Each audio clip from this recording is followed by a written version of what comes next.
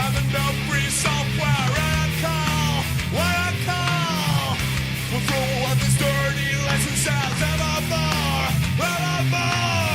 When we have enough free software and I call what I call. We'll throw out this dirty license sounds evermore.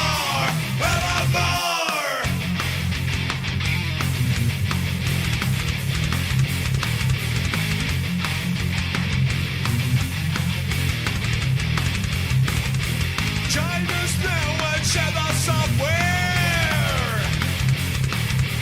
Join us now and share the software. Honest can Hello. How are we doing? Welcome. So, remember how yesterday people were like, oh, my clock doesn't have AM or PM on it. I don't know what the time is. Is it 10 a.m.? Is it 10 p.m.? It was in 24-hour time, by the way. I've converted it now because I understand that most people have no idea how to read 24-hour time. And they see 10 and they assume it's 10 p.m. because they're stupid. Just use 24-hour time. It's better. Anyway, weather KH font, I didn't change that. I forgot about that one. Go back to 24-hour time to troll them. I could do that. That is certainly an option. But yeah, now we have it in not 24-hour time. So people don't have to ask me if that's 10 a.m. or 10 p.m. or it's the time that I've been streaming for or whatever new interpretation they possibly have on what a clock could possibly be. Hello, Robertson. It's snaking around time. So last time went very, very badly. We got a little stuck in an area. So we'll see how that goes today. We'll see. We will see. It's obviously 10 p.m. for you right now. Exactly. Of course, I would start streaming at 10 p.m. Also, I love the understanding that I'm Australian, and it was probably like an American that was asking me, right? In America, it's around, 10 a.m., it would be like 7, 8 p.m.? I think like somewhere between like 6 and 9, somewhere like that in America. If anyone's in the North America, let me know the time over there. But I'm pretty sure it's somewhere in that range. But Australia's on a very different time. It's very different time to what you get over there. Anyway, how's everybody's week been going? I'm right? Yeah, I thought so. That's one of the few time zone conversions I do remember off the top of my head. It's literally 8:35 p.m. Yeah. I've done a lot of podcasts with Americans, and usually if they want to, a lot of them want to do it at night, so it ends up being my morning. That's the only reason why that one comes to mind, like, immediately. I don't know most other conversions. For EST? Okay, yeah. So, I guess the 10 p.m. range would be a little bit late then. So probably more like 6 to 9, somewhere in that range. Ish. Just bored, came back from a friend hangout. Nice. So we left off literally at the entrance to this room, if I recall. Yeah.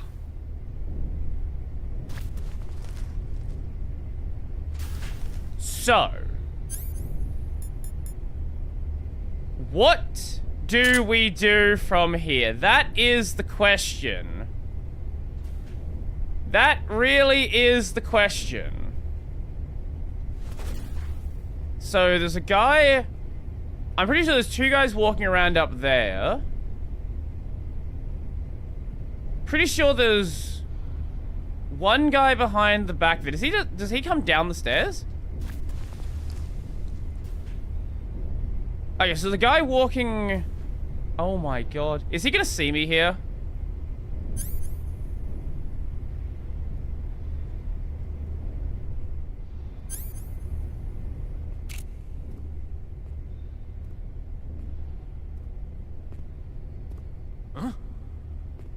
was that? Oh, are you serious? I hit him in the head. Okay, so I can't just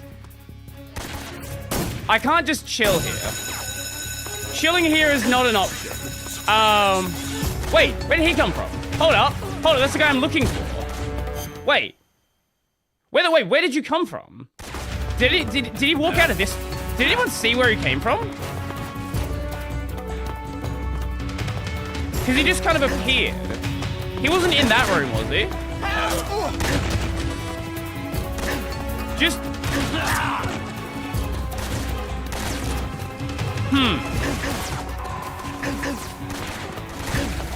Now, the main problem is, if I want to reset, we're on normal, so this is going to take us a little bit.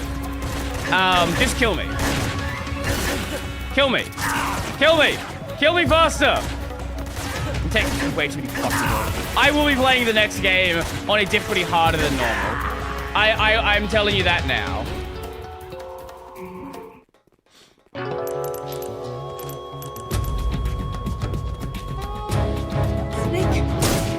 You know how Sensu was a character that went insane because he could only look at things in black and white? Yes.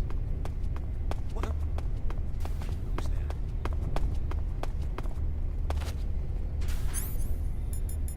Okay.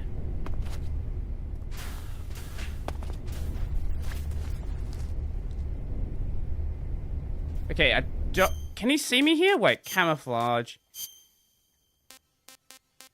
I don't know if anything's really gonna hide me here.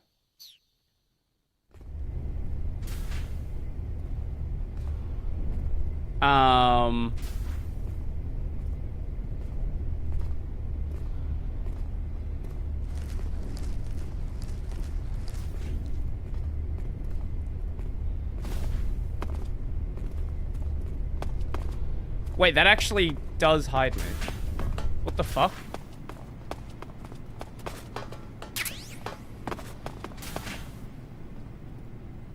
Okay.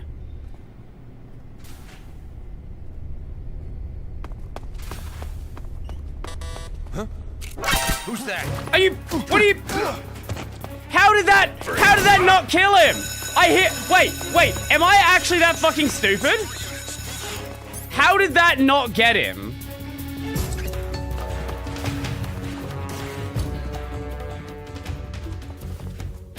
I shot him right in the head.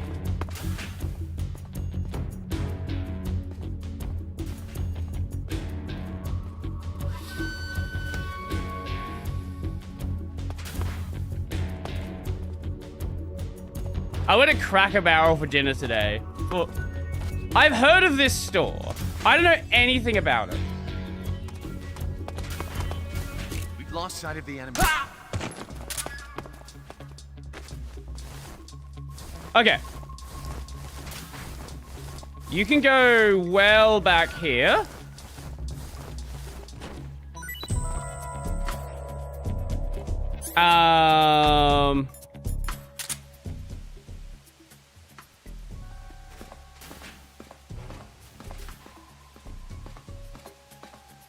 Because...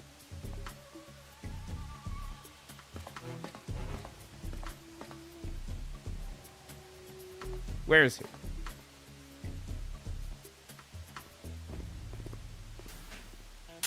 Okay, I can definitely hear them around there.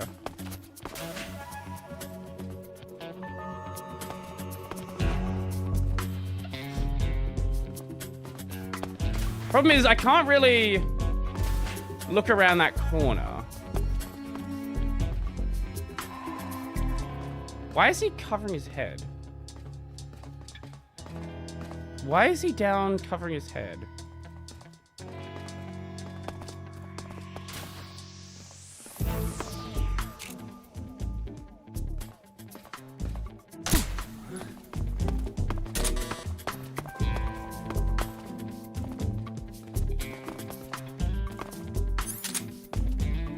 Wait, what?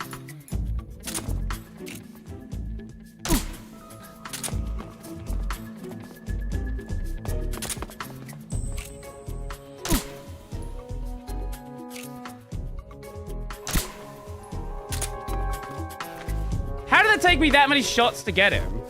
Wait, what?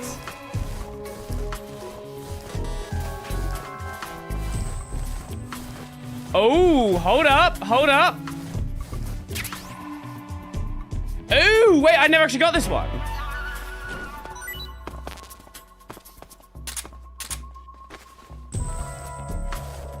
He was, I guess, like, you could argue he was covering his head, but even so, like, I shot him fucking 4 times in the head.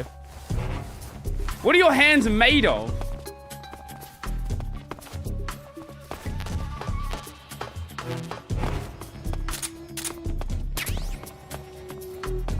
Okay.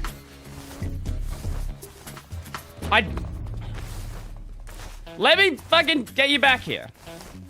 Just like that? Yeah. Okay. Now. Where is anyone?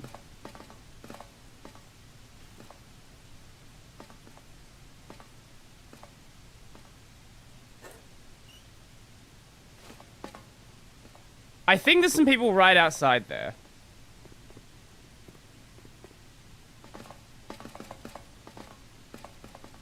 I think there's someone right there.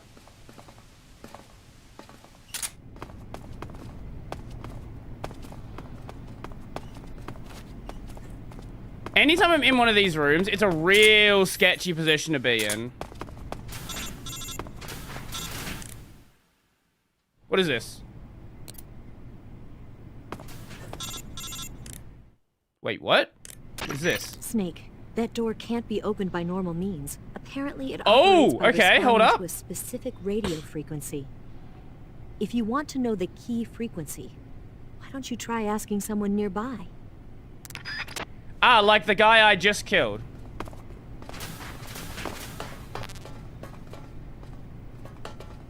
Yeah, that's a problem.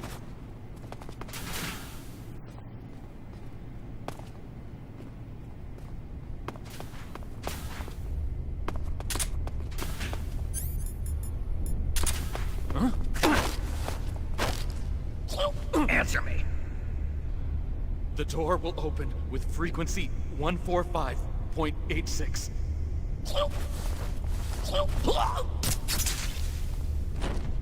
Okay. Now we put this away. Now we can carry you.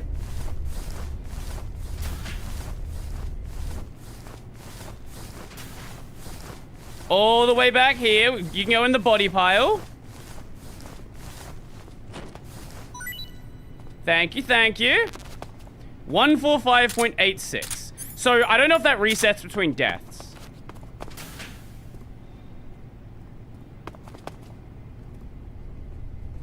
I think that noise I'm hearing is up there.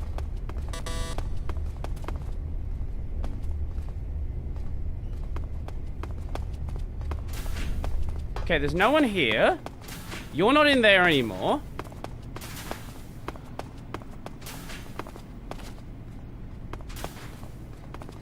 Is there someone down on the bottom floor?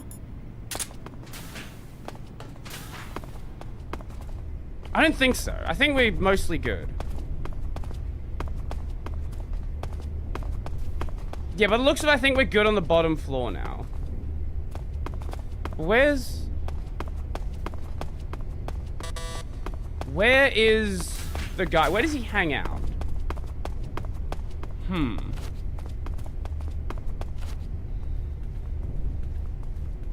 Did I not post it on Discord? Oh, my bad. Sorry, I'll do that. It doesn't auto post when I go live. There might be a way to set that up. Sorry about that.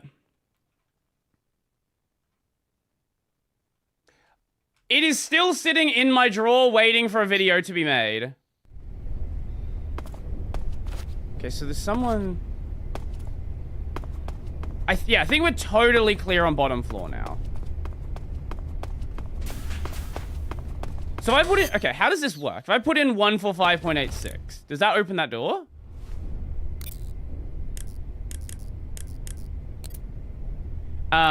Here we go.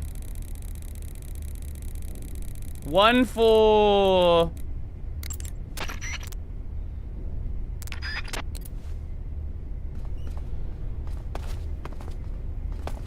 That door doesn't open.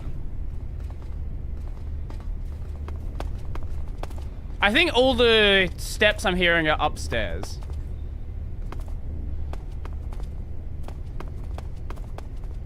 I can't see anyone here.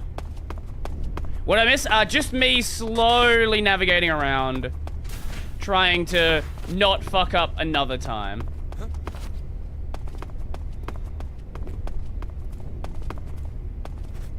Where did he see me from? Where was that from?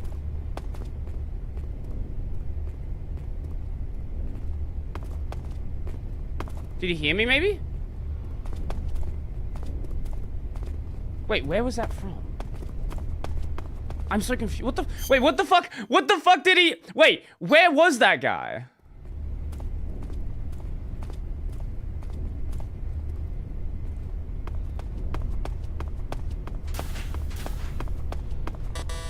Where can I get a safe look at what's up? Oh, wait, that's the guy.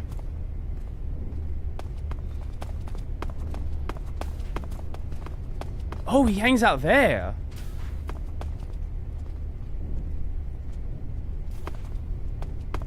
Hold on.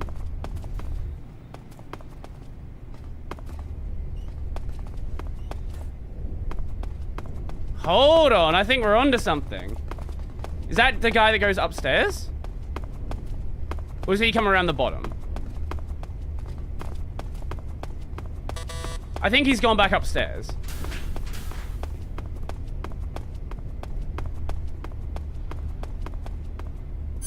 Aha! Here he is.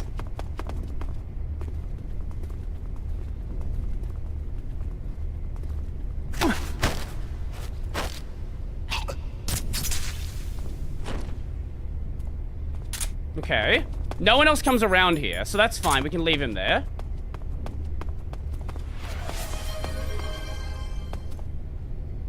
And no one else is down here.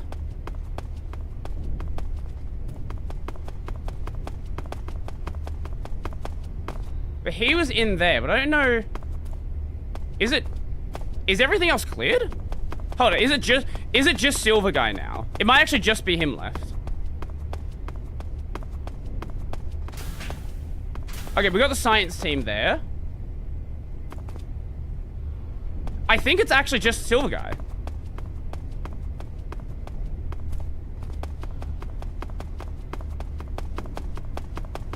Yeah, okay, I think we're actually clear.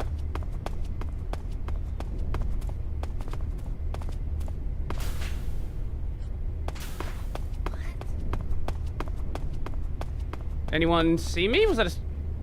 Who caught me there?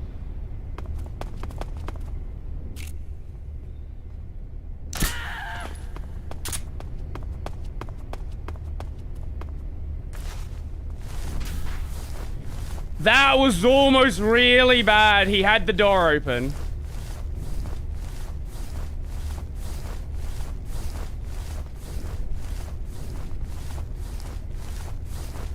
Okay.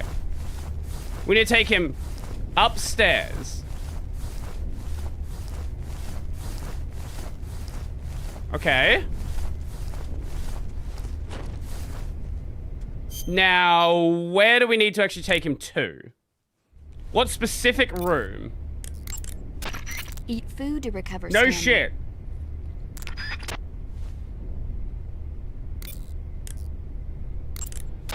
Good. You've taken care of Rykov. Okay. Now to take those clothes he's wearing. But don't take his clothes off there, out in the open. It's far too conspicuous. Also, once you've disguised yourself as Rykov, you'll need to find someplace Okay. to hide the real Rykov's body. There must be a place where you can take Rykov's clothes and hide his body. Drag Rykov's body over there. Eva might know a suitable location. This Try mission asking her. was like throwing me so If Rykov's hard. corpse is found, you'll no longer be able to disguise yourself as him. Whatever you do, don't let them find the body. Is that clear? What's up? What did I miss? I have been using Linux since 2023 on my Congratulations. NAS, just not as my daily driver until this year. What else would you use on a NAS besides Linux? You took care of Rykov? Good. Now drag him to the locker room. There shouldn't be anyone in there. Okay. You won't need to worry about anyone seeing you take his clothes, and you can hide his body too. The locker room is on the southwest side of the 2nd floor. Hurry and take him there. Okay.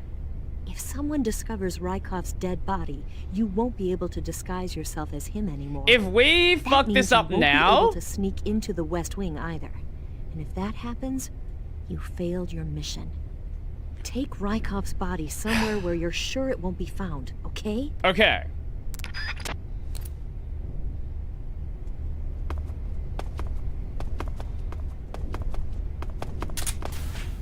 So is there anyone in here? Like, at all? No. Okay, cool. We're good here. And everyone else is dead.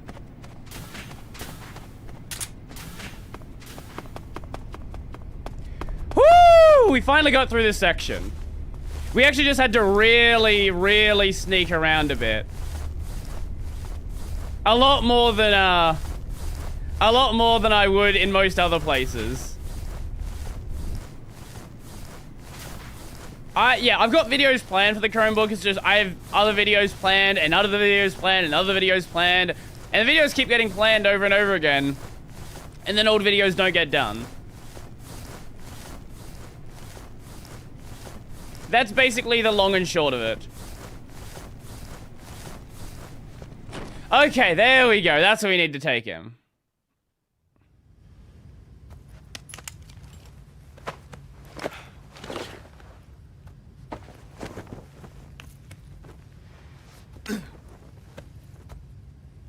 Wait, what are we talking about? Twitter warriors?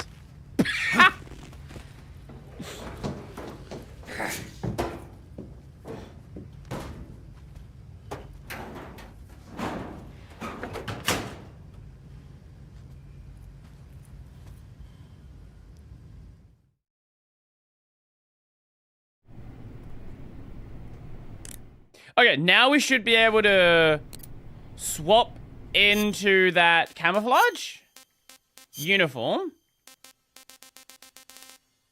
Officer. And now face. Okay. Yes, there we go. Okay, also let's eat food. Oh, thank God I had some of these, thank God I had some of these, non-perishable rations. So, what the hell did I miss here? Zerking of titanium hands. Oh, Sensui's a Twitter warrior? I'm not sure, I don't see the, I'm not sure what you're getting at there. I don't know what you were trying to say. Okay. Ah! Finally, we're done with that. Okay, we can't take our gun out for here. So that's that.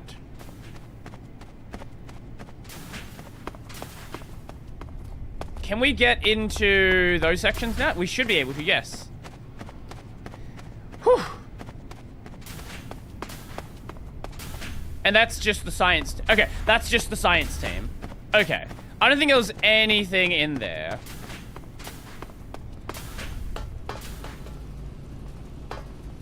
No, there's nothing in here. ブローディーオンストリームオンゲームズオンリナックスインサイドブローディー I don't know why we're inside Brody. Basically sees everything as black and white, aka only right and wrong. Like a Twitter user would be considered... I see what you're saying. Okay. Look, I think any sort of small-scale conversation platform is going to lead to... Like, any sort of small-scale conversation platform is going to lead to people misconstruing things. That's just, like, the nature of not having many characters. In Brody we thrust. Ah... And call it Exeter? Just call it Twitter. It's just fucking Twitter. What a very useful room that was. Incredibly useful room that was.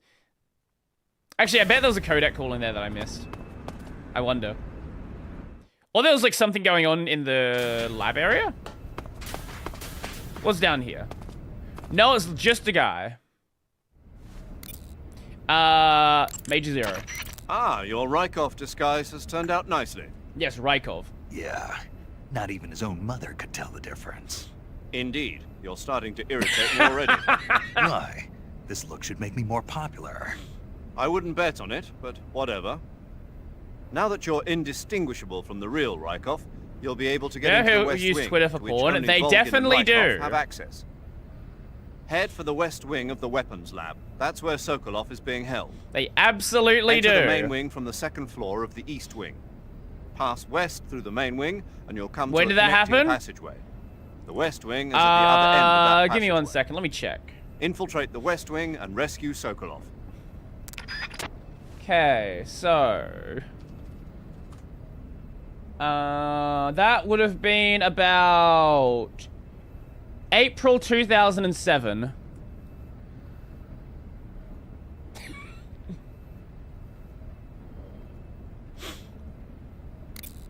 In 40 years, I bet there will be a fork on Wayland called Serverport. Wait, a fork of Wayland called... A fork of Wayland called Serverport. I'm not getting the Serverport reference. Snake Eye. Huh? Hello there? Paramedic, it's me. Snake? Oh, it's you. For a minute there, I thought you were someone else. Why are you so nervous? You've seen this mask before, right? Yeah, but it looks so cool. Huh? Cool. You know, kind of like a Venusian. A Venusian? I mean, not the crab kind. What the other fuck's a kind. Venusian? Paramedic, do you really think a guy you've never seen before would suddenly call you on this frequency? Well, maybe. I know it sounds ridiculous, but still. What if it was a being from another planet? You can't rule out that possibility.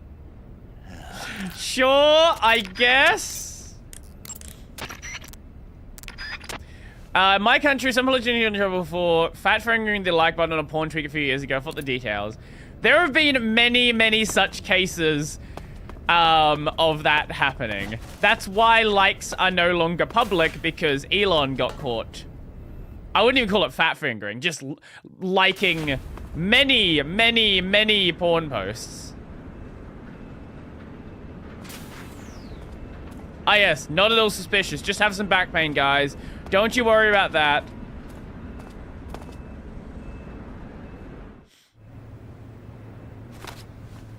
Sir, Communism!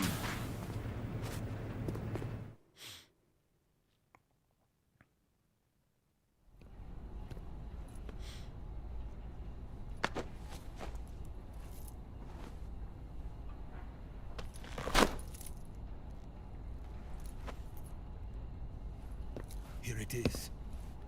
Oh.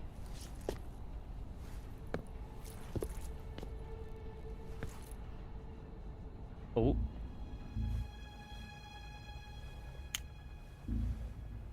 You can count on me. What about the philosopher's legacy? Which time? I don't know anything about that. What are you? Are you trying to kill me? What's the matter? I know nothing, I swear it. No one but the Colonel knows of the legacy. I see. No, don't! Oh.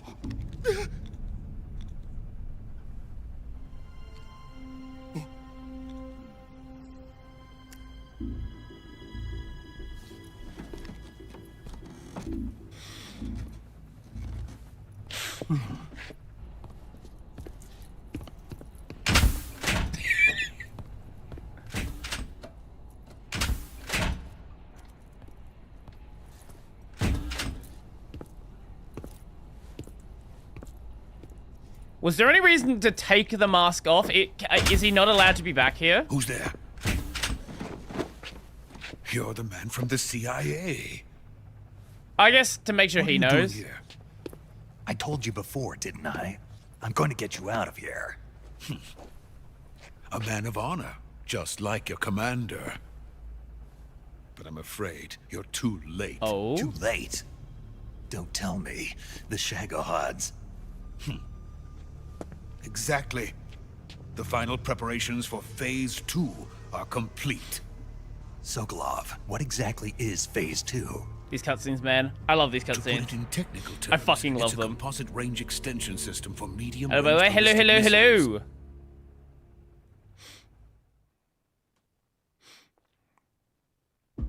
Oh, here we go. Was originally designed as a tank that could launch nuclear missiles from any Apologies type for the of terrain. flickering.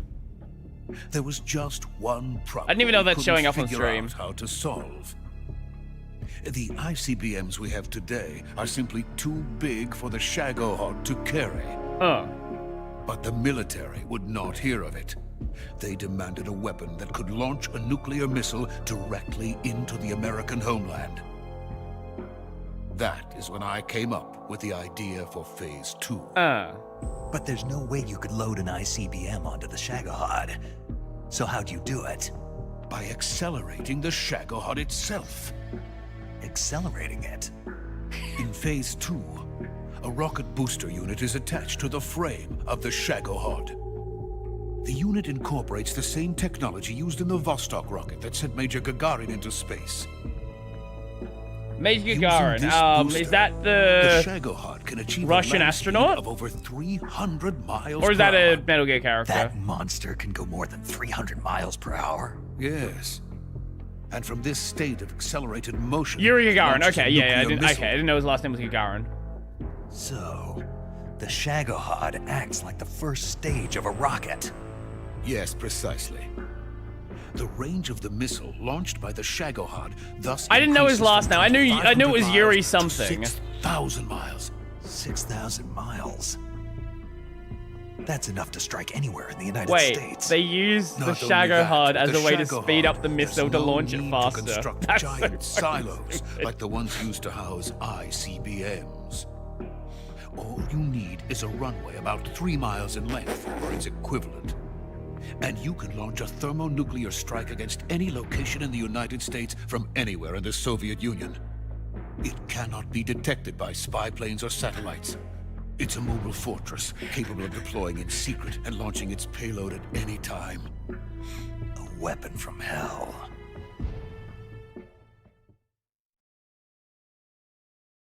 A completed prototype now sits in the hangar. At present, it is the only one of its kind. But Volkin is planning to mass produce them based on that prototype. And deploy them all over the Soviet Union. Here's the question. Yes. And I that's know, not the end like, of it. Nazi engineers had He's a lot going of to ship crazy them to ideas. Eastern Europe, to Asia, to all the Is the countries of the Eastern Shagohod Bloc. just like Even worse, a he made-up intends to use the Shagohod as bait to Kojima foment thing, or is it armed based on uprisings some, among like, dictators, ethnic insurgents, and nonsensical revolutionary groups throughout the idea Third someone World? had? His funds are nearly limitless. He could start mass production tomorrow if he wanted. The reason that tensions between East and West have settled into a Cold War is because each side fears the other's power. Deterrence. The idea of using threats to keep one's enemy in check is the perfect word. Because I know we had the affairs. But the Shagohod the goes far person beyond launched the threat. nuke, the personal Render nuke. the That's concept like a of real deterrence thing. utterly meaningless. If such a weapon is unleashed on the world, it will not be long before all nations are engulfed in conflict. The Cold War will end, and the entire planet will be consumed by the fires of war. Volkin and the Shagohod will be at the center of it all. We need to hear about the Russian eunuchs from the Soviet times. So you see, it's already too late. No, it's not too late. What do you mean? We've still got a chance. All Wait, we have to was do it is destroy the prototype and was it the the whole Russians who facility made before the they can mass ternary produce computer? it. But just tell me what I need to do to destroy this place. I don't know which country made the ternary computer. We watched a video on a while back. All right. The I don't know liquid why fuel Russia's in my used head. the Probably rocket just because of engine is this. stored in a Yes? tank. Yes. If you can blow Okay. it up somehow. Some C3 ought to be enough to blow the entire hangar to smithereens. C3? You mean that cutting-edge plastic explosive? It could be molded into any shape. The bomb of the future. See, wait. Where can I get it? There was some in the armory here, but it's gone now. It was stolen by a female spy who was here a minute ago. Eva? No, I know that's C4. not her Why name. is it? Her name is Tatiana. She made her way in here by becoming Volkin's lover. I thought she was C4 your like lover. a version, like Mine? an iteration, or is it like? No, I've she never is heard the term Volkin's C3. lover. She's Volgan's lover. This is my lover. This is my lover. Shows a picture of his dog. Who are they? My wife and daughter. They're in America. Are they ghouls? Now I remember. Your family is in the custody of the CIA. How long has Tatiana been here? Only a few weeks. A few days before the Virtuous mission, then. She said that Khrushchev sent her. What did you just give her? All of the experimental data for the Shagohod. Please, it is essential that you destroy the Shagohod. I will, but first She I've got to says- get you to safety. Oh, okay. Was there a C1 and a C2, or do they start from I'm C3? not going. My mission is to rescue Like, is it a you. version number thing? Leave me. Sokolov! Or does it mean, or does the C mean something? Khrushchev has abandoned me. I cannot return to my country. I would most certainly be sent to the gulags. What about C1 the is technically US? done. Oh, it's an explosive Yes, I once categorization. thought of that. Wait, is it like category My 1, family's category waiting for me 2? there. But Is that what it is? even if I fled to the United States, I would once again find myself creating weapons of mass murder. In the end, it doesn't Essentially. matter where I go. Huh, I didn't know that. I am still a weapons scientist. To be honest with you, I'm tired. Take a nap.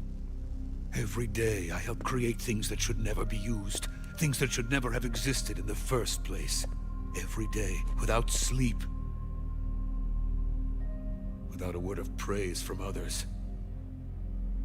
And my creations do not even benefit mankind. They are merely the tools of politicians. All I wanted to do T and Olicon. was build space rockets. But it was not to be. The space race between America and Russia became the prey of politicians. Mm-hmm. The space race and the arms race are one and the same. Missiles, rockets, what's the difference? Scientists are always Just being depends on what you're pointing at. used. Please, watch over my family.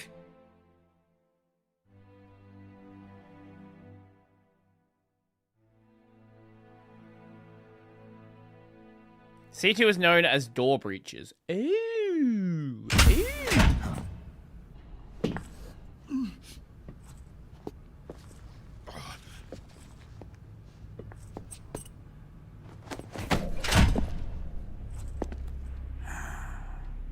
Oh. Major, what are you doing here? I've been waiting for you in my room.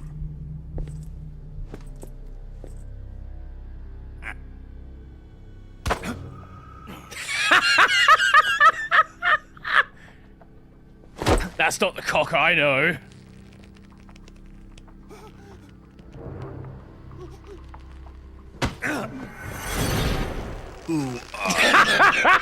Don't play dumb with me. If you think you can fool me, you're sorely mistaken. I know the Major better than anyone else. I bet you do. I come here looking for Tatiana, and what should I find? I come here looking for A cum. greasy freebooter.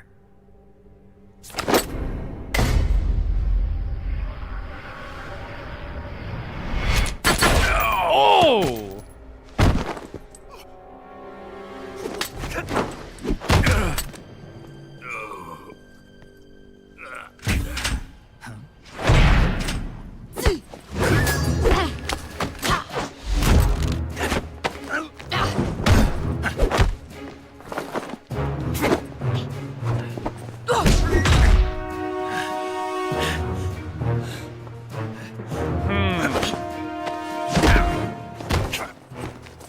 fairy disguise.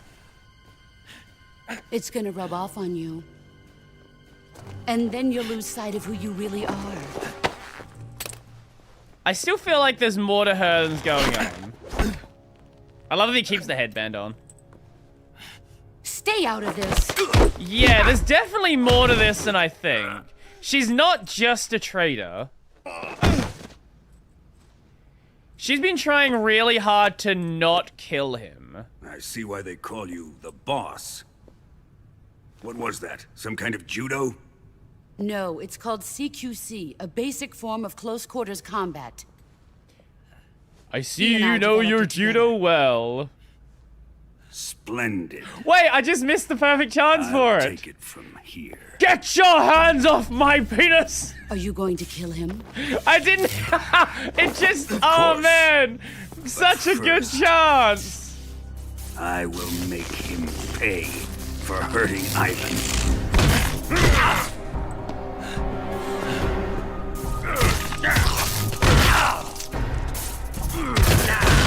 This is Communism Manifest!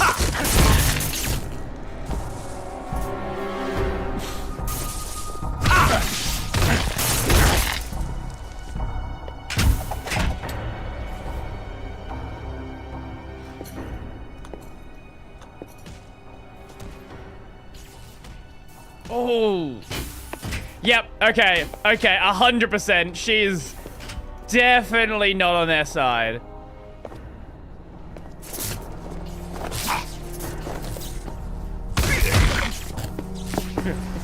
Well, he was definitely there to receive his limp fetus.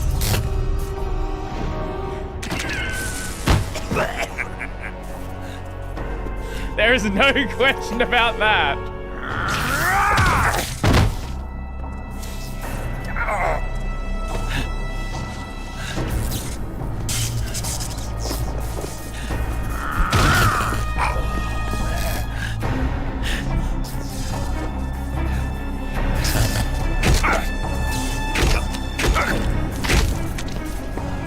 How do we get out of this one, Snake? I know Ocelot's right outside.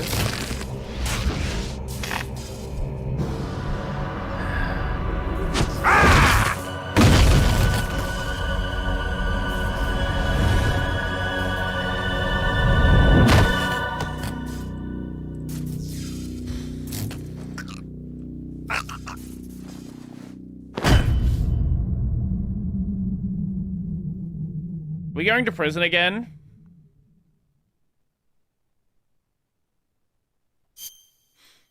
I feel like we're going to prison again.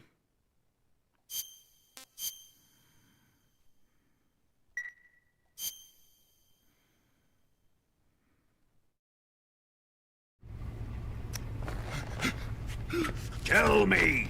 Stop it! More torture! Yay! know what you're talking about. You'd better start talking. Please, stop this! Who is Khrushchev's lapdog? How can you do this to him? I know you gave the data to someone. Never do You!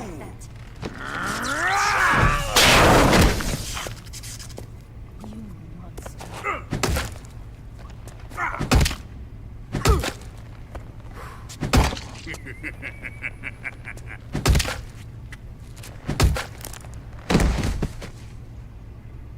I guess he's dead. Yeah.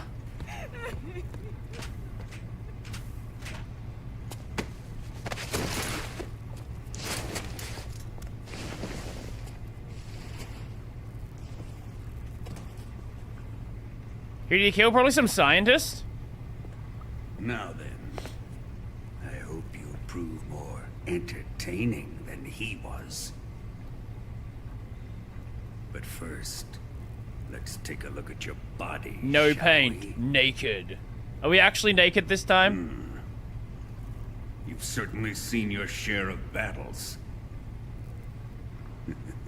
Consider yourself lucky.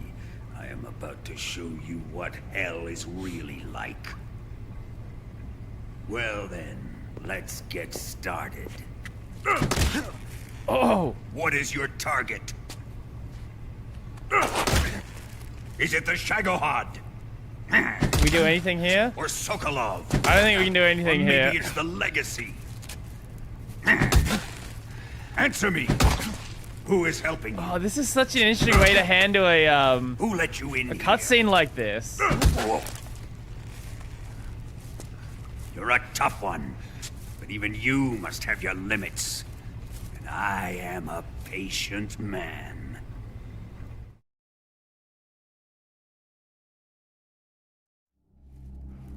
Okay.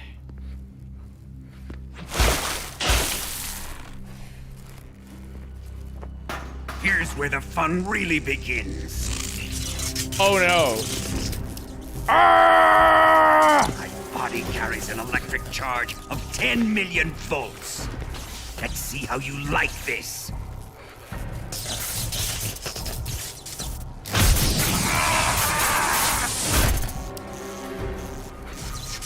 Now answer me. How much does the CIA know? Remember you interrogated Grandma by putting him into the barrel and beating him to death?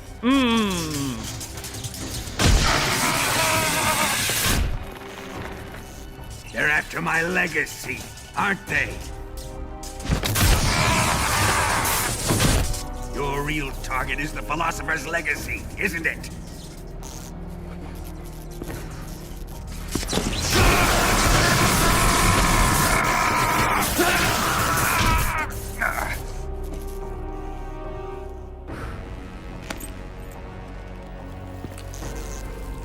Yes. Let yourself go. That's what I want to see. This is even too much for Snake. Oh my fucking god.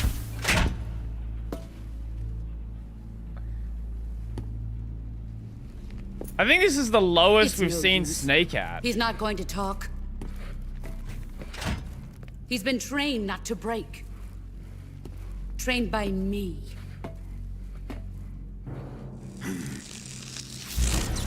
Admit it. We're after the location of the legacy. The secret fund established by the three great powers during the two world wars. That's what you're looking for, isn't it? $100 billion divided up and hidden all over the world. And you're looking for a record of where all that money is hidden, right?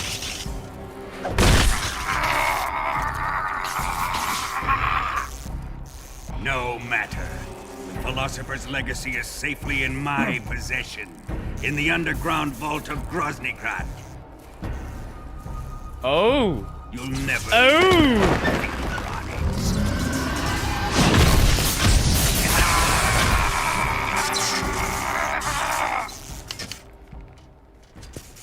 Hello? What's this? A transmitter? Who's responsible for this? I am. Absolute cinema. I planted it on him to keep track of his movements. Why? So the Cobras could ambush him. If they knew where he was gonna be, they wouldn't have gotten themselves slaughtered. It pains me to do this, boss, but under the circumstances, I'm afraid I must ask you to show me some proof that you and he were not in collusion. You don't trust me, is that it? Not that. He's afraid of your apprentice. Okay, that tells us the What do you power want me scaling to here. do? Let's see. Cut out his eyes. I don't Like, he didn't those just back blue away eyes of slowly. his. He'd fucking There's ran. nothing more important to a soldier than his eyes. You made him a soldier, and now you will unmake him. Yes, it'll make for a touching display. He's all yours. Do it! Ruin him, just as he did the Cobras.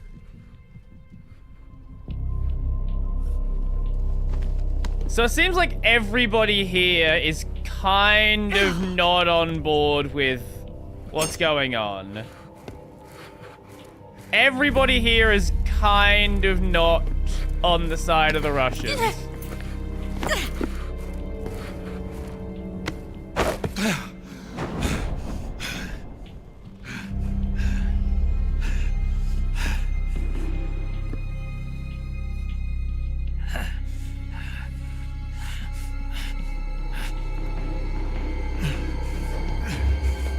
Stop! What is it, Tanya? He's suffered enough. Well, well. Why are you protecting him?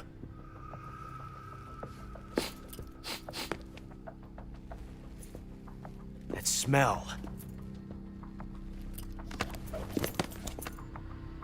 Tatiana, you're the spy.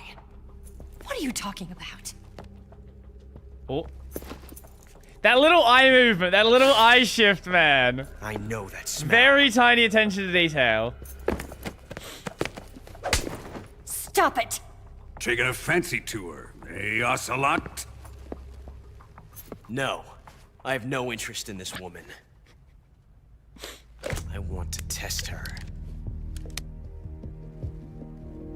Wait, is that another new gun? I'll let this be the judge. Do as you like. Here we go.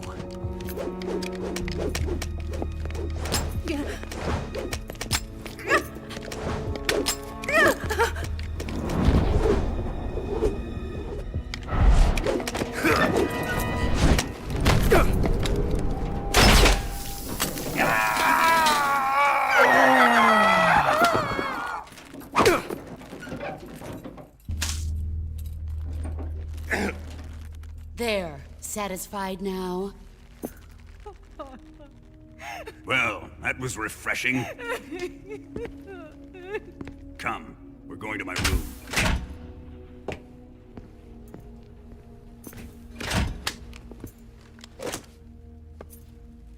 Now, what happens here?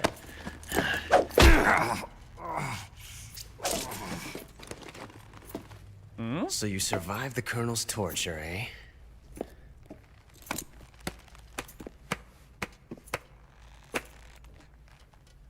Watching this has made me realize something. It's really not that bad. It's the ultimate form of expression.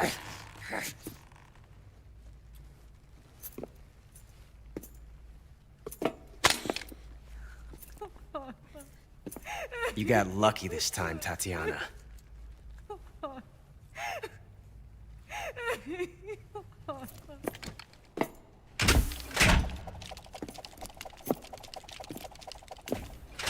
Holy shit, man.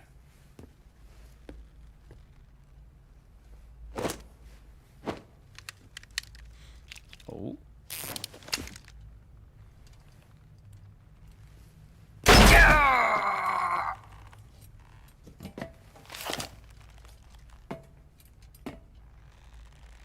One 14475. Run! 14475. 144. What? Who the fuck are you?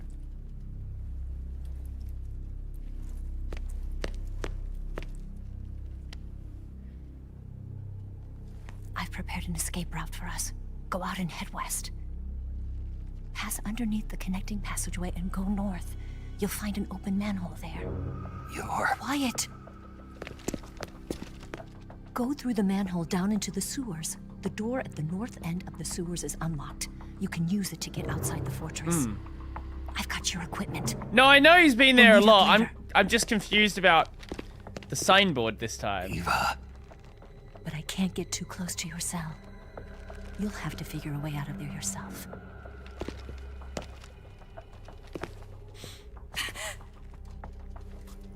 I'll be in touch.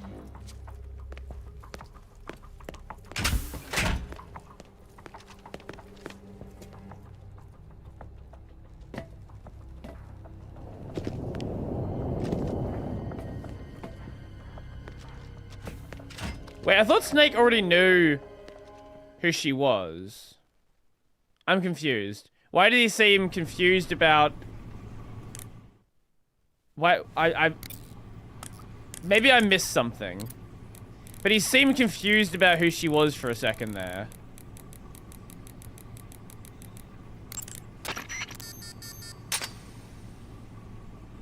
Oh. Oh. Snake, the door to the cell is open. There's no time to lose. Get out of there quickly. Snake, the door is open. Hurry and get out of there. Well, I already used it now, so... Bastard!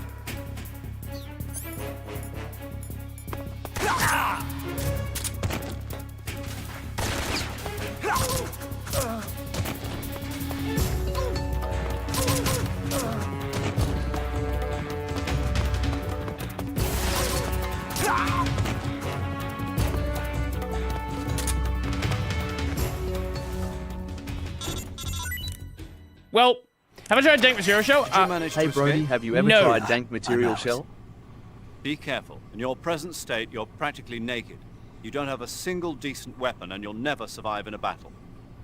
Take some time and pull yourself together. Yeah, maybe I should have done Eva that. says she's recovered your equipment, so rendezvous with her as soon as possible to get your gear back. Use the escape route Eva set up for you. Go down into the sewers through the manhole in the northwest section of Groznygrad. Start out by exiting the holding cells and heading northwest.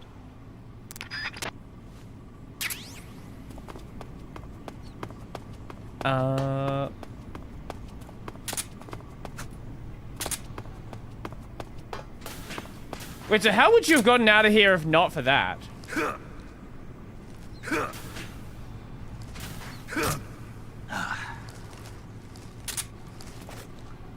Yeah, if you didn't have that number, what would you have even done to get out of here?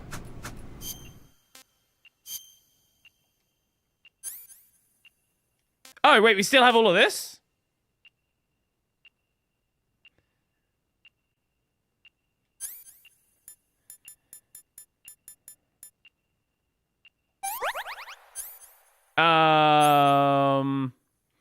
Bandage.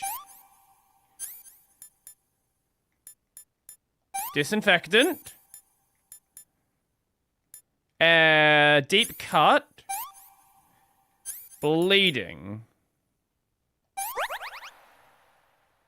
Gunshot wound inflicted by the boss. Bullet has become lodged in body. Fake death pill.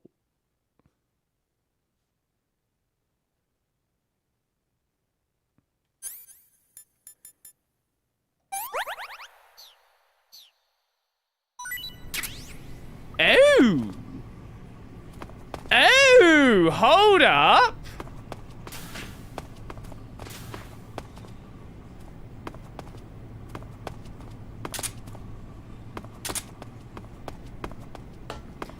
So she's like 100% on our side then.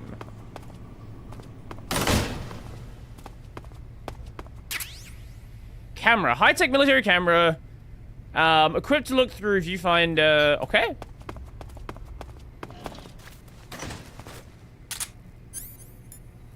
We do also have the revolver. Do tricks in... Hold up, hold up.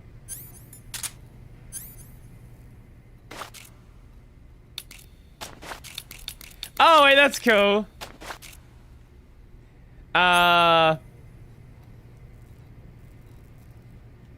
Right.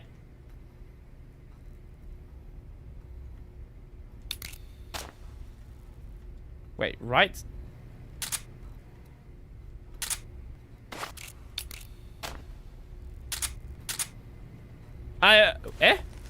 It says do tricks. Oh, I see, I see. I misread.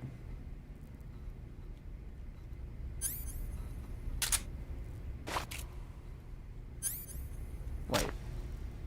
Oh, hold up.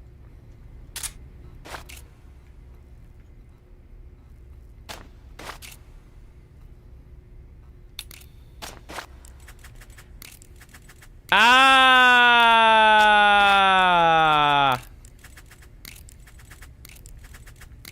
Okay, I see, that's cool.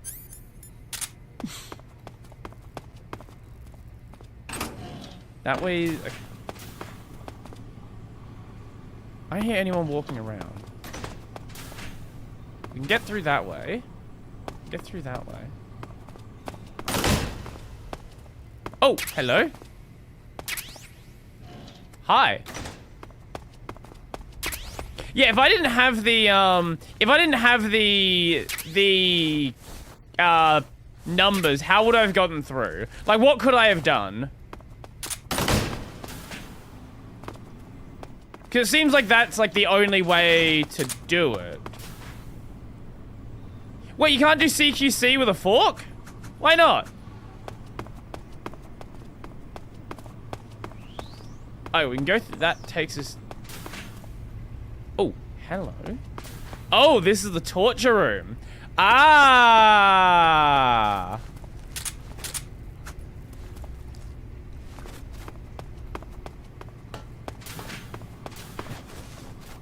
Yeah, I'm actually very confused.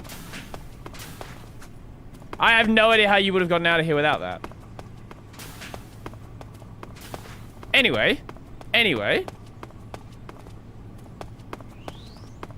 Onward we go! To Groznygrad southeast. Fake death pill. Oh, ketchup. Oh, that's what the fake death pill is for. Ketchup. Where the fuck could I have gotten ketchup from?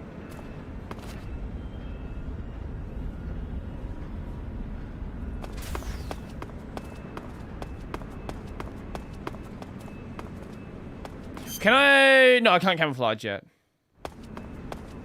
I don't have any of our stuff, yeah.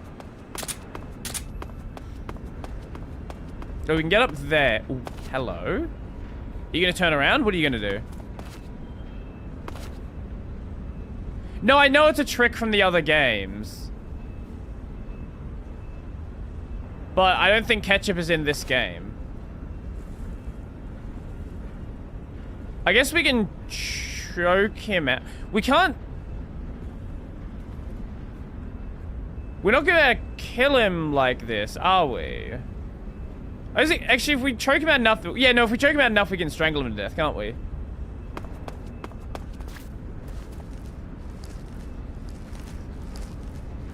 Okay, are you gonna turn around? What is our strat here?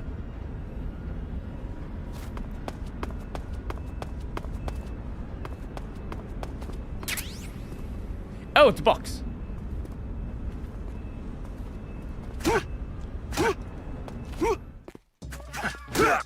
I pressed the wrong button.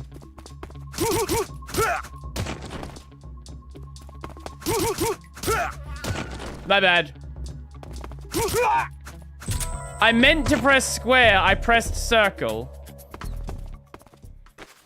Oops. Oopsie.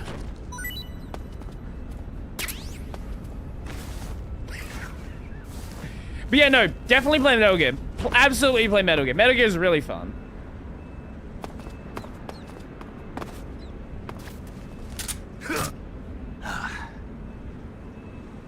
Okay, where does this one take us?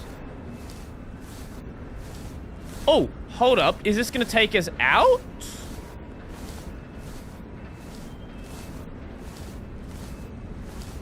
I think it's one of those things where the more you mess with it, the more it starts to click. Like, you've got to treat it in a different way than you treat a lot of other games you've played. Now, on normal mode, really, you don't have to. You can do whatever the fuck you want on normal mode.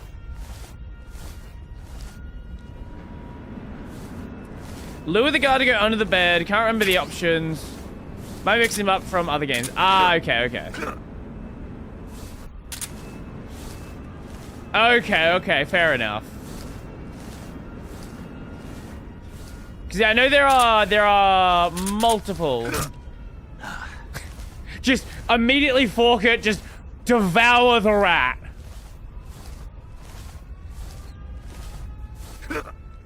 Is that a plastic fork? Also, why does it look way bigger than it actually is? I think MGS5 is the most bland story, but at the same time, best graphics and gameplay. No, it's infinite replayability says that. I definitely am excited to get around to 5 at some point. But I feel like, I don't know. I want to do Death Stranding at some point as well. So maybe I don't know. I don't know. We'll see what we decide to do next in this slot. Because we're probably getting... I would assume we're getting relatively close to the end of this game.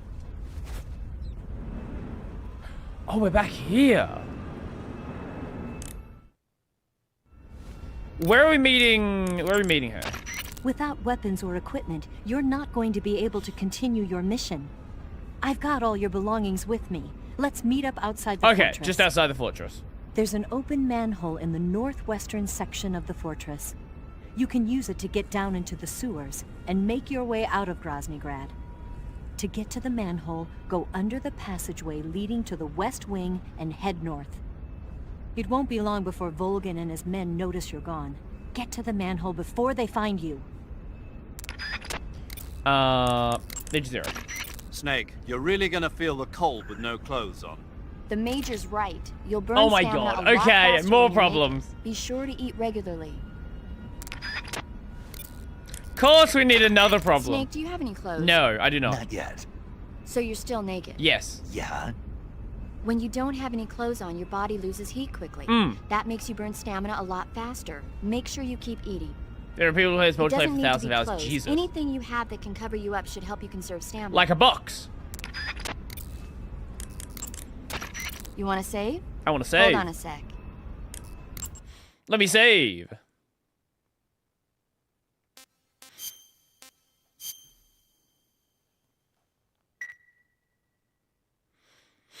What are you going to tell us about this Snake, time? Have you ever seen the Guns of Navarone? The Guns of Navarone? No, I've not. It's about a mission to blow up the huge guns on the island of Navarone during World War II. What's the island of Navarone? 6 men are chosen to participate in the operation, each with his own special ability. Uh-huh.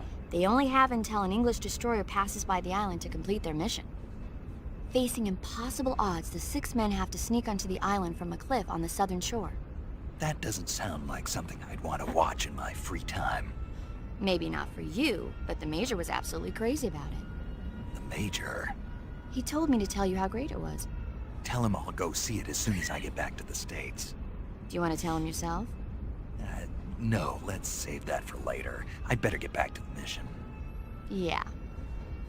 I enjoy some of the just, like, fun little credit calls like that one. Okay, now, how do we get out of here? Oh, God. Who's that?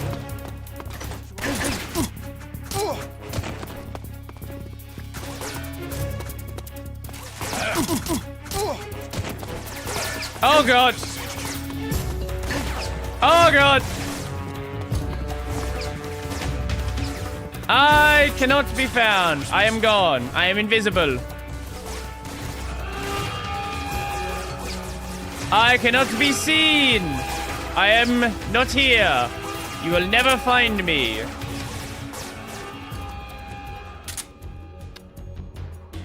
I fucked that up.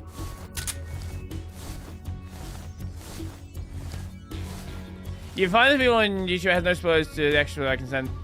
Oh, what, some gameplay of the multiplayer?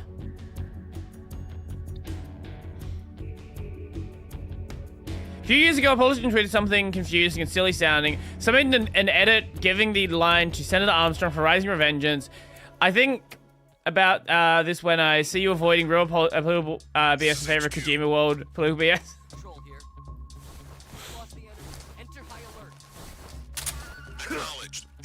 Look, you can't play Metal Gear Solid and not ramble about politics from 50 years ago at least a little bit.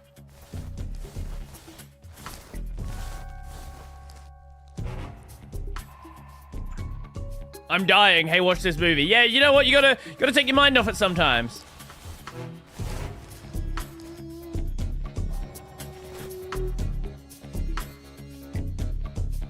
Very, very important to, you know, take your mind off stuff.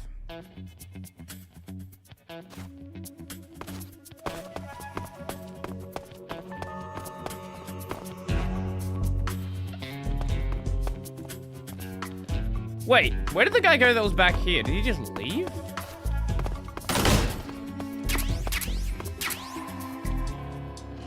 I guess he just left. Oh yeah, Trails are, yeah, absolutely. Well, Star Wars, I've mentioned this a little bit, but I've never actually watched an entire Star Wars movie. Oh yeah, I dragged my PS3 out of the closet and I'm playing the original Hyperdimension Neptunia. It's so bad it's not funny. I yearn to play the remake, Rebirth one, again. Yeah, the remake is not... the original is not very good. Oh my, are you fucking kidding me? The original game is a fucking mess, especially after you've played the, after you played Rebirth. Like, I can see how the series got popular, because the story's the same, but the fucking gameplay is so bad.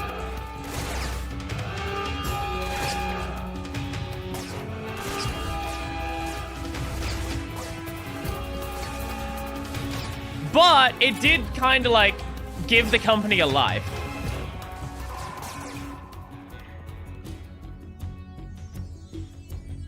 Without Neptunia, Idea Factory and Compile Heart basically wouldn't exist.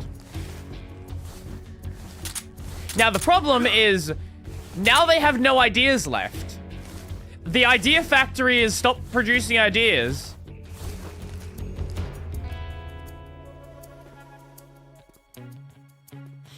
Because see, like, I don't know why we've been so long without a mainline NEP game. This is HQ. Control here.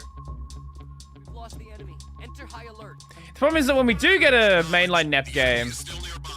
Wait, can we get over there like that? No.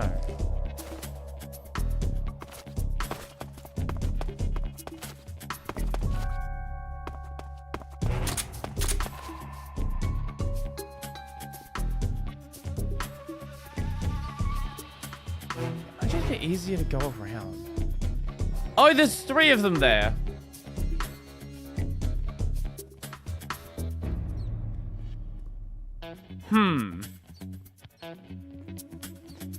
What's Hypernap? Hypernap? Hyperneptunia. Hyperdimension Neptunia. So I'm giving you a copy of Hypernap, and I've been too embarrassed to play it, even in private. Hyperdimension Neptunia is a game about games, but the games are girls. Pretty much. That's the TLDR version. Now, Neptunia is great. Mega Dimension V2 is fucking phenomenal. Like, even just like as a... Not even just necessarily even as like a Neptunia fan. Mega Dimension V2 is phenomenal. Are you fucking kidding me? No.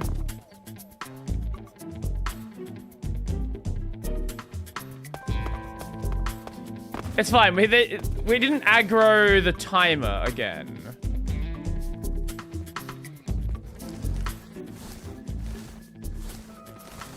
It's like my favorite game of all time. I'm supposed to play it. Oh, no, I didn't want to play Metal Gear for a lot. For a long, long time. Trevor gets more political as you go. In Azure and CS situation. Well, yeah, I can imagine CS gets it. Especially with you going, like, CS being set in fucking, Erebonia. And Erebonia being responsible for, like, at least one actual war, almost trying to start a second war, and that's just in the first 3 games. First 4 games, I guess. And I don't know. I'm pretty. Isn't like the end of Azure another fucking war?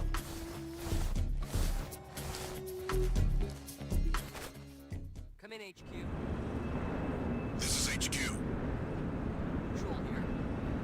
Unable to determine the problem. Understood. Return to your position.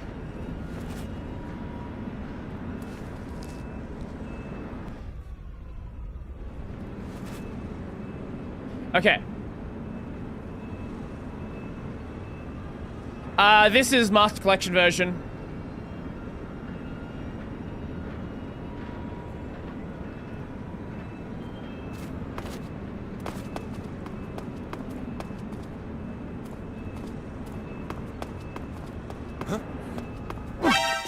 Are you fucking kidding me? Okay, it's fine, it's fine. Oh my god, he got fucking aggroed again! God damn it! How did you see me?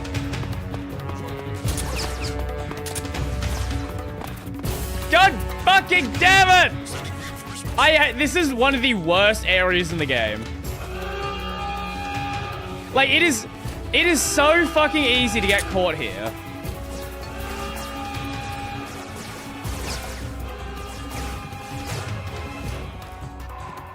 Once I can get through this zone, we'll be fine.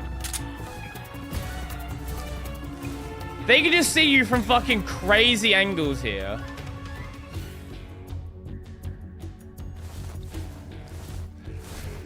Okay.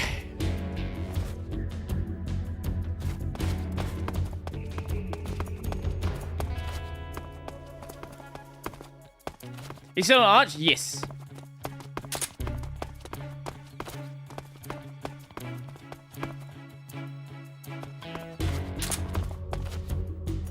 I just saw a guy run over here. Come in, HQ. This is HQ. Okay, he's over there.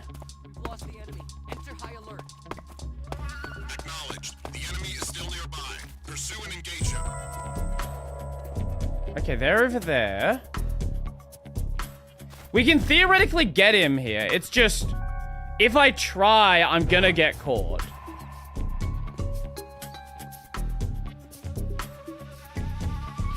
This area just has no, like, getting from here over to those blocks over there. Like, if we can do that, then we'll be safe. I guess I do have the gun, right?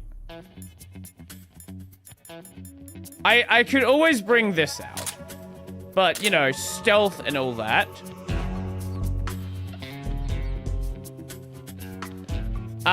This is not the version that people butt mad because they degraded the audio quality. I don't know. People said when it launched, it was bad. But I heard that it got good or better as the game, as like more patches came out. We could also just fucking run for it. Like, that's an option.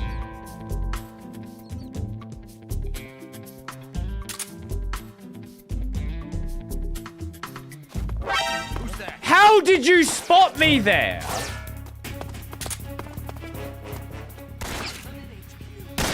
Okay, there's no... We can't aim with that. Great. Okay, it's a fucking shotgun. Okay, the fucking revolver is useless. You can aim? How?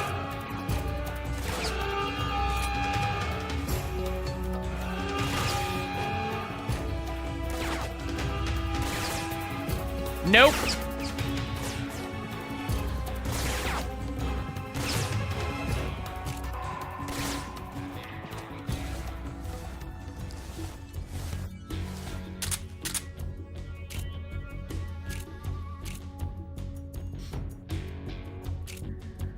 Unless I'm missing something, there's... Yeah, unless I'm missing something, there's nothing you can do here. You can do tricks and shit. I know you can do... The tricks are not exactly very helpful in my situation right now, are they? Come in, HQ. This is HQ. Fucking damn it. At least we're not getting completely cooked. I could throw a smoke out.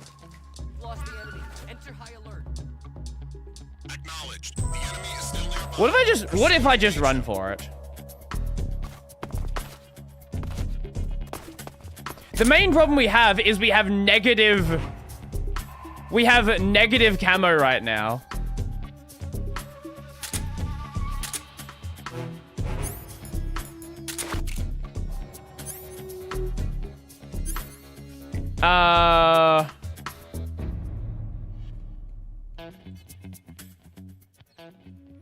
Oh wait, there you go. You gotta hold that. That's so fucking cooked.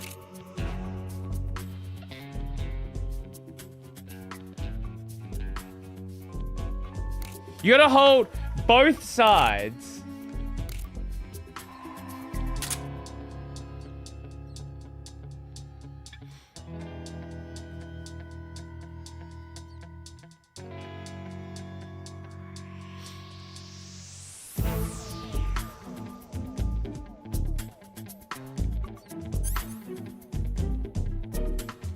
Let's say lean. Yeah, I know you can lean. Yeah.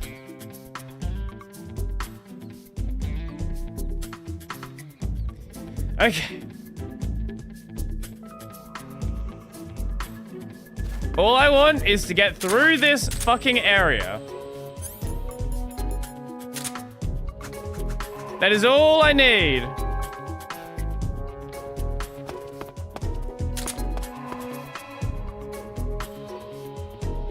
There might be another... No stuns? What do you mean no stuns?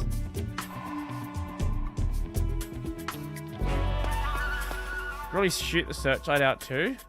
You know, I hadn't even thought of that. Oh, stun grenades? We have some smokes.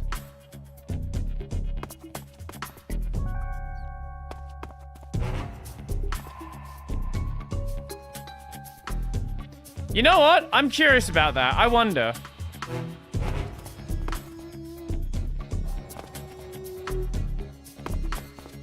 I'm not gonna do it now. I want the caution to run out.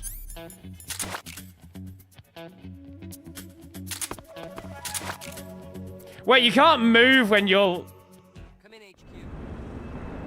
This is HQ. Control here. Unable to determine. Understood. Return to your position. This is all the trick you need.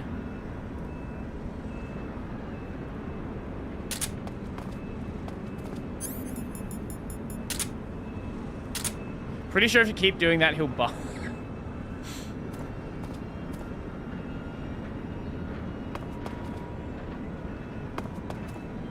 Okay.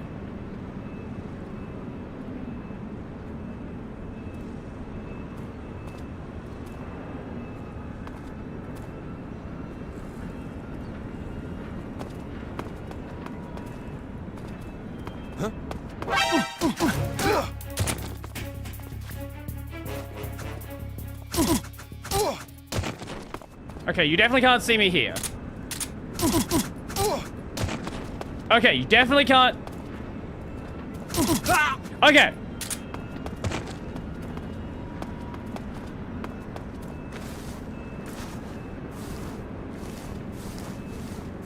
Just back here.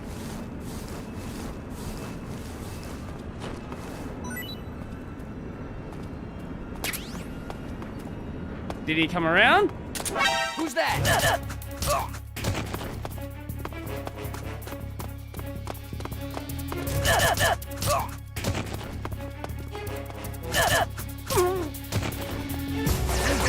Fuck it, we're going for it. I don't even care at this point.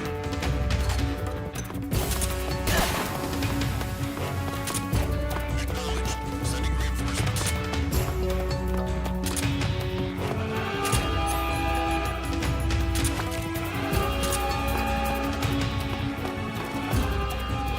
Wait, did that actually work?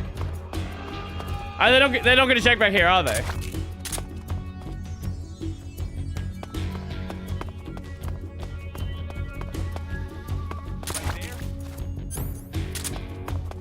Yeah, I think we're actually safe back here. Okay, we made some progress.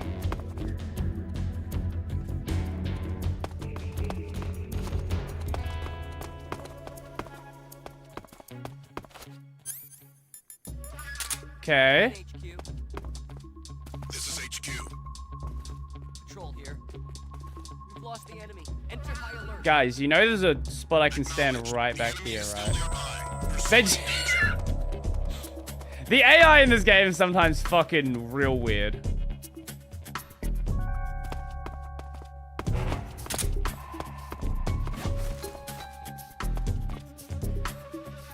Okay. Now... There we go. I know they designed intentional save points, but it is funny, like, just how dumb some of them are. Now, what is this route here? Is that a way back in? Or is this a... Was this another path in that I... Oh, I think that's what we're looking for over there. funny in the first game because they're intentions here. Oh, yeah. You... Oh, fuck? Wait, why is there a body here?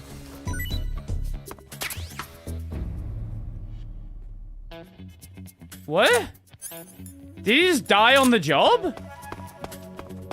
I haven't been back here in a long time.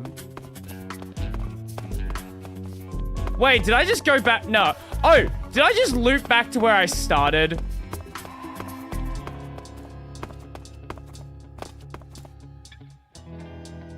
I think I looped back to... I looped back to where I fucking started. Oh my god.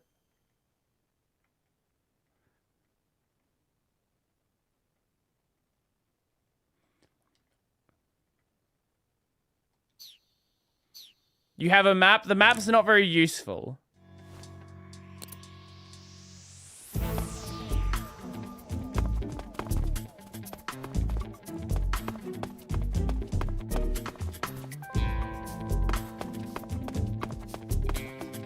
I can't go to... I thought it zoomed out more. Well, it can't... It's not showing me where my destination is. Oh god.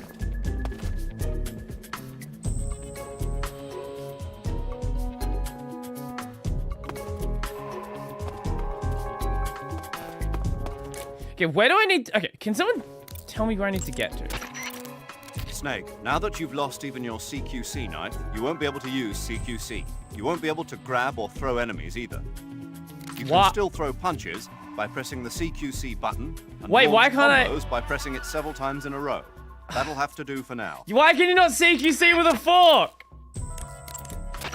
When you get shot, you'll sometimes suffer a gunshot wound. The chance of suffering a serious injury is especially high at close range. When you have a gunshot it's just wound, not CQC compatible. Life will I got that much. Severity. Gunshot wounds will heal naturally over time, but if you want it to heal fast, I did not know that. To cure in the survival viewer and treat it. To treat a gunshot wound, you need to dig out the bullet with your knife, disinfect the wound, and apply styptic, then wrap it in a bandage. When all that's finished, the gunshot wound will be fully healed. Yeah, I think I looped back to where I started. That was why there's a body there.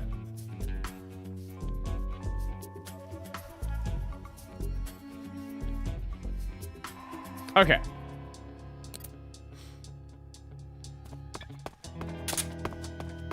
Okay, let's go up here.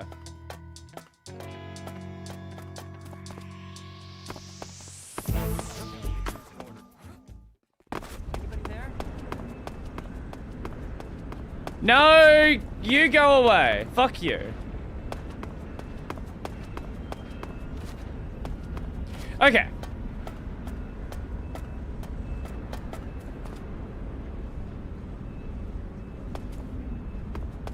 Now.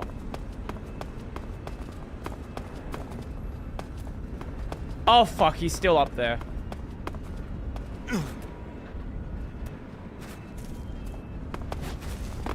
You know what? That works. How the fuck do I get out of this area?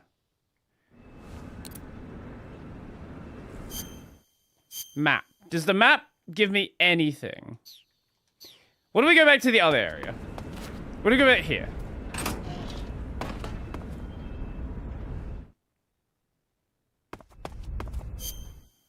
Map. Where am I going here?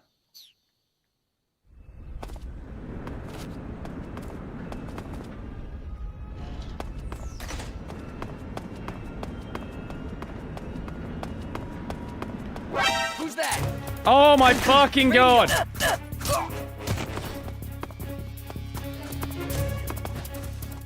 This is HQ. Okay, here. Let's go in here. This is at least a different area than where I was.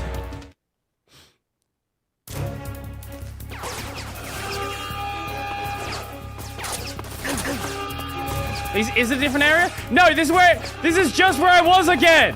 God fucking damn it, I hate this stupid fucking fortress!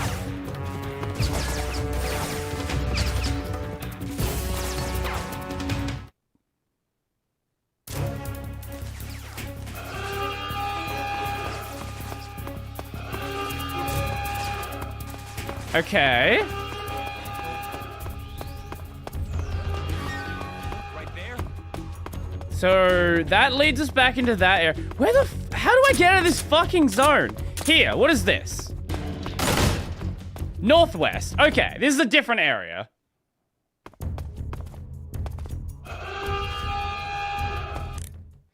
Does the map give us anything here? That's the wrong fucking menu. Here we go. Okay, there we go. There's the destination. Okay, okay.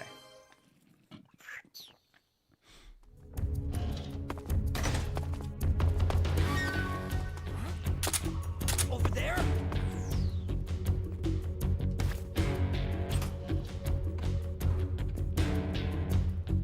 Okay. Who's that? Oh, no! You eat dogs? I am not nearby. Nope. Nope. Nope. Nope. I'm nowhere near. I'm nowhere near.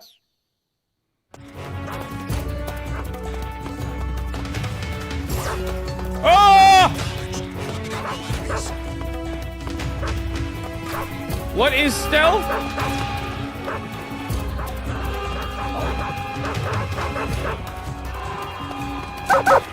Fuck you! There we go. You know what? That worked. We got... Fuck you, game! Fuck you, game! Fuck your stealth section! Snake, you're already. That's a terrible segment. Yeah, I just got terrible. down here. I'm coming to meet you now. The door at the north end is open, right? Snake? Let me guess. There's a problem. Yeah. Honestly, the main problem is me getting fucking The Colonel lost. found out you escaped. He did, huh? Yeah, I bet he did with all the alarms going off. And now all of Grozny Grad is on red alert. Just my luck. But once I'm out of the fortress... You can't get out.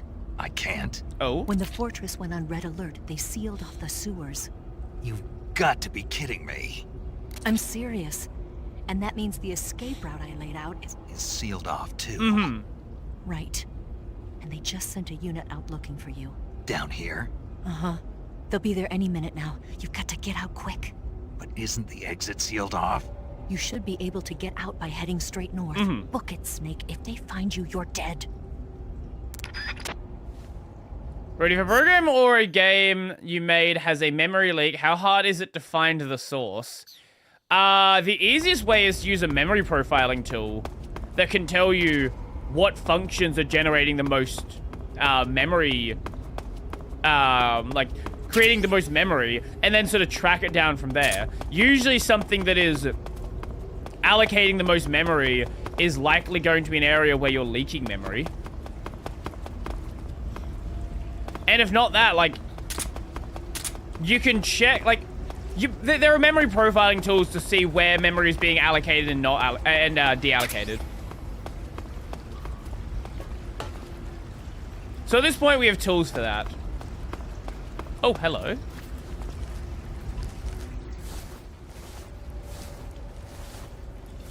Oh, there was like another path through here.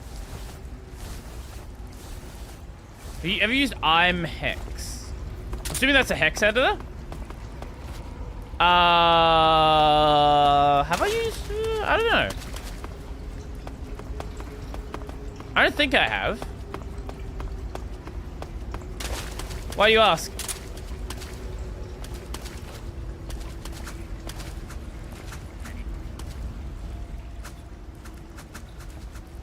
This fucking frog's invincible!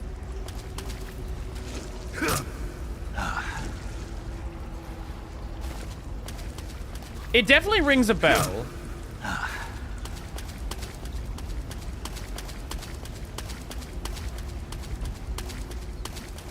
Seems like you're the kind of person who might open a hex a hex editor from there.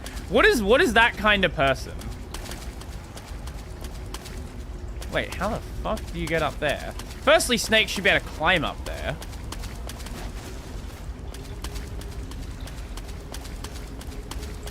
Okay, there's definitely not a path on this side. It must be someplace you come around from then.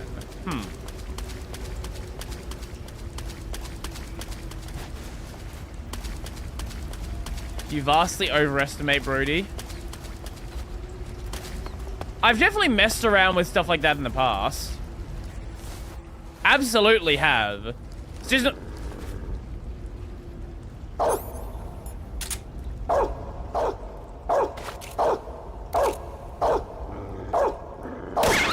Fuck you, bitch. Is this just something I do on a regular basis? You missed it? I don't think I missed it.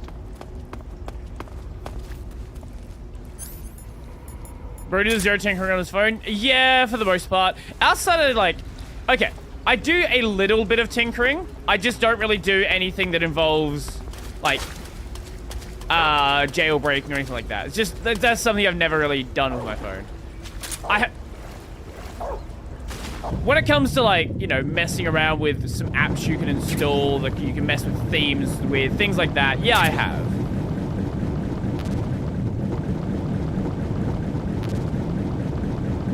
But I don't jailbreak my phone or anything like that.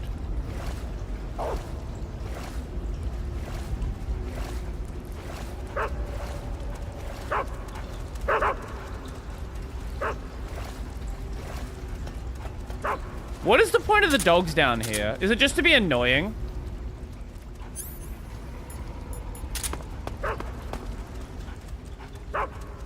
You're just watching that pathing algorithm? I'm just watching the pathing algorithm try to work out how to navigate around this. What the fuck?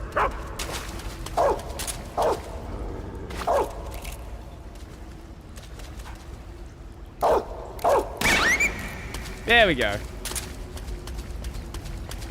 Man uses regular YouTube on his phone, not the... Why would I use some, weird random app? Why would I do that?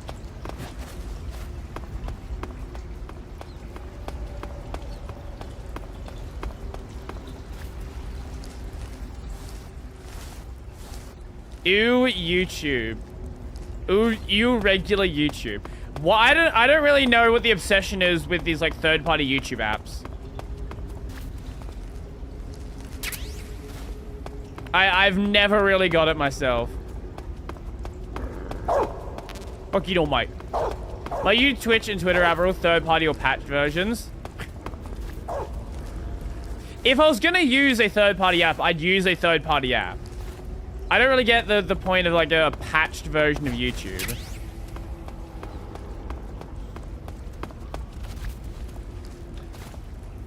Unlocking the bootloader and rooting the phone are two of the first things I'd do to any of my phones.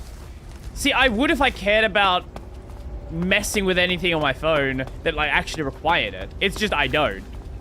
So if you are unlocking the bootloader and you're not messing around with anything on your phone, all you're doing is just giving yourself less security, right? If you're unlocking it to do something, there is a reason to do that. If you're just unlocking it because you can unlock it, there's not really any reason to do that. I get it if you want to mess with stuff, absolutely. But just unlocking to unlock is just serves no function. You're going back? I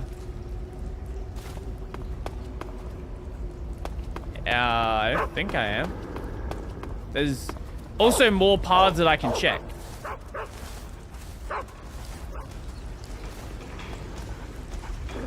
Wait, do the dogs not know how to go through a hole? Wait, what?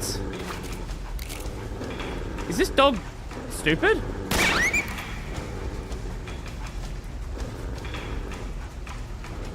Path forward's there.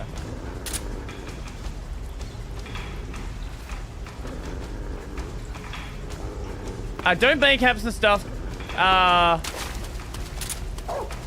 bang caps definitely can cause problems if you... Oh, now we worked it out.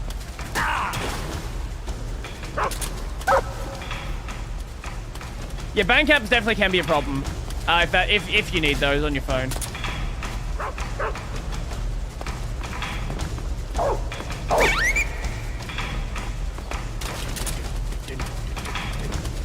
No, I know the way out. It's very obvious the way to get out of here. I just like to explore areas that I don't necessarily need to go to. Oh yeah, no, I pay for premium, yeah.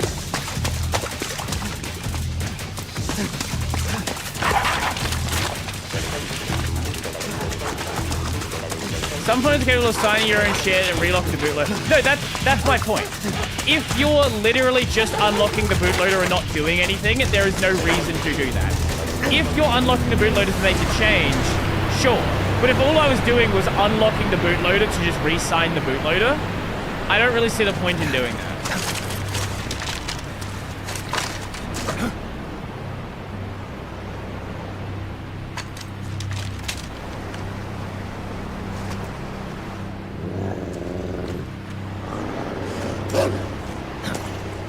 If there are changes you want to make, absolutely unlock the bootloader.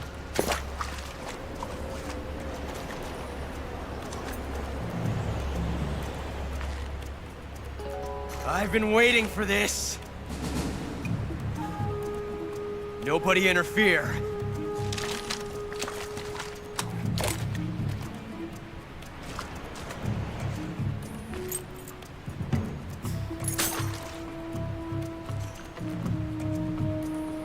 Oh?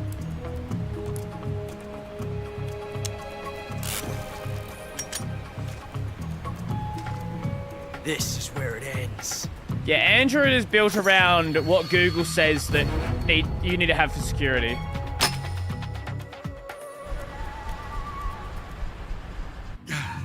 Implementation without unlocking and signing on your own, if I'm flawed and predatory. Snake!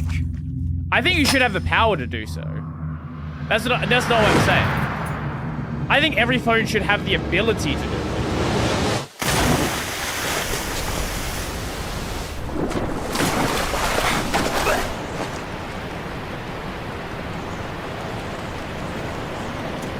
You know you can take that shot off a lot. Okay.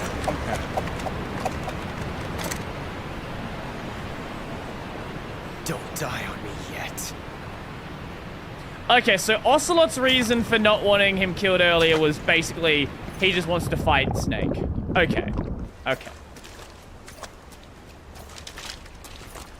Eva obviously is working with Snake, or Tatiana, I guess. Whatever she wants to go by.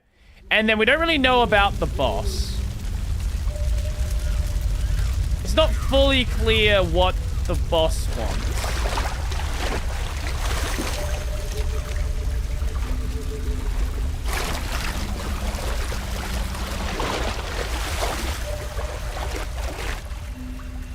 That is some PS2 fire right there.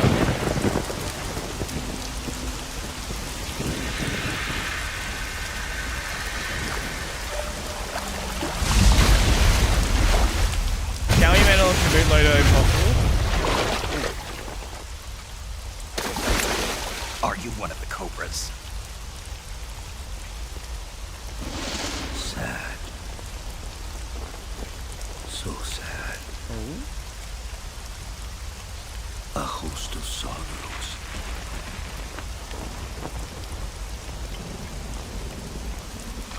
Oh? And you are one of them.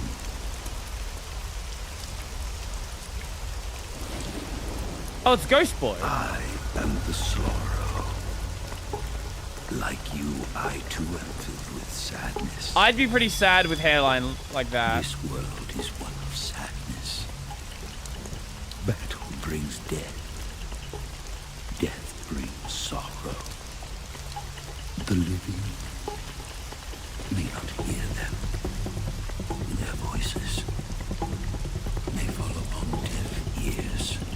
But make no mistake, the dead are not silent. Now you will know the sorrow of those whose lives you have ended.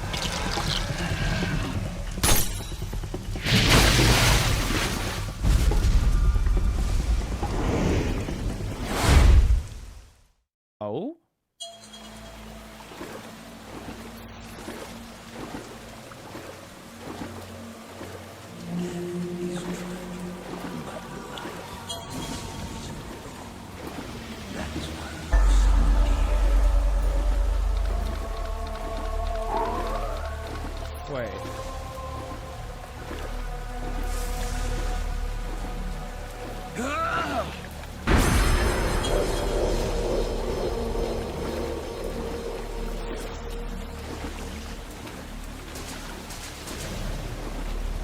Oh.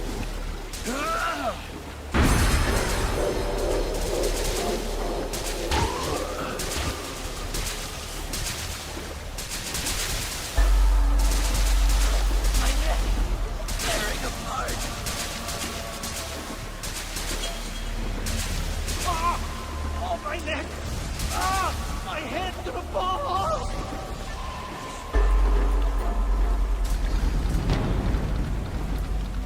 So wait, if you did a no death, if you did like a no death run, a no killing run, I guess except the bosses. The bosses probably would still be there regardless. Maybe? I don't know. I know the boss have a stamina gauge. I did defeat one of the bosses with the trank gun. The food boy.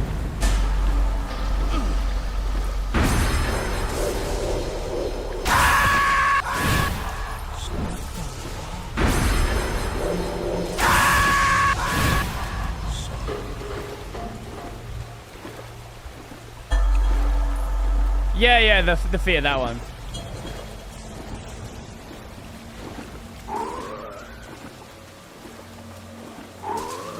Oh, and they suck away your health. I see. Okay. What a weird section this is.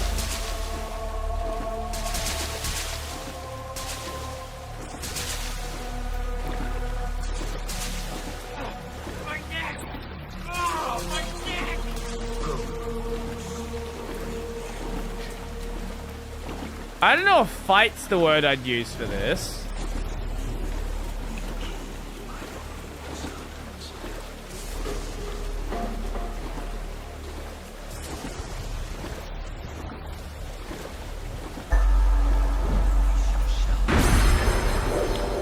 No, I used... Wait, maybe he died from the poison.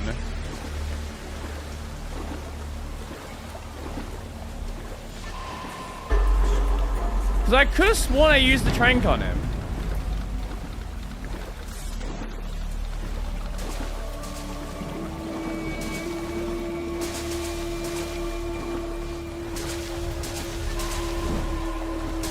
You always use the codec for help.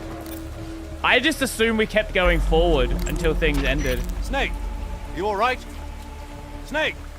Snake! Snake! Snake? Oh my god.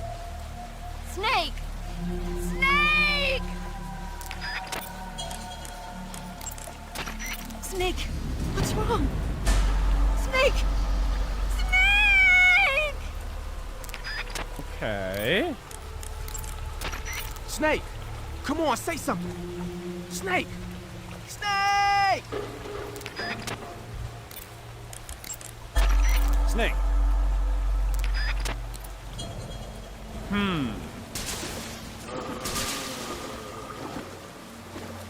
Is it just gonna be a matter of like... I don't want the answer. If you post the answer, I'm going to immediately ban you. You can't get away with that! Because I'm guessing we could like... It hurts so bad!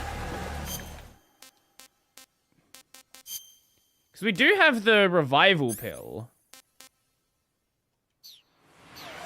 The answer. Like, I'm thinking that's the route we go.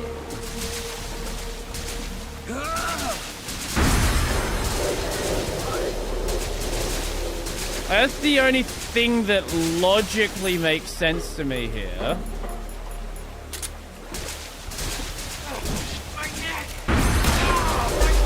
We definitely can't shoot him, that's for sure.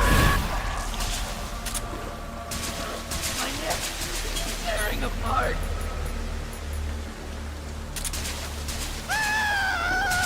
We can attack them. It hurts so bad.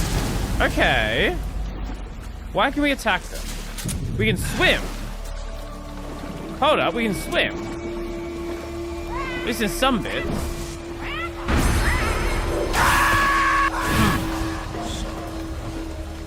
Oh! He's just fucking giving up.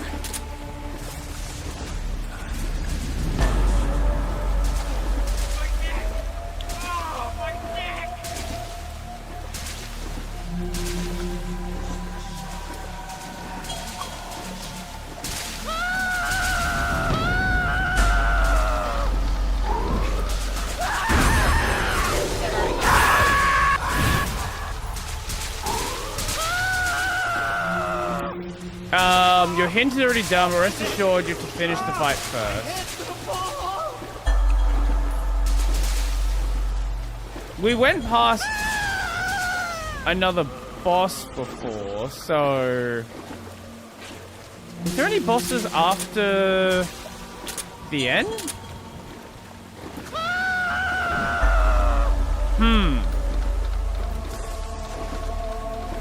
What a strange segment this is. It is getting thinner though, so maybe it is we keep going forward.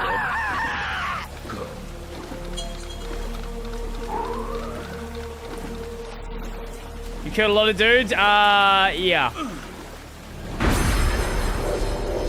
Yeah, we certainly have. Ah, right, Fireboy.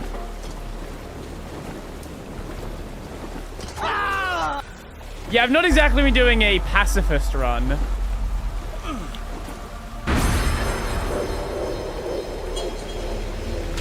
The furry!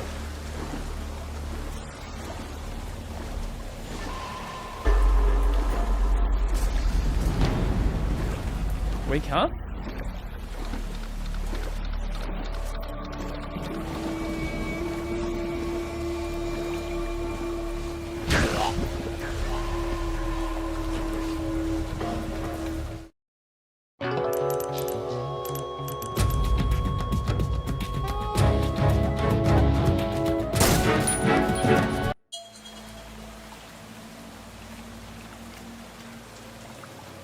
Okay. Back again. Wait.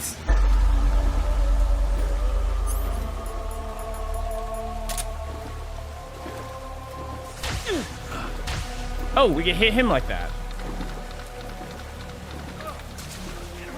Yeah, because we actually are back at the start now. Okay.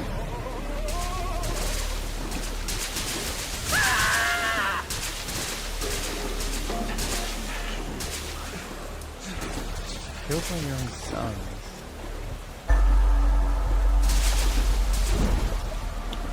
This is the strangest boss fight I've ever seen.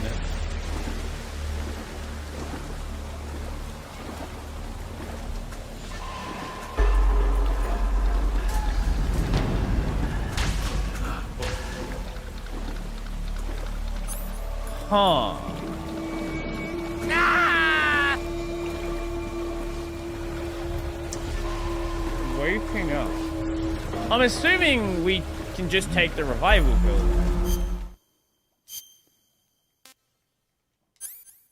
What if we just do that? What if we just do that now? We can't take the pill. We do have that. We have a camera.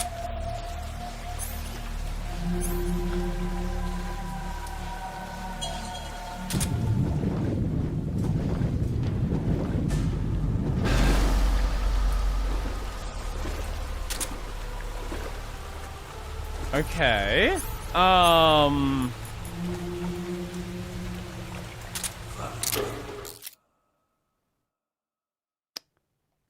Okay, it's just gonna save a picture of him. Okay, that's definitely not what we wanted to do then.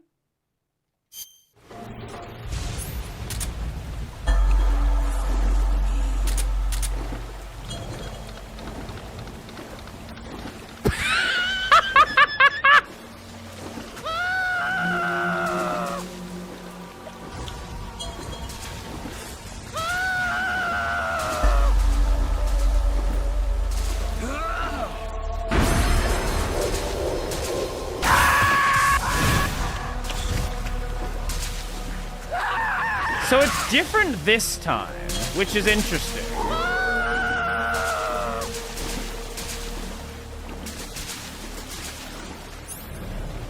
What tools do we have on us? We have a food section.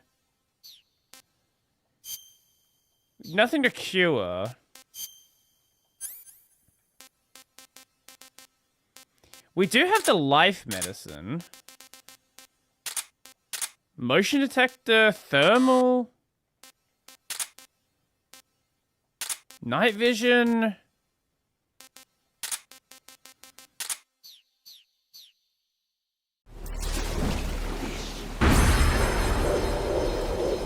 Okay, what does any of this stuff do anything?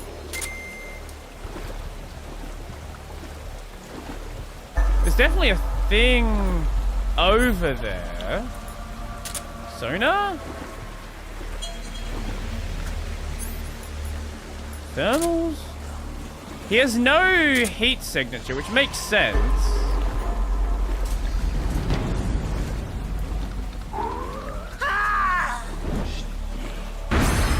Okay.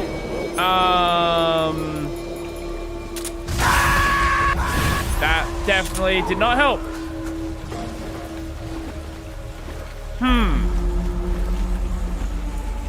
Intimidate the ghost with your revolver tricks. Somehow I don't think that's what we do. Anything behind us?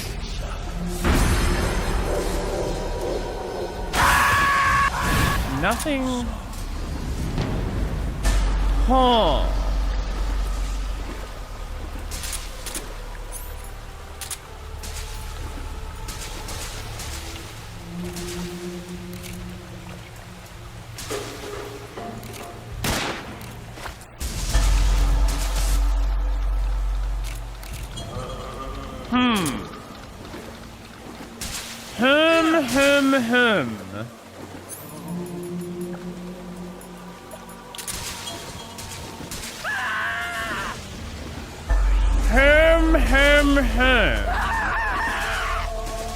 This feels like one of those... There's definitely a weird gimmick here. The revolver tricks didn't work, I know.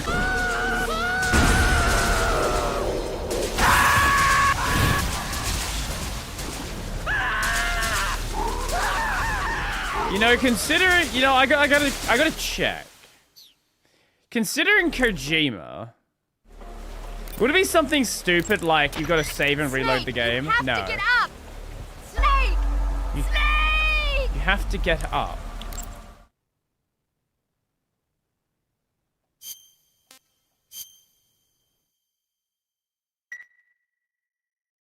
If we do save and reload, what does happen? Snake! I'm curious. I have to know. Does it set us back to the start of the fight?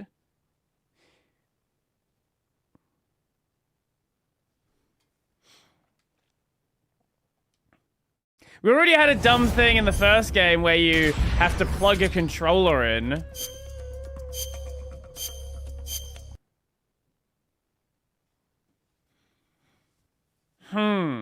You have to get up.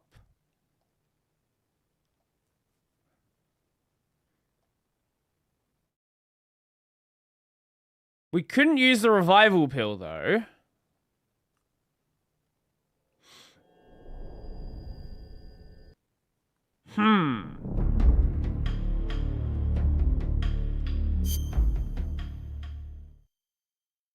I still want to check through the rest of the tools that I have.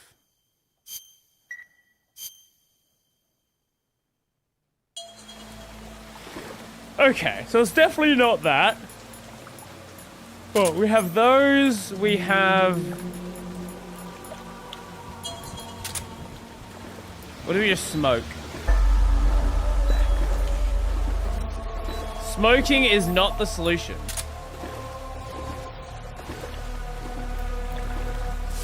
What if we just don't follow him? What if we just leave? Okay, we can't. There's a dead end there.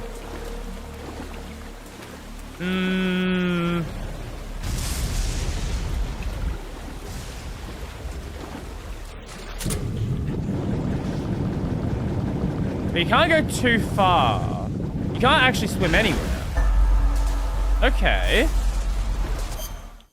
The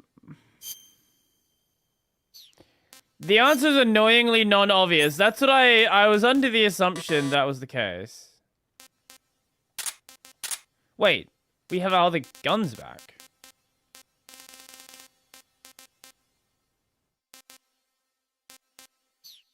Wait, why do we have our other stuff back? It didn't even click with me until just now.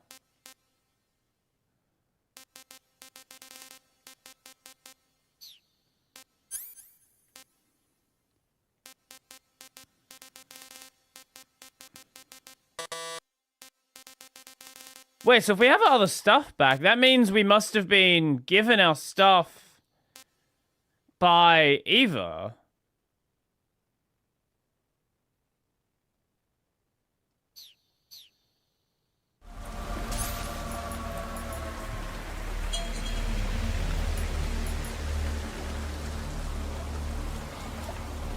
Have I used it before? I've not used them before.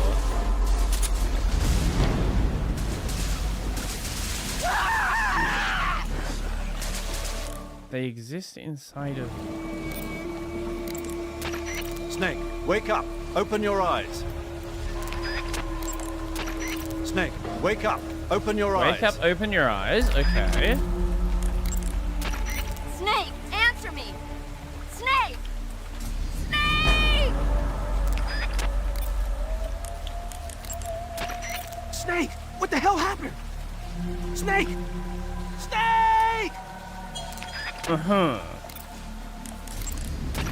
Snake, what happened to you? Snake? Snake!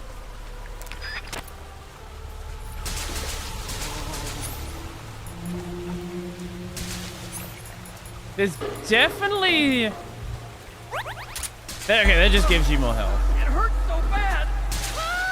There's definitely something I'm missing here. Tearing apart.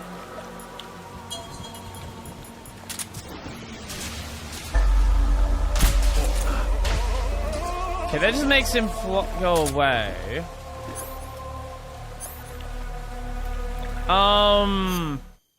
Huh. Huh.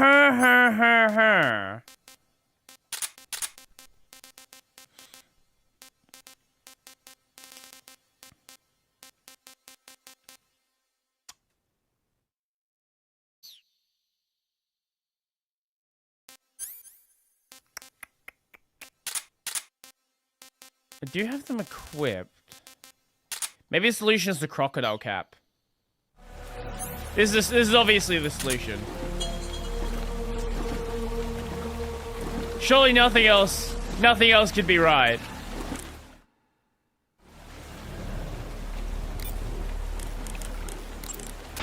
Snake, wake up. Open your eyes. Wake up, open your eyes.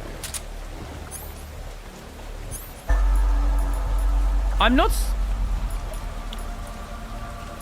Actually, no, it's croc cap all along. Surely it had to be. The optional item that you can miss. Ah! Here's the situation, Brody. When do people panic about you and what items relate to the situation? When do people...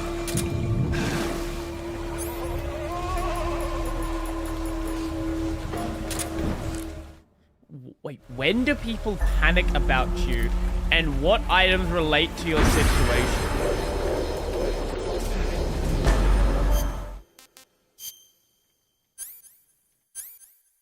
Can't use any of the medicine.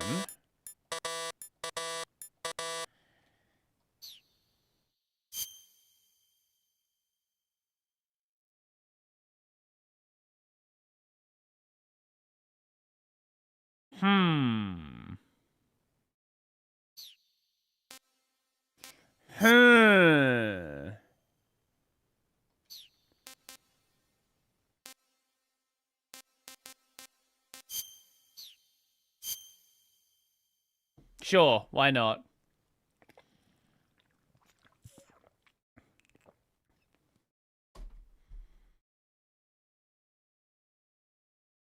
I'm just trying every idea I possibly have.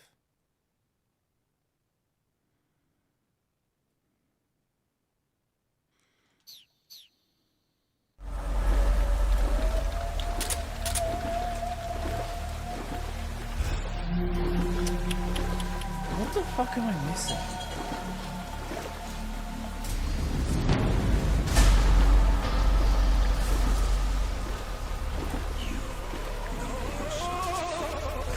They panic when you die, and then non-existent magic dying serum applies.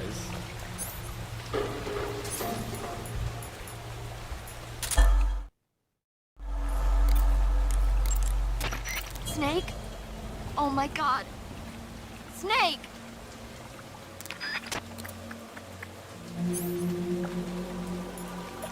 Can't take the revival pill. Can't take the death or the revival.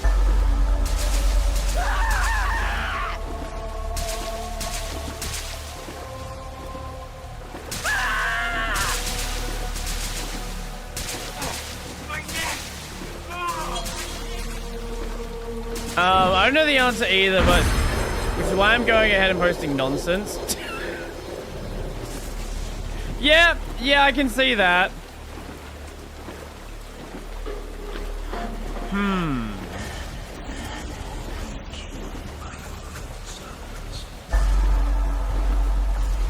Depth perception is something else here.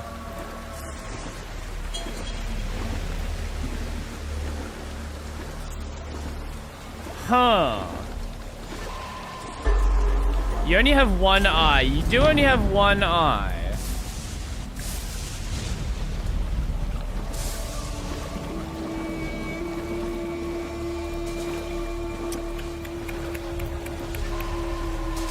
Huh.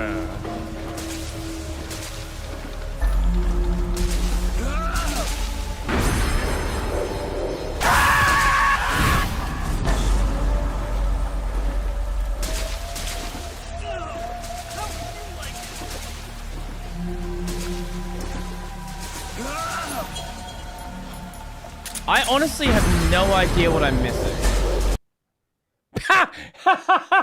Why did the game...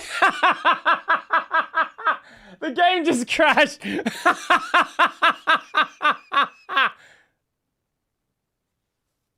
Well, that's one way to deal with the fight. That is... Am I on the Wayland Driver? I don't think I even am. No, I'm not. The game just randomly crashed.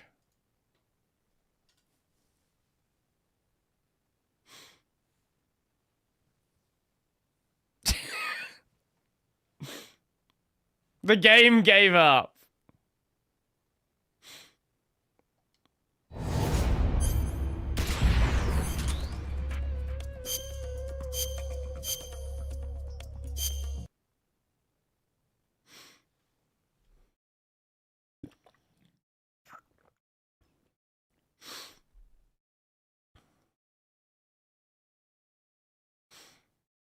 Thank you, Kojima. Thank you, Bluepoint. I very much appreciate it.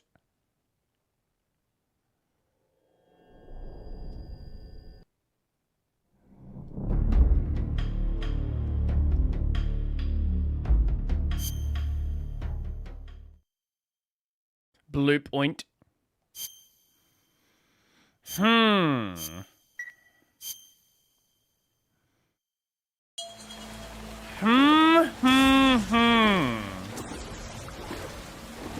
I've used all the tools that I think I have that would make sense. Hello, everyone. Thank you for the follow. Appreciate it. Doesn't give him some porn. That's an option.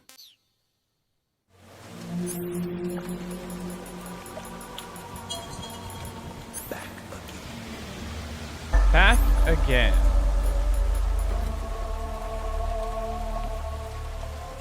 Oh, they're empty magazines. Take one of these. Back again. Back again.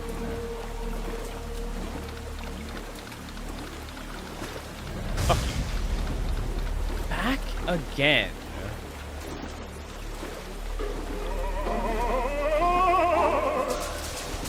Huh.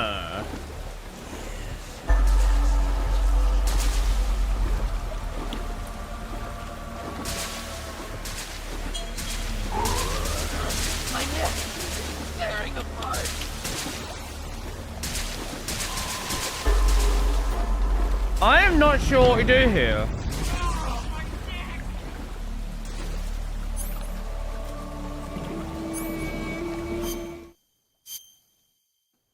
I don't mean to go to options.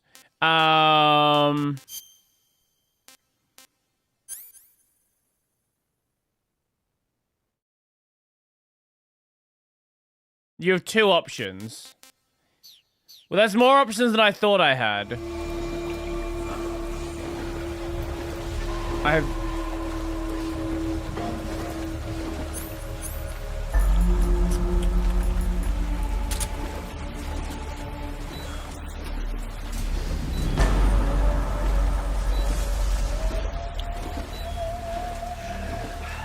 What if I just stop going? What if I just stop following? Just like wait here.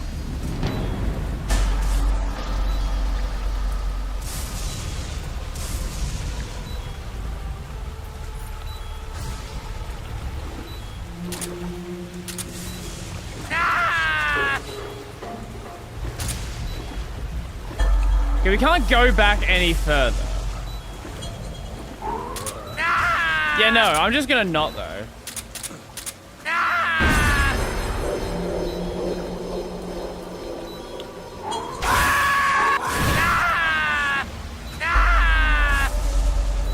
No, fuck you.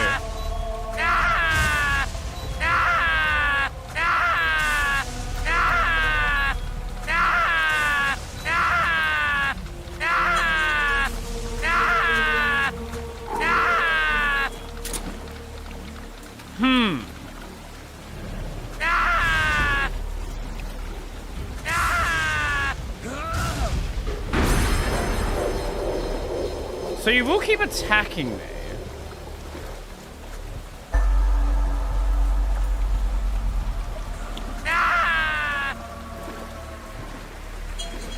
Huh. Okay. So he's gone now.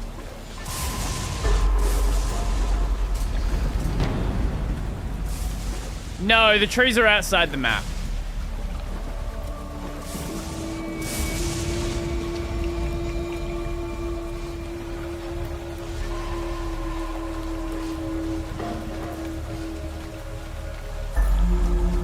So he doesn't seem to do anything if we just stand here.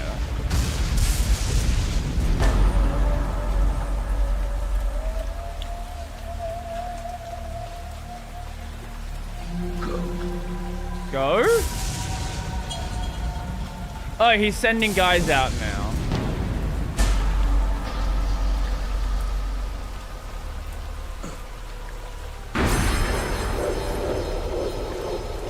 This doesn't seem like it's gonna solve anything by just standing here, though.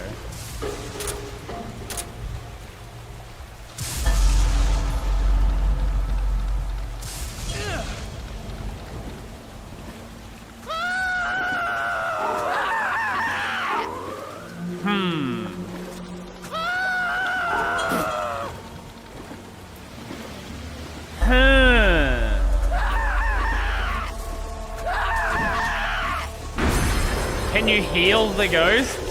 What does that even mean? What can you heal the ghost? You can only use cure on yourself. Oh, my neck! Ah, my head to the ball! I guess you do have the... Ah, yes, the healing radio. That's the solution. Wonder if they say something different.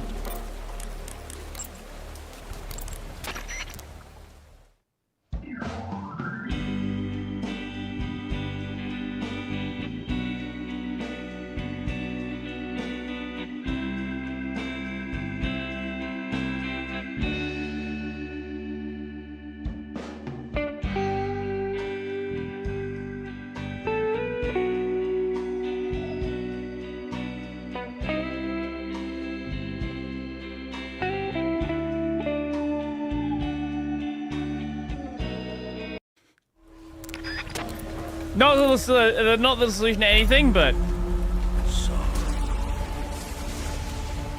certainly some nice music.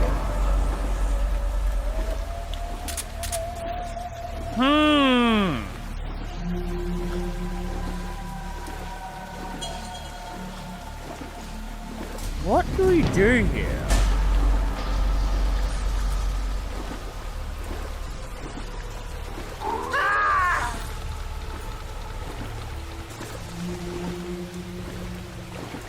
So we seem to instantly die at the end of the section. What if we die before then?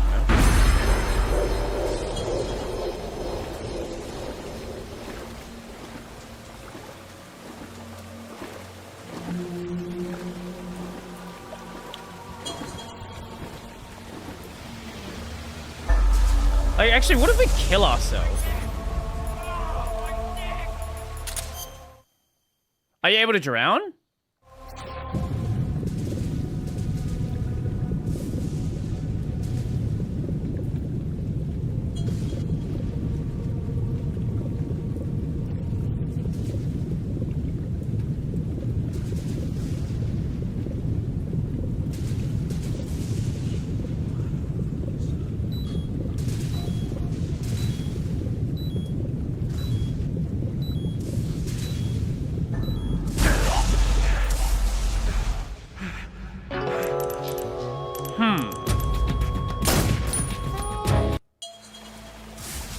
Okay.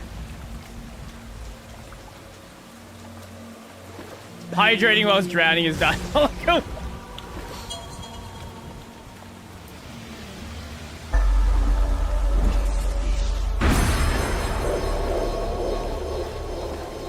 Huh. The fuck? Oh, if you touch a skull. Wait, the skull's so. I didn't even realize that.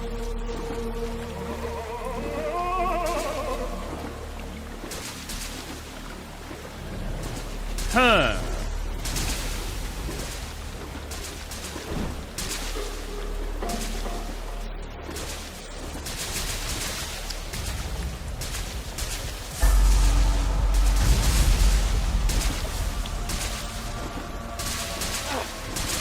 Wait, why are some of the emotes not loading?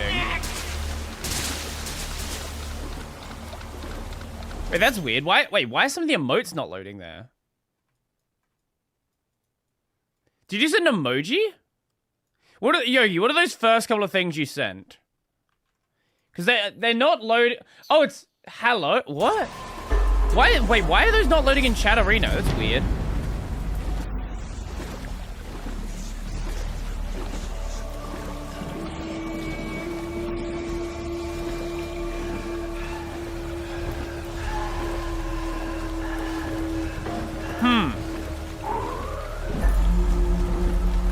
Works for me. That's... Oh, mate. Snakes' lungs are dry. Hydrate them.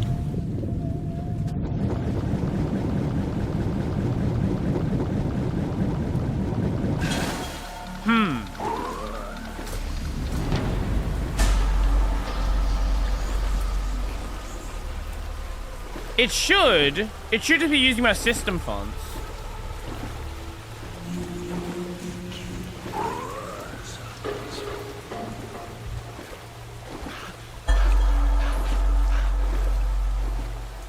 Huh.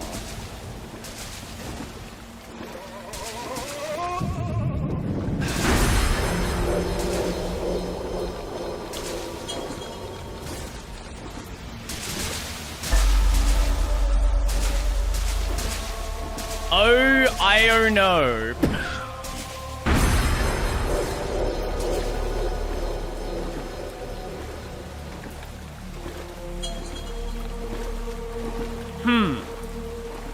So you guaranteed die at the end.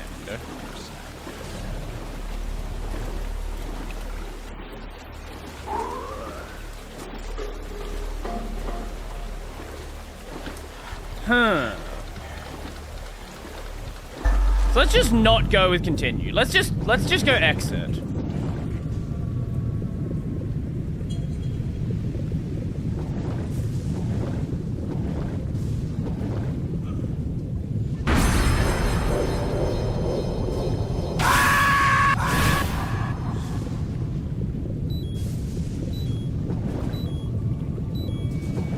What was the last time I saved? I saved in the fight.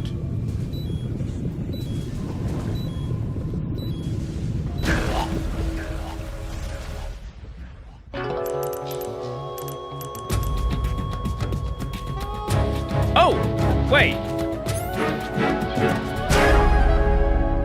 Had that always been there?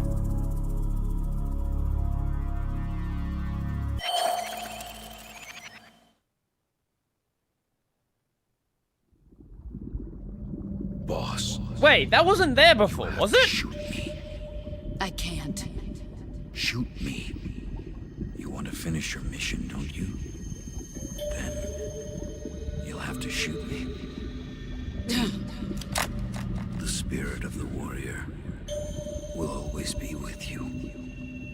Don't be sad. We'll meet again someday.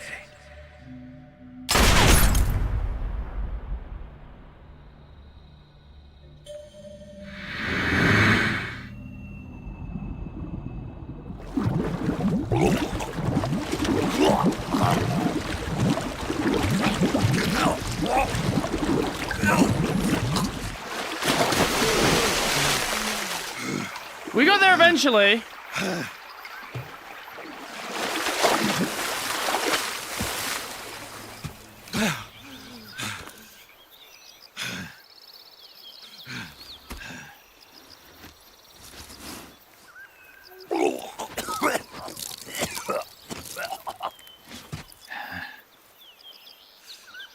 So I was right on the revival pill. I was just wrong about when you could use it.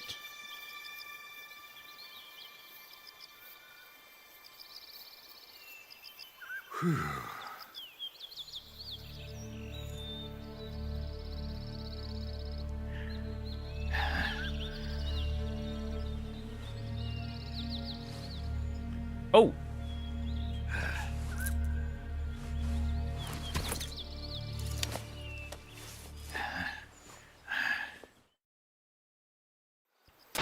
Snake, are you all right? That was a close call. What the hell happened to me? You were halfway drowned at the bottom of the river. Almost crossed over to the other side. Well, I think we might have for a little bit. So that really was. Something on your mind, Snake? Major, was there a man in the Cobra unit called the Sorrow? Yes, I've heard of him. He was an uncanny soldier who fought alongside the boss. Oh. What kind of man was he? The Sorrow was a man with, well, special powers. He had ESP, which was the subject of extensive research in the Soviet Union at the time. He was especially gifted as a medium. A medium? Someone who can communicate with the spirit world and evoke the spirits of the dead. In other words, he could talk to ghosts. They say he could find out what was going on in a battle by talking to dead soldiers. What about him and the boss? What was the story between them? I don't know the details. Why don't we ask Sigurd?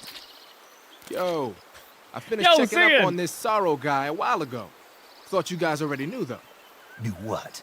That he's dead. He's been dead for 2 years now. Died 2 years ago? At Selino Yarsk. You know, those cliffs you were at. And the boss is the one who did him in. The boss? Yep. 2 years ago, the boss was sent by the CIA on a secret mission to Selino Yarsk. That's when she met the Sorrow, who'd gone back to the Soviet Union after the Cobras broke up at the end of the war. Except this time they were enemies. And then what? The boss killed the Sorrow herself and accomplished her mission. At least, that's what the records say.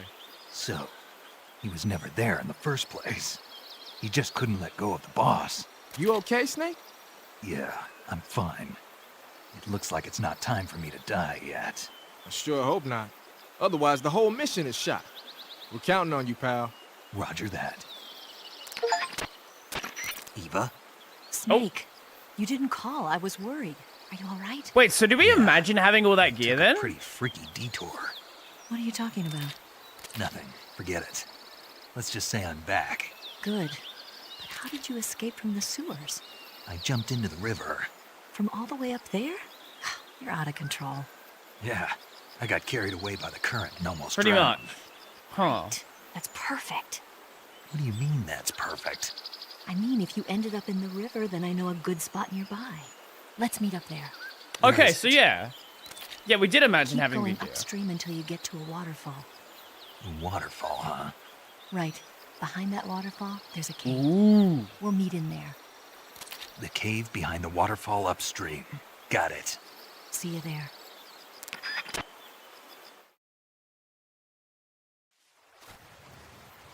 Okay, Well, let us save. So we don't have to do that stuff again. Do you want to save? I would like to save.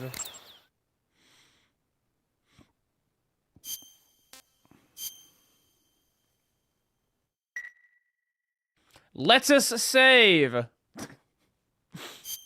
Hey, Snake, have you seen 20,000 Leagues Under the Sea? Nope, haven't seen that one. After a number of battleships mysteriously sink at sea, the American government investigates and finds that the culprit is this pacifistic Captain Nemo. The scene where the giant squid Finding attacks Nemo? Captain Nemo's submarine, the Nautilus, is breathtaking. The Nautilus? movie was filmed in CinemaScope, and it was great to see it on the big screen. A giant squid, huh? What? Wonder what it tastes like. Don't tell me you think it sounds tasty.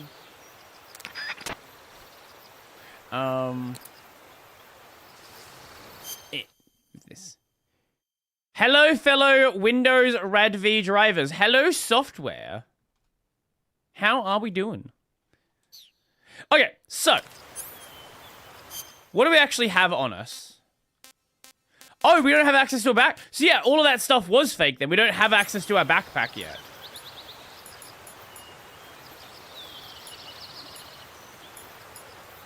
Also, yeah, we only have one revival pill. We had 5 in that section.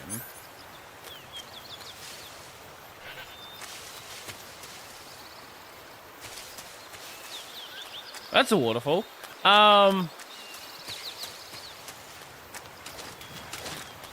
There's a stream bot link support. There is a streamer bot that you can run in bottles. That is their official setup method on the streamer bot website.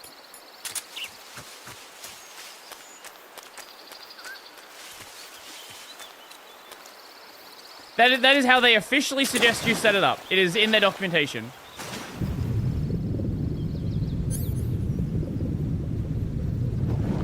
Let's look at new fish. Are they new fish?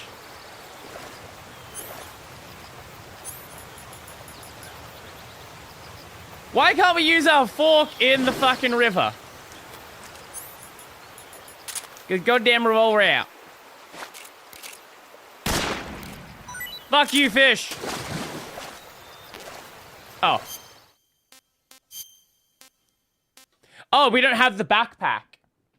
Ah, right. So we can only carry the fish that we can fit into our carry inventory. I think that's a new fish.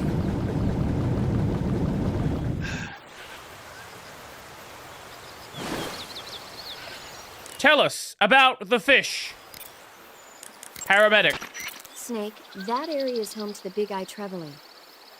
The big-eye trevally is a type of mackerel. Oh. The adult fish lives around coral reefs, but the young can be found in freshwater areas such as estuaries and rivers.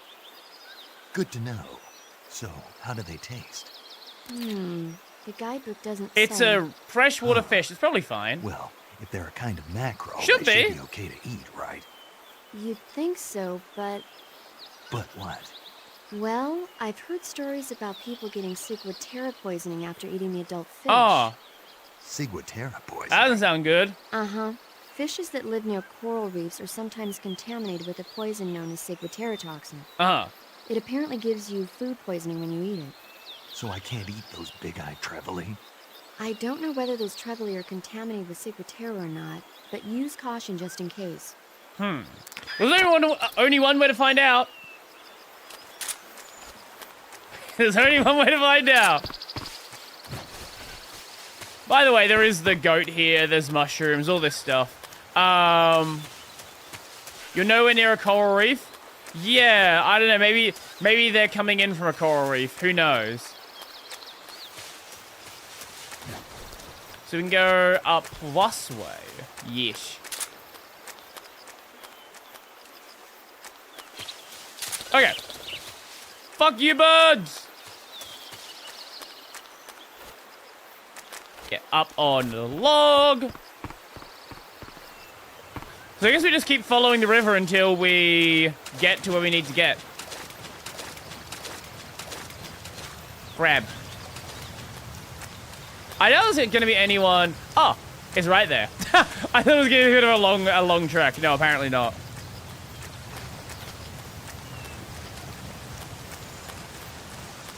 Anything hidden around here?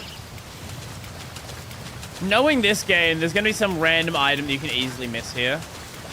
That's why I keep, like, examining. Ooh, hello.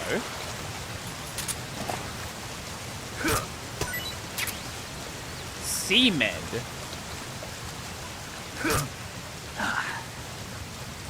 What? What the fuck happened to the snake? Wait. Did we just eat it with the fork?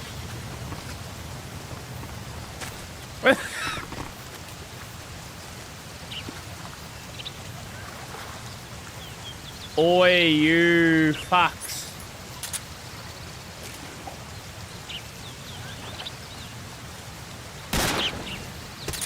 Fuck you! Food. Oh, that's a maroon shark. Why did it tell me about a fish that I didn't have then?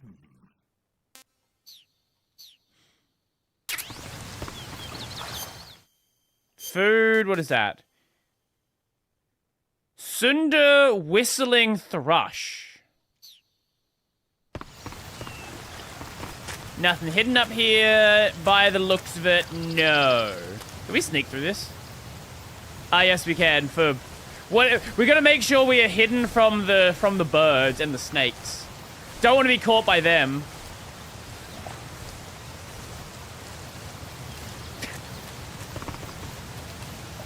What is that mushroom? Yeah, the fork will immediately eat things. I thought that was just a matter of, like not having any inventory space before.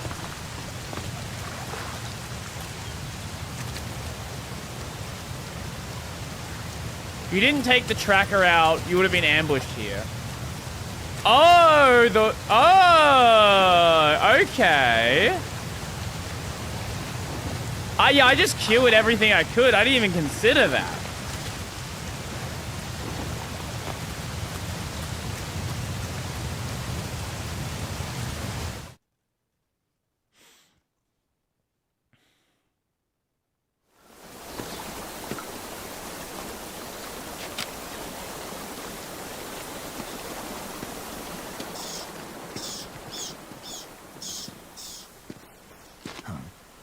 Oh? Oh?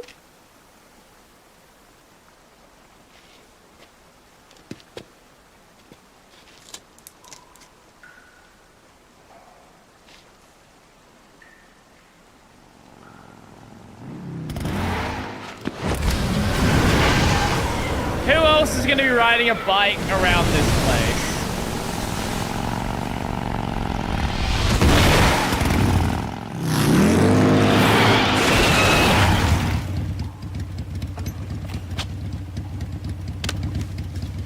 Nice to meet you, Snake. I'm Tatiana.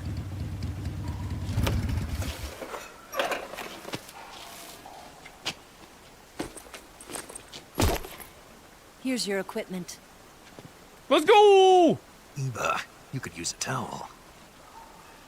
So could you.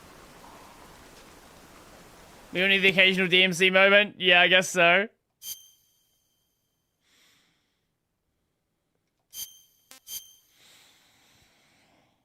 Did you eat the tracker? I don't... Sure, we'll go with that, yeah.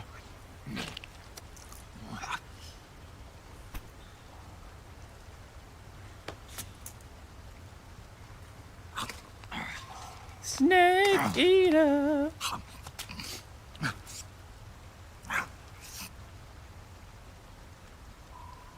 Righto. No thanks.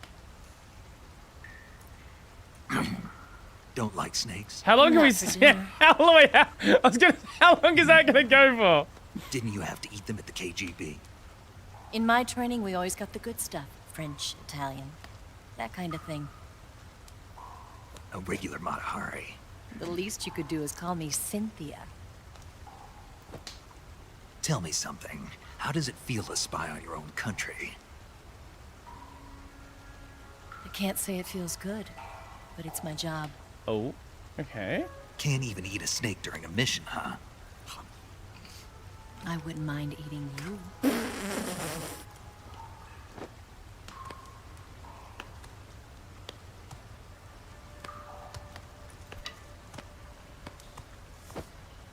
When this mission's over, you'll have to treat me to a nice dinner. What do you want to eat? Let's see. How about sushi? Cock. Sushi? It's Japanese. I hear it's all the rage right now. Supposedly, it's made from raw fish. Raw fish? Just the place for my survival techniques.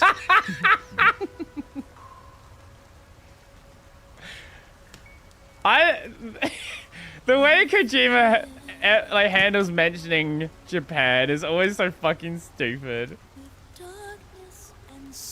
Like he's always just glazing Japan, how amazing Japan is.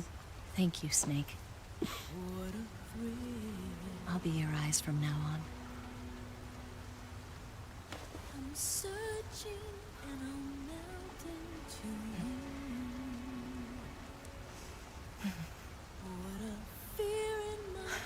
You kissing his eye hole?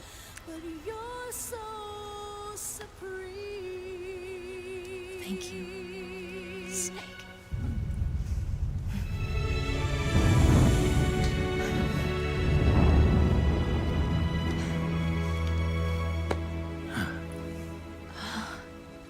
I will say there's one thing Metal Gear doesn't do well, and that's a kiss scene. Don't worry about it. Are you all right? It's not like I can't see. I've got one good eye and can still fire a gun. Really? Good. Imagine polygons kissing each other. Turns out we don't need to imagine it. Eva, didn't you steal some explosives out of the fortress? C3, a highly potent explosive from the west. Oh. It can be molded into any shape, like clay. With just this much, you could blow up the Shagohod and the lab along with it. Is that right? Yeah, but there's a trick to using it. Tell me about it.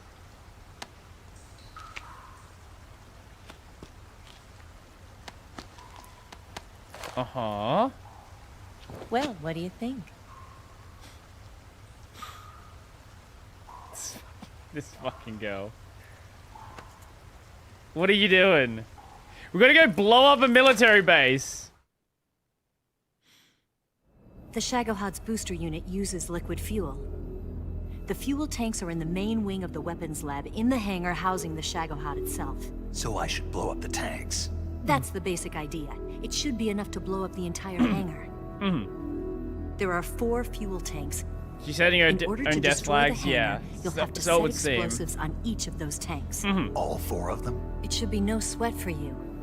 Besides, the scientists had the day off today. No science so the team. hangar's completely deserted. Not quite. They've still got guards. Of course they do. There. So what do I do after I set the C3? The bombs run off a timer. Once the timer has been set, the countdown will begin. When the timer reaches 0, the bombs will all go off at once. How long do I have? 20 minutes. Once the Phase 2 trials are finished, I wouldn't be surprised if they kill all the scientists to prevent them from talking. So you've got to act fast. I'll take care of it. Eva, did you get the data on the Shagohod from Sokolov? Yeah, that's the mission I was given. By Khrushchev? America doesn't have any use for it, does it? Okay. But I haven't forgotten my other mission either. Helping you out.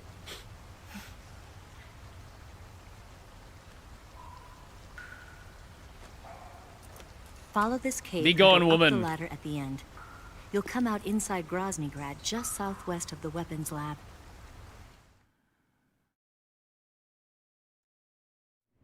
Do you remember when you went to rescue Sokolov? Yes. Remember there was a locked door when you entered the main wing from the 2nd floor of the east wing? Yes. Yeah. That's the entrance to the Shagohod's hangar. Use this key to open that door. We're going back to the same place again. The door right when I entered the main wing? Got it. What about you? I'll get things ready for our escape. There's a rail bridge to the north. I'm gonna set a bomb there, so I'm taking half of the C3 with me. Right. I'll set off the weapons lab then. Try not to be in the neighborhood when Snick it happens. time. Gotcha. And watch out for Ocelot. He suspects you're not who you say you are. Don't worry. The Colonel still trusts me. Surely he and does. I have my ways. There's not a man alive who can resist my charms. Besides you, of course. I'm just warning you, Eva. That's all. I know. Okay, let's go. You seem like you were born on one of those. If I didn't ride every day, I couldn't go on living. Huh? When I'm riding, the wind hits me so hard that it hurts. That pain keeps my mind off the pain of having to be someone else. Aww. It's not easy always fooling myself like this. It's only when I'm on the bike that I'm free to be the real me. I only get off my bike when I fall in love or fall dead. What's your name? Tatiana. No. Your real name. Oh. What's wrong with Tanya? Okay, Tanya. Don't let anyone see you. It's a button camera. What did you do that for? Insurance. To make sure you don't double-cross me. Fucking never.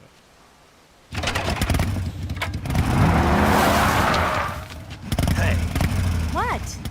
You're gonna get wet again. I bet she is.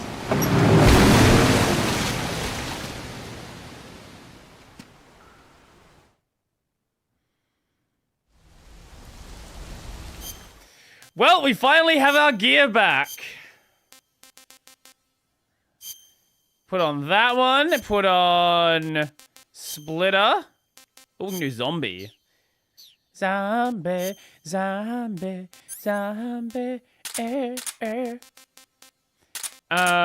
Take that out. We'll take that. We don't need those out anymore. Did you have the camo? The camo? Which is the camo? Some of these I literally never used. There's the C3. Probably should equip the C3. Drop the Scorpion to... No, do it like that, yeah. You know, I've never even looked at using the chaff grenade. The Sorrow's camo?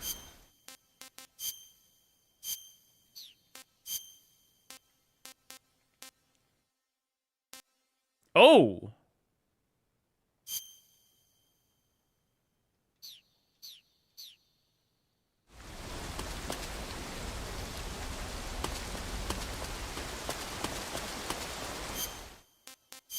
What is the point of that?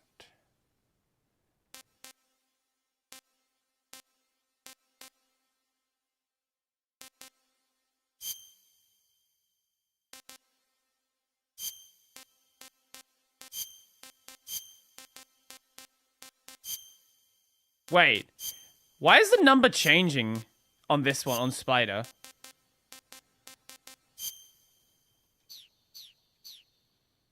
Did you know on Debian, GIMP depends on H.265? Oh, we can get back out here. I thought it was going to be like a forced path forward.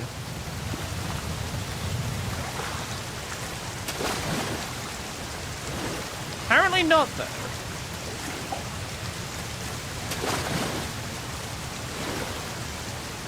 Do we have our knife back? Yes, we do. Might as well get these medicines while I'm here as well. No point leaving them behind. Is that a new snake?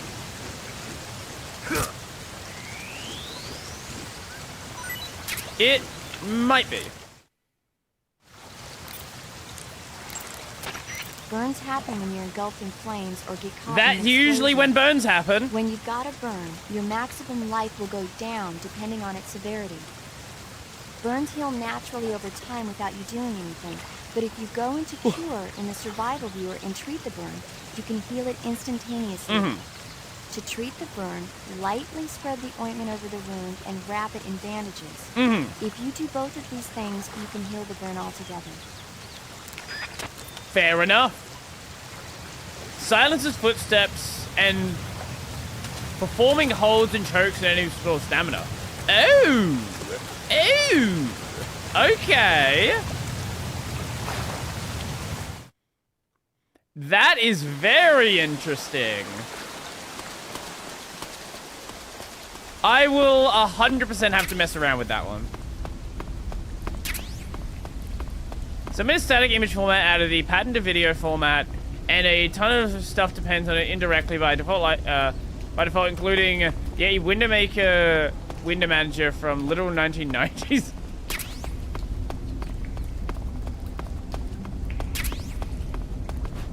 Honestly, I should do a video on window maker at some point. Window maker's a really cool project. Basic guard, yeah, guards can't hear you. Yeah, that's the way I interpret it. Yeah. Oh. Box.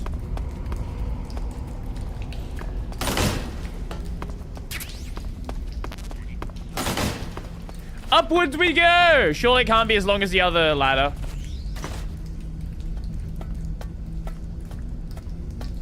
Oh, this is an auto climb. Okay, cool.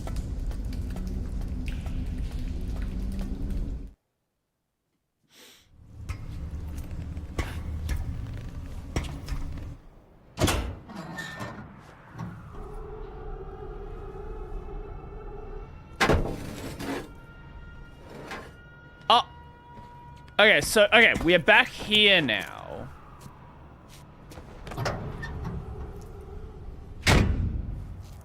So this is where I escaped from last time.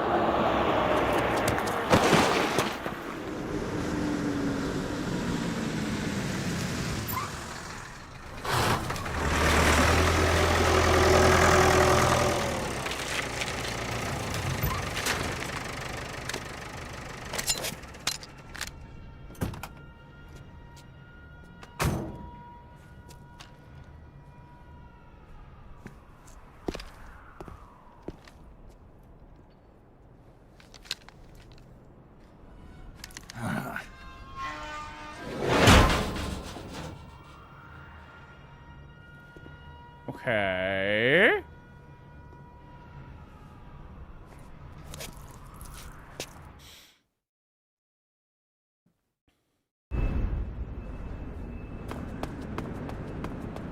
Now, which one is better here? Because we're definitely gonna need some camo here. Probably what we have. What we have. I guess except spider. So with... So I can still hear my footsteps. But I guess if they can't, that's fine.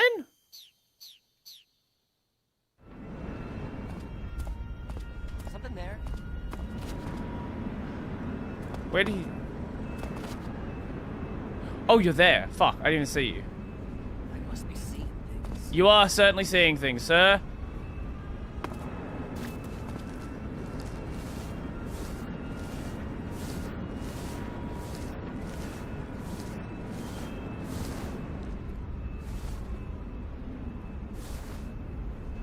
Oh my god, there's a lot of them. Okay. So I can't just go and pick those two off. At least not just by itself. Oh fuck, it's a dog.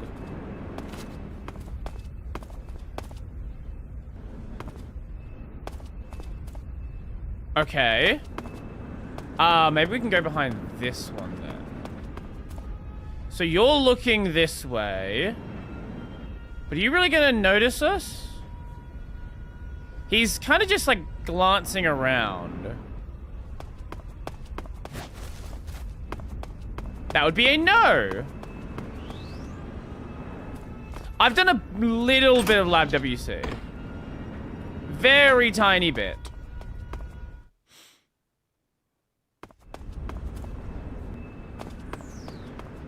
Not enough to say that I've...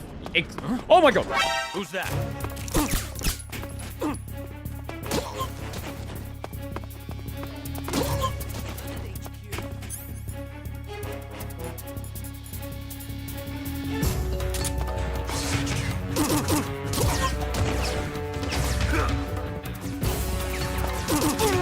Wait, how did they find out? They shouldn't be able to hear me from that.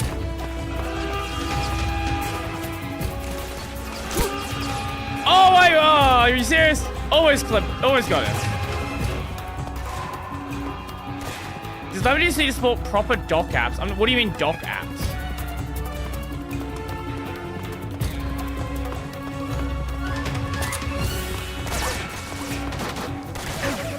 What is a dock app?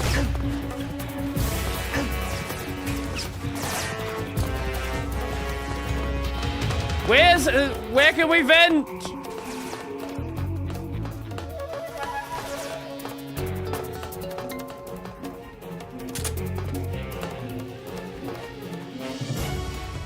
Nothing there.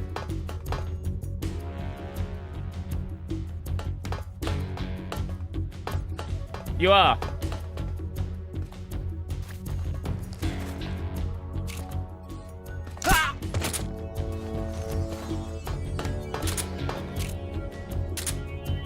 Okay, go in here.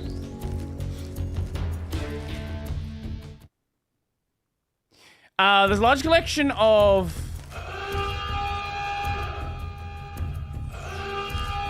So where on to be? There's a large collection of widget window maker designed to sit in the dock together. Ah, I see. HQ, please respond. This is HQ. Patrol here. Okay, there's a guy back there. Acknowledged. The enemy is still nearby. Pursue and... If I camouflage with spirit,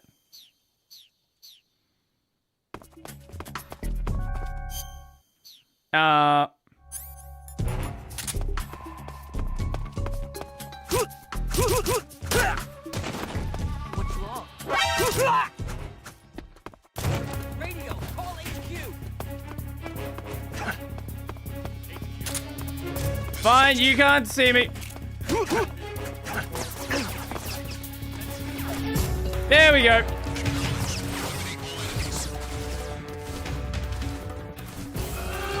Okay, now we should be able to sneak over. And by the time I sneak over there, we should be clear anyway. There is a large cock. Sorry, what?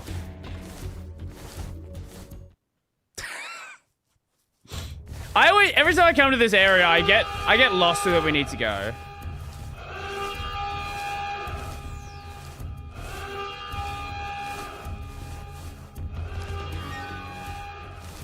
Intrusive thoughts?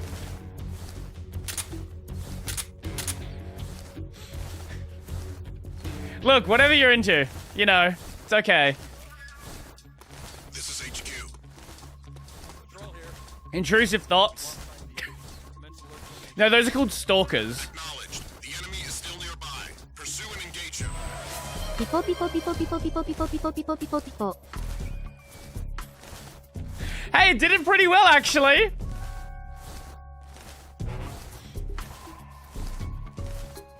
Honestly, not too bad on that one. Okay, this should take us... Poppy, poppy, poppy, pop, poppy, poppy, poppy, pop. Okay, this should take us roughly... Yeah, so the entrance is right around there. Do they know he's dead? Could we still use that?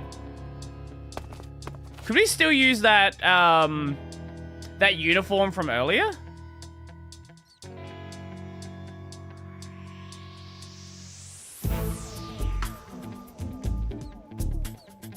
Actually, no, Volga knows he's dead, so he would have said something.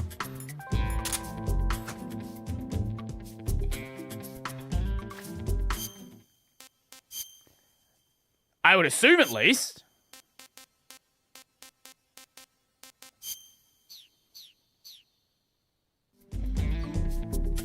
Okay, I think he's looking at that guy, so we can't clip him off.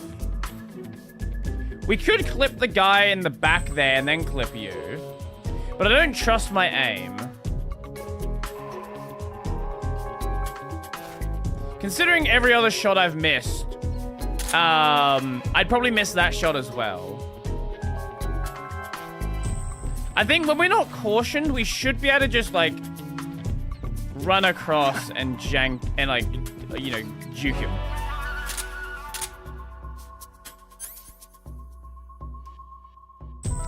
That's my thought, at least. That's my plan, and I'm sticking to it.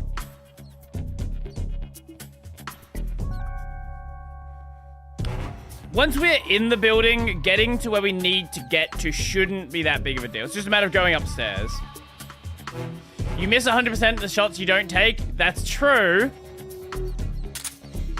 Usually that's referred to, that's about, you know, trying things and, like, experiencing things, not, shooting guys in the head. Okay, he's going that way now. Understood. Return to your position.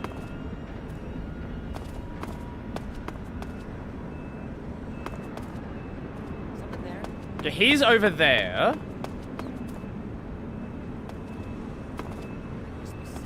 You are.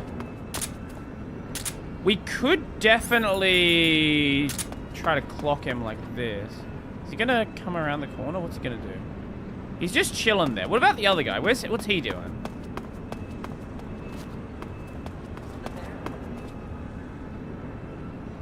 How does he...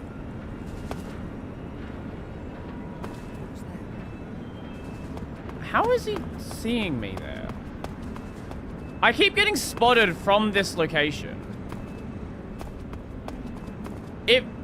It seems like that is like...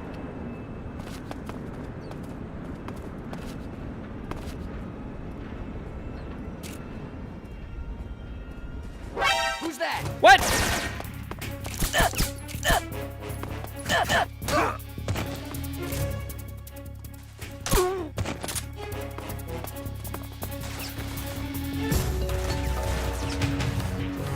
They definitely... Okay, either I'm losing my mind, or the hitboxes in this zone for the stealth just do not work.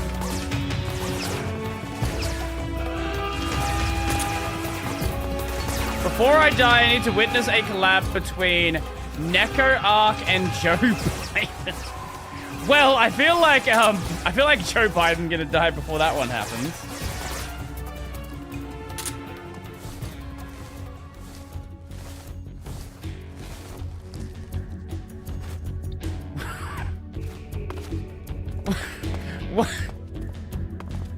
Of all the random things you could think of, why did that one come to mind? I just realized I've never been under this truck. Oh my god, I've never been under this truck. This is actually such a better spot. Oh my fucking god, it is a way better spot. What the fuck? I've been through this area like 3 times.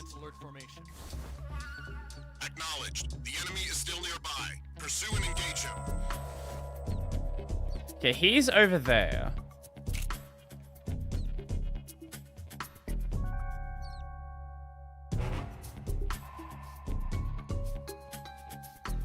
I don't know if I could fire through that, though, because of the grate. Apparently I can.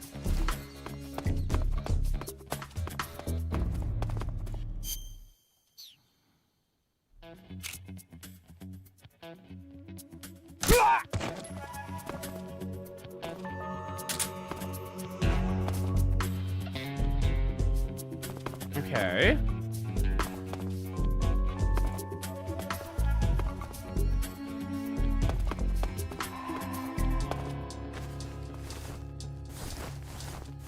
In the future, comedy will be randomly generated. I've never seen VeggieTales, I just know that one clip. I feel like that's the case for a lot of people.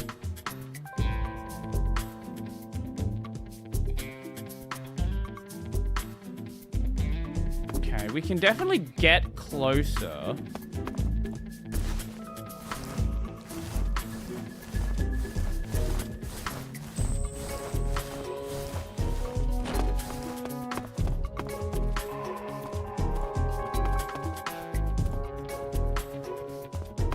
I've seen VeggieTales and I only remember that one clip from being a meme. I don't even know what VeggieTales is. All I know is that one clip. In the future, comedy will be pip poppy poppy poppy poppy poppy poppy poppy poppy poppy poppy poppy poppy poppy poppy poppy poppy poppy poppy poppy. True. True and real. Future is now. Future is now, old man. 4, 3, 2, 1. Okay. HQ. This is HQ. Control here. Okay, they're going that way. They've all fucked off. Okay, cool. I have a pimple that's very religious.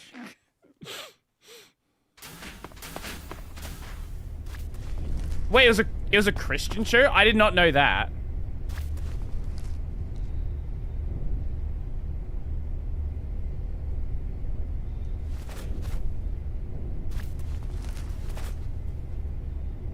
Okay, he's over there. He's gonna turn around that one.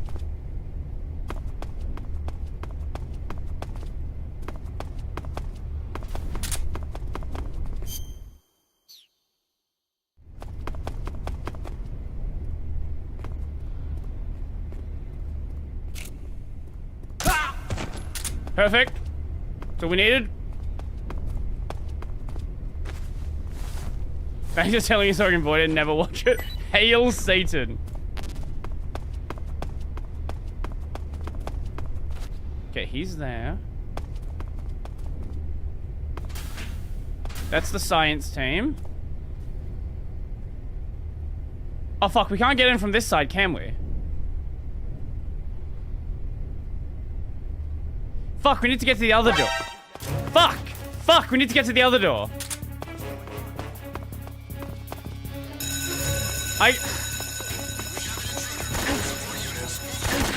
No, we don't.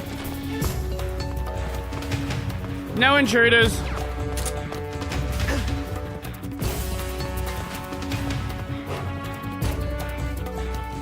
I am not an intruder. I am not sus.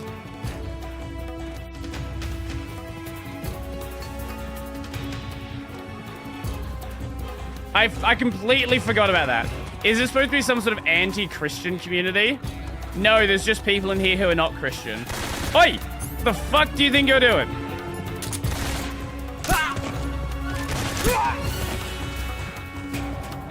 You cannot see me! I am invisible. Probably should take the suppressor off if I'm in here. Don't exactly need it when they're... Kind of take a shit in peace? Exactly. I'm out of here. Yeah, please leave. I'm taking a shit.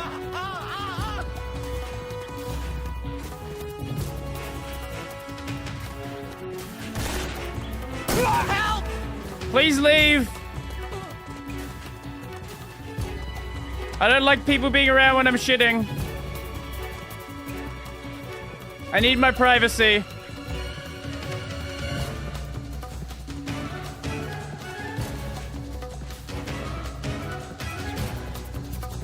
I love that you can just... I love that you can just kill enough people and eventually they just give up.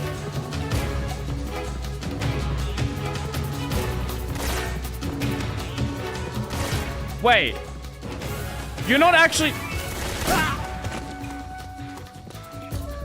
Science man, leave.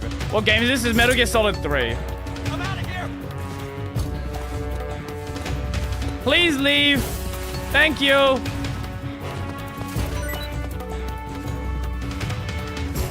Appreciate it.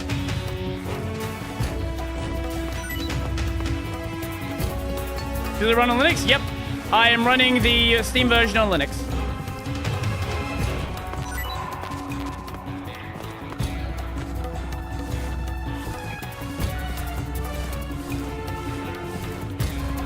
Perfect. You can get away with some stupid shit in this game sometimes.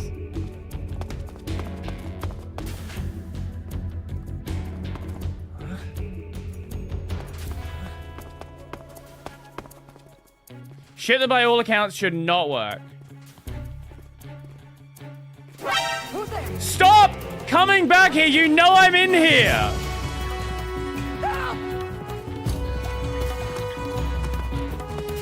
Why are the scientists so fucking stupid, man?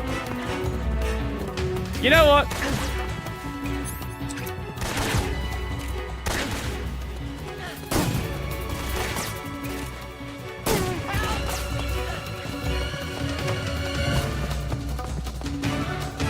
There we go. Have we killed everyone now? Footsteps. No, ignore the dead bodies. The footsteps don't matter.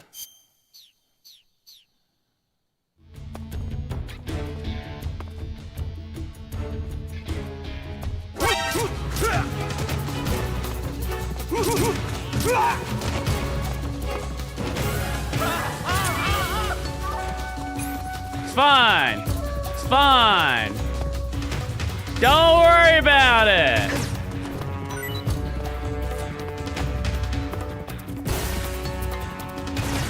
Don't worry about it.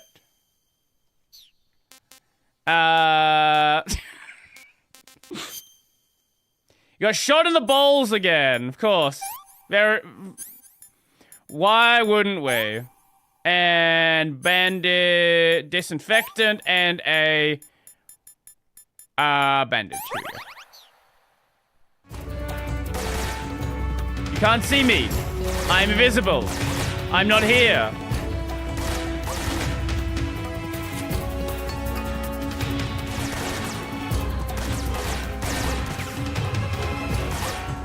Guys, you know I'm in the bathroom. How about you... Oh. Okay, he found me.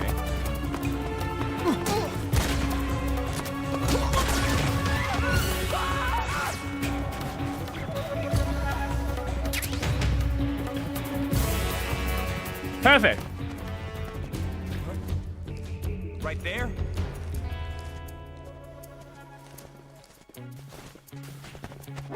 I see him. Oh my fucking god. Look at away!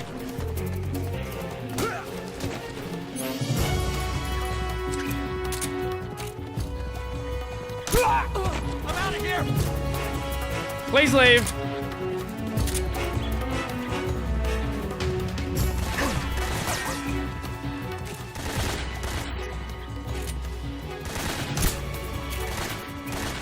Oh my fucking stormtrooper aim. I shot you in the head. What the fuck was that?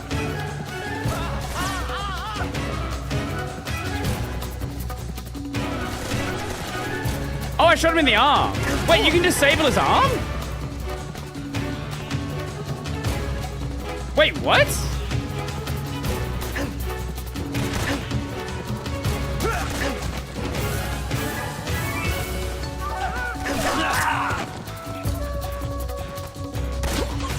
You know what, let's go to where we need to go, and then hopefully that stops being a problem. Help!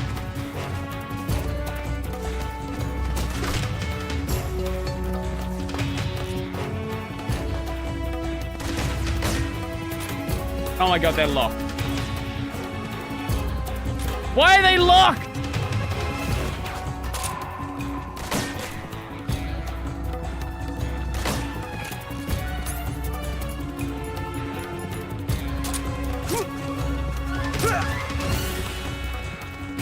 There we go. Fuck you.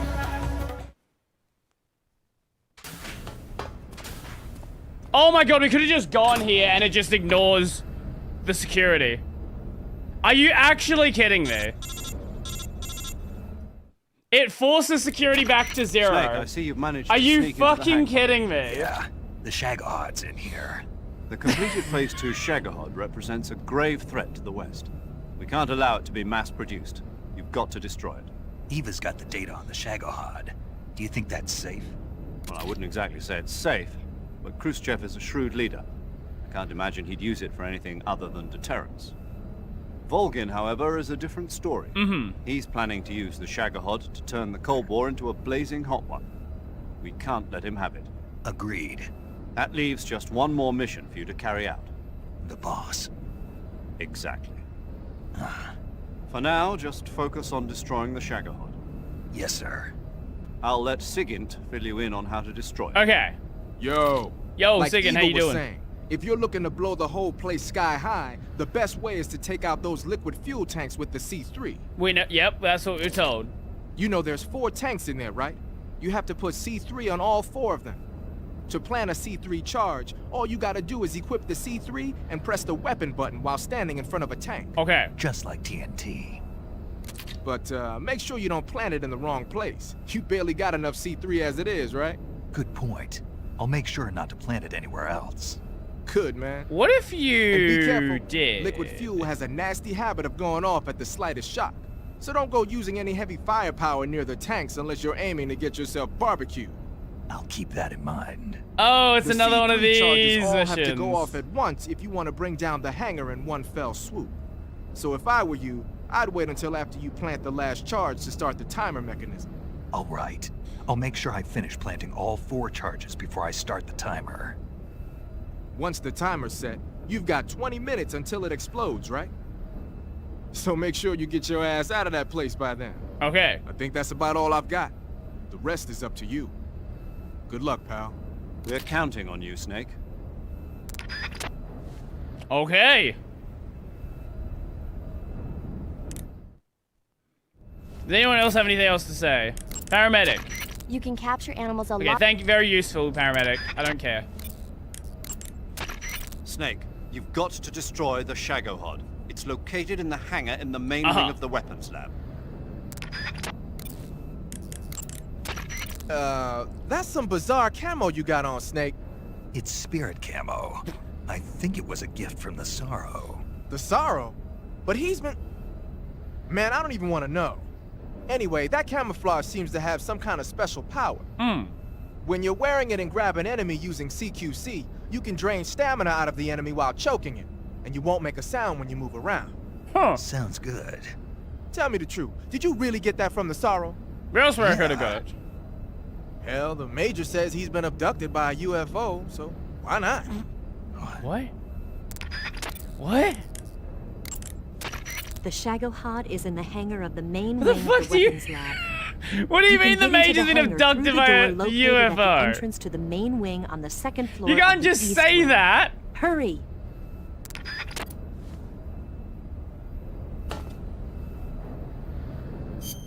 Okay, do I have that? I do. Okay, there's a guy there. There's a guy over there. You know, I should just use the fucking... Where is it? Backpack. Binoculars. Here they are.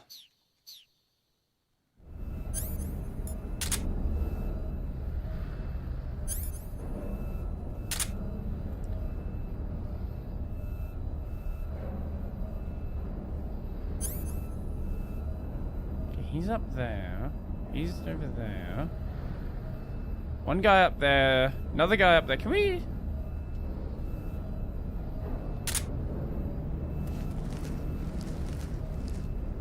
I want to send a joke cutscene that shows a bit of an upcoming cutscene that you know you'll find pretty funny, but... I'd much rather see it in context.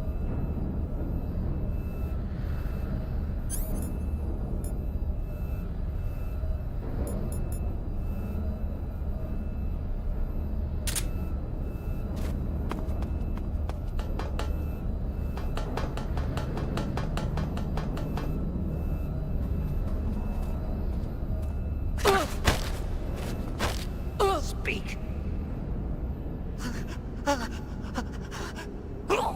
Thank you. You said a lot. That was very useful. Okay, so there's a soldier down there. There's another engineer over there. Engineer over there. Okay, the soldiers are the only ones that are like keeping their eye on things. So we can kind of just like leave the engineers alone for the most part.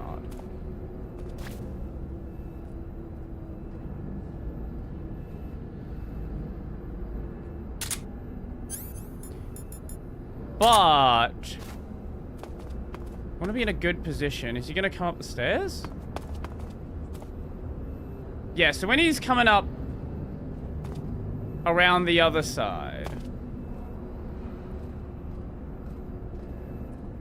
we got a shot when he's coming up these stairs.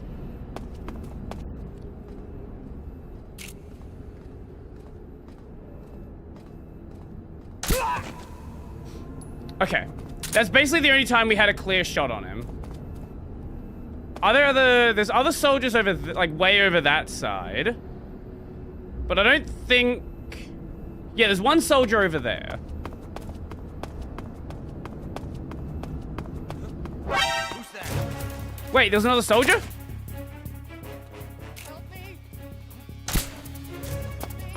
Oh god, okay. I did not realize he was there. Fuck, okay. Oh my god.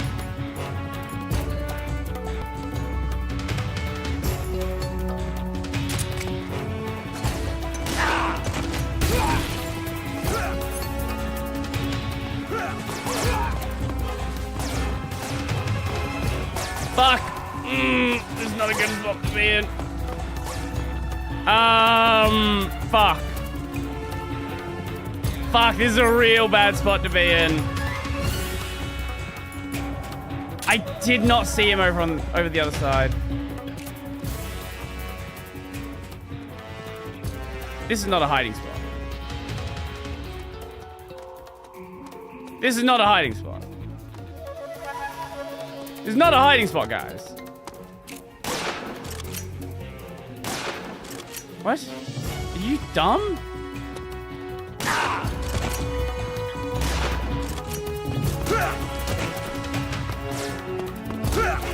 Oh! Oh, my legs!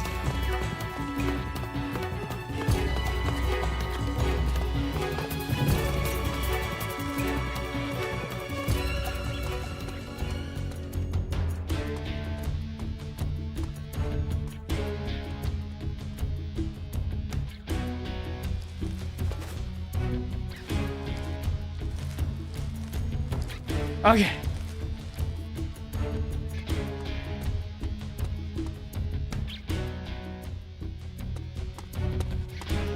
I see him. Oh my god!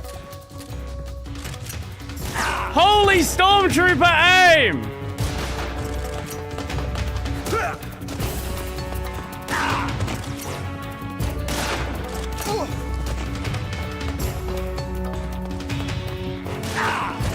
Oh god, okay, we're definitely, we're taking a lot of... I don't exactly want to be healing from this point anyway, so I think it's probably best to like just reset if we can. Okay, he's down.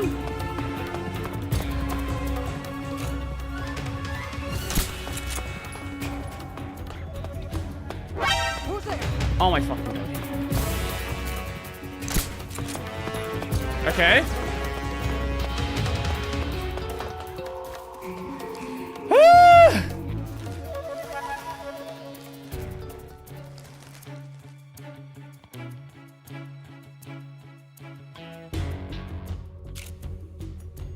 Okay, that's a bit of a distance to try and make that shot.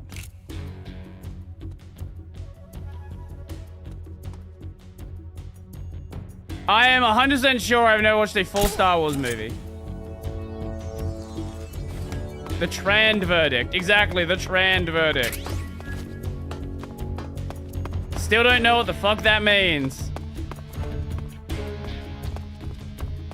Okay. I think we're clear.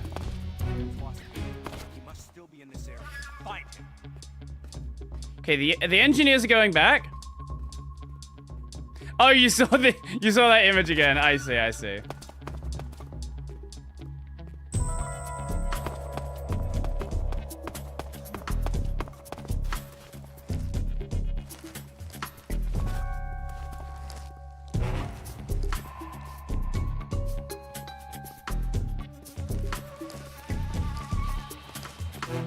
Guy, you don't need to worry about it. You're an engineer. I won't kill you if you don't be stupid. Probably.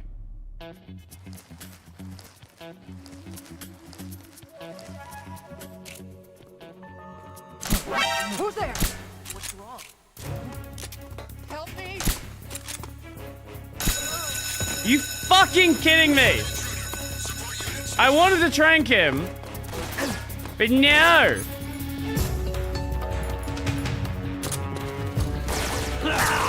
Oh my fucking.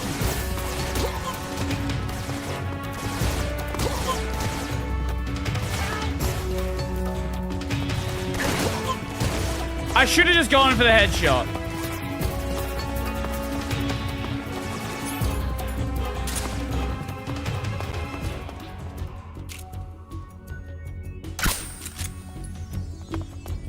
Okay. Where's our C3?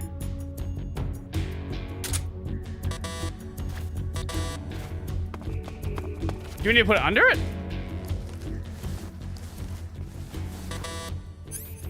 Press X to set near warehouse liquid fuel tanks.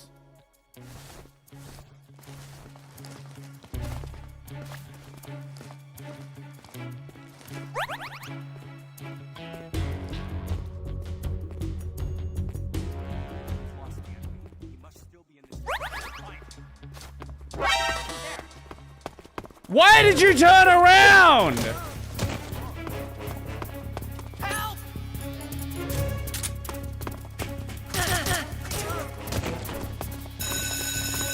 Oh my god, the other one fucking did it.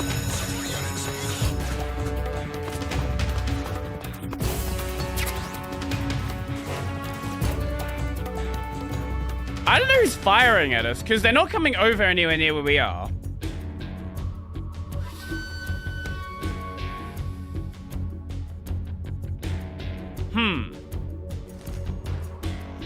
The beard and hair is mostly right. The face is very wrong. I don't remember which one that is, because there's one of them where... Oh my fucking god! Stop coming back over here! You know there's a guy with a gun. Why would you go anywhere near him?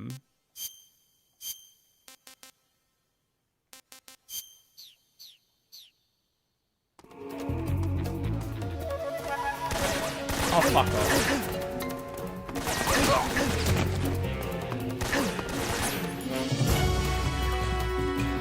You know what? Fuck it. Take one of these.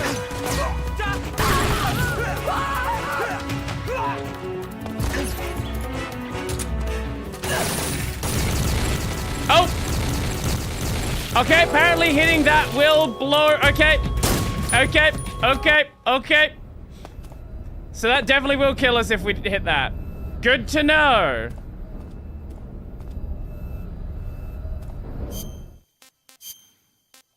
So that wasn't just bullshit.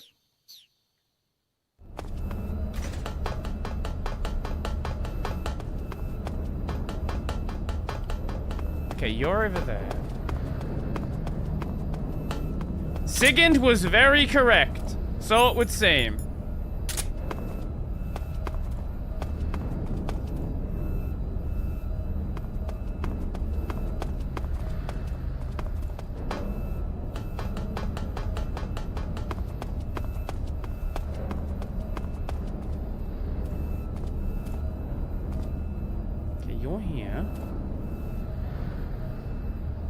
You're gonna turn around? What are we doing here? What are we doing? Because he's way over there. He's not really concerned.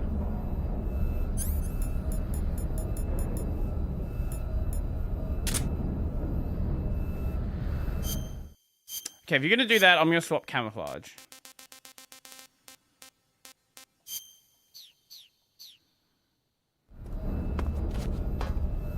You're gonna come around the corner? Where are we going?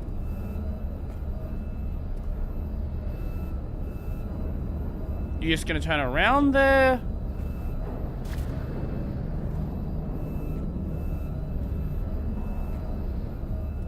Keep going. You're gonna go... What are you doing? Okay, if we're at 0%, that's not good. Let's swap to this for a moment.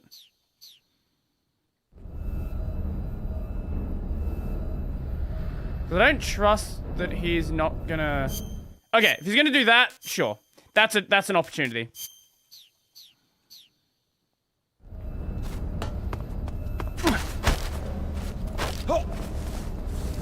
Okay. Speak. I'm not talking. Okay.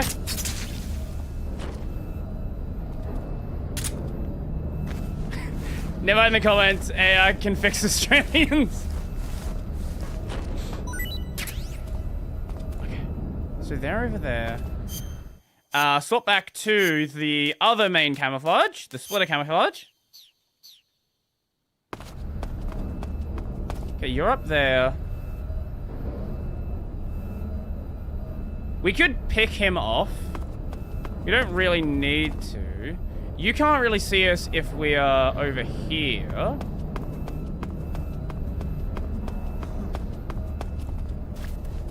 He made a noise. Why did he make a noise? No? He's just having a rough day? Okay, that's fine. That's fine. We can work with that.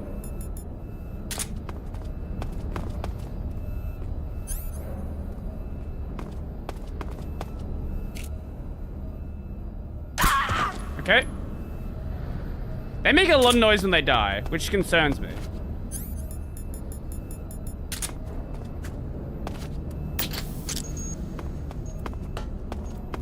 Okay, cool.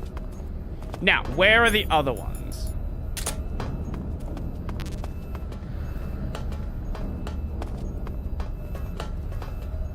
So he doesn't come down there, from what I can tell.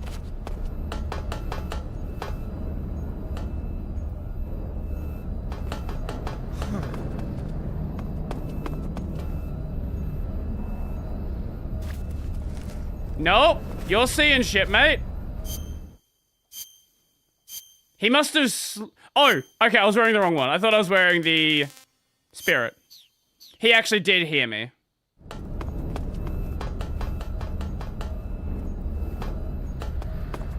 Okay.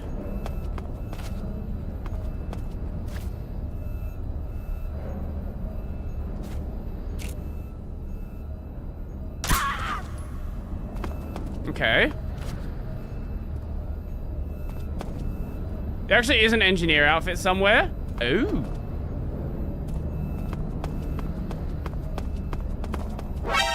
Are you fucking kidding? Who saw me? Somebody. Who saw me?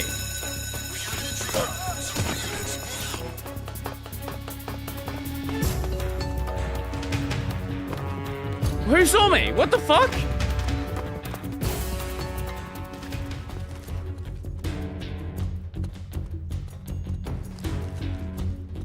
I don't know where he saw me from. It was somewhere behind me.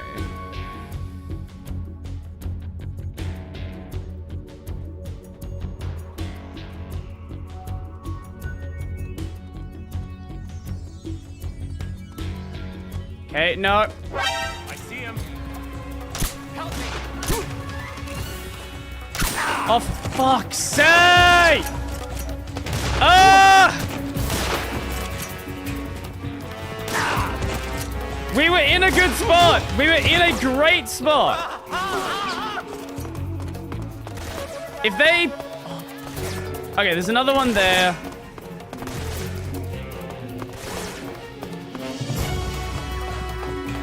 Please be out of here.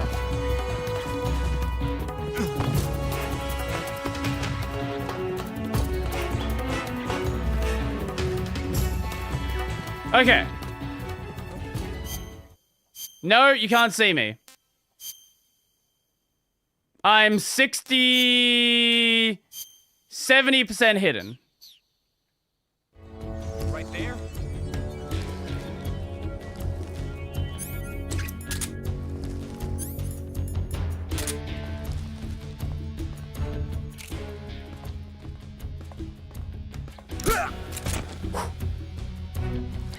Okay. Whew.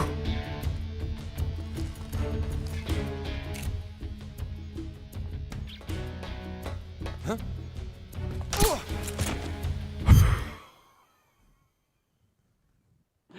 Stormtrooper aim, come on, save me today.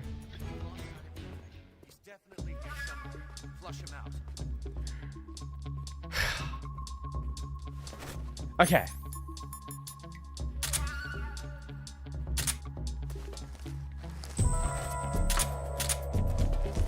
Stand up. There we go.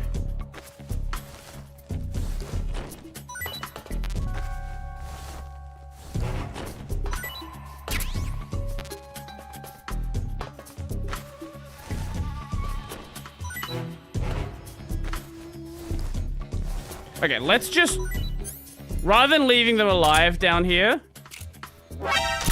Are you fucking kidding me?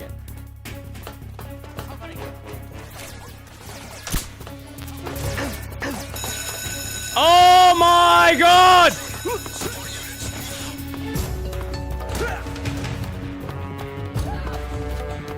We had a great hiding point back here.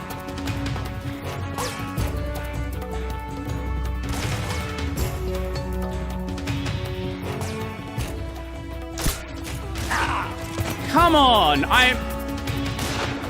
I've got so many times when I'm in points where they should not be able to find me. They never see me. Now here it's like, fuck you. Fuck you, we're gonna find you immediately in there.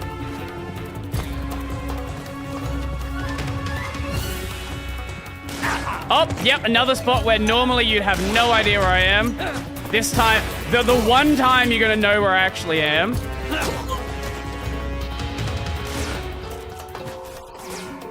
Okay.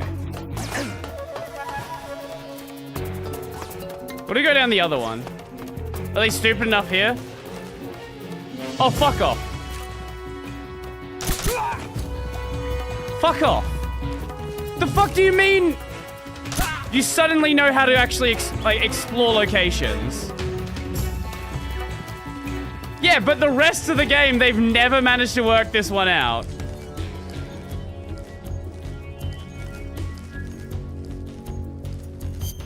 The rest, this is the one location where their AI actually works.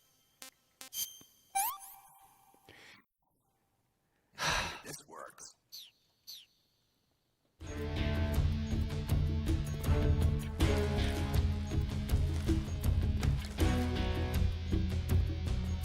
Okay. Please do not look in the tunnel. Cease? Yes, you have.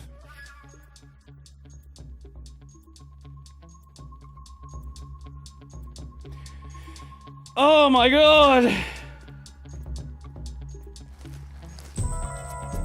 You catch some sleep now. Enjoy your sleep.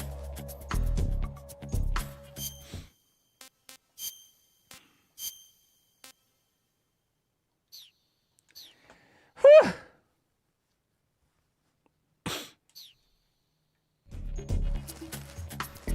Okay, there's one there.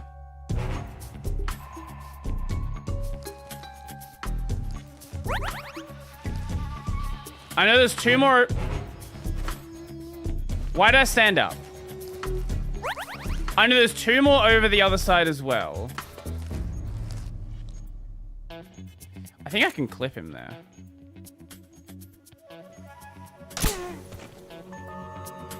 Okay.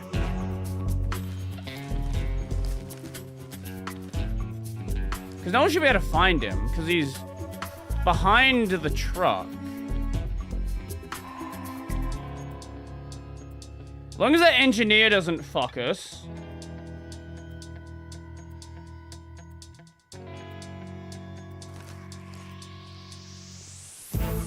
And the engineers don't seem to be coming into the tunnels anyway.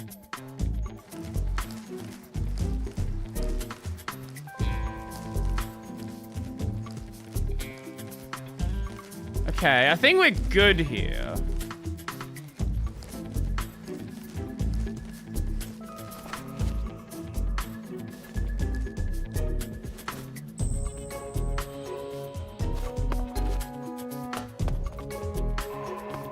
There's one there.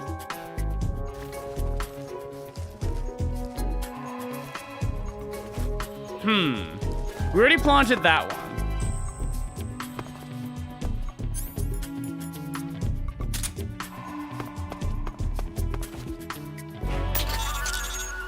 Okay. What is this? Snake? Yes? I finished planting the bomb on the rail bridge. Okay. If we get rid of the bridge, the enemy won't be able to follow us. That should at least buy us some time. Okay. I've also set up the escape route. How are things going on your end? We got 2. I just finished planting the second charge. Give me a little more time. Okay. I'll be waiting for you at the bridge.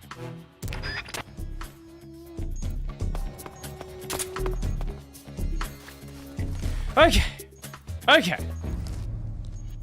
Oh, for fuck's sake. I saw those footprints.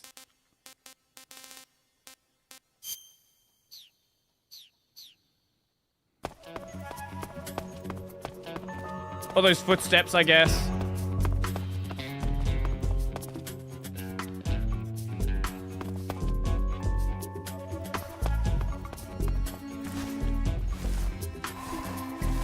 Canceling the alert. Return to your position.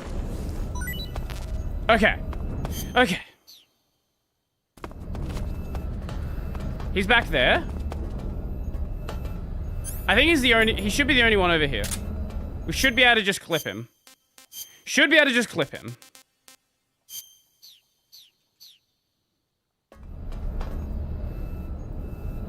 Don't turn around.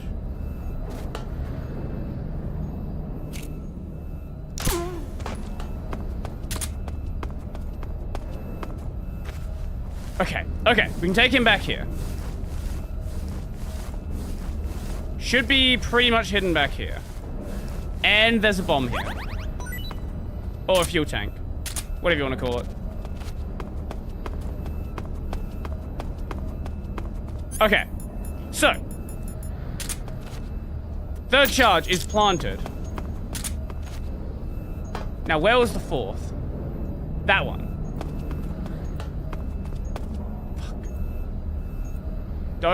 Don't examine. You don't need to examine.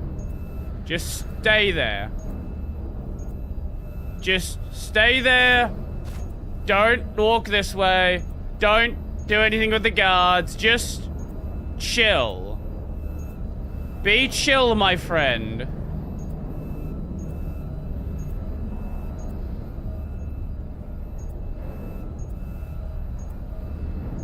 He's still... Why are you still looking here? Look the other way.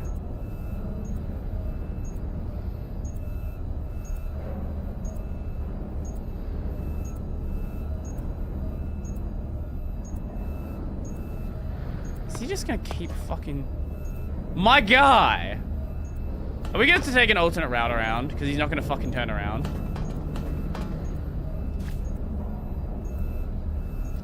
I don't want to have to pick him up from a distance, but I might have to. What are you doing?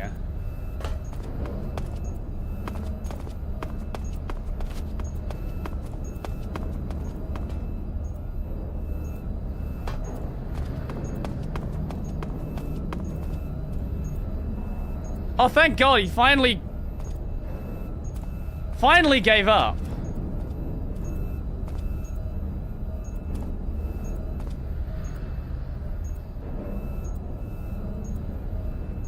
Okay.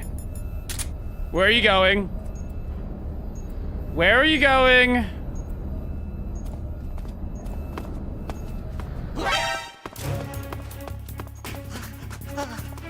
Fuck's sake.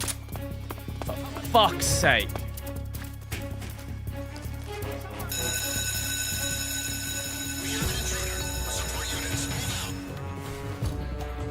Nobody saw me.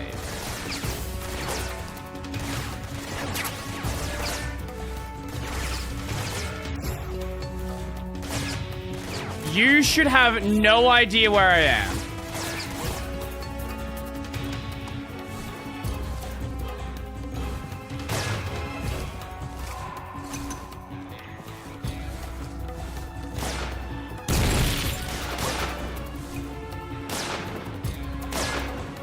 You should have no fucking idea I'm down here.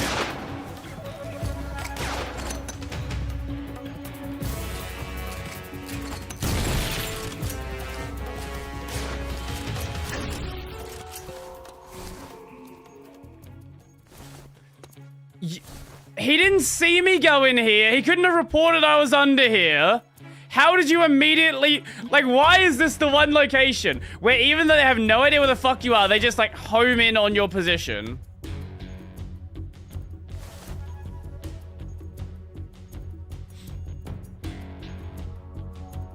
Can you fuck off? We've lost the enemy. He must still be in this area. Find him. The Linux man is angry. Also, why are there bullet holes on the tire? Oh, we can go into there as well. I didn't even consider that. Yeah, we don't have to go in the tunnel. We can actually just go under the Shagahod.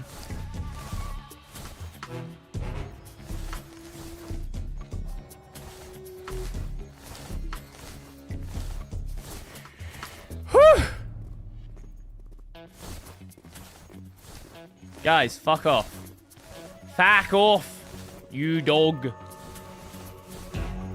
I don't want to risk the explosive getting destroyed and fucking ruining the whole segment. Because they will openly fire in this place. If you fire back, good luck if you're not careful. I will say, on the bright side, at least it's not like in the first game where you were forced to not fire. At least you have the option to fire in here, unlike the gas room in the first game.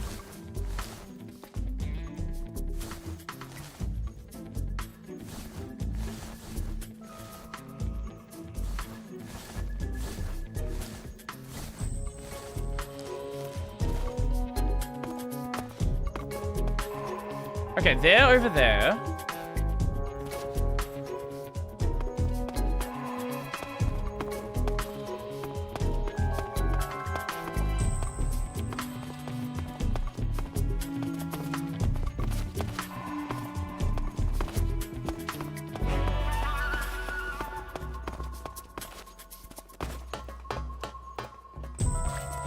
Just chill. Whoo! Okay. Okay. Okay.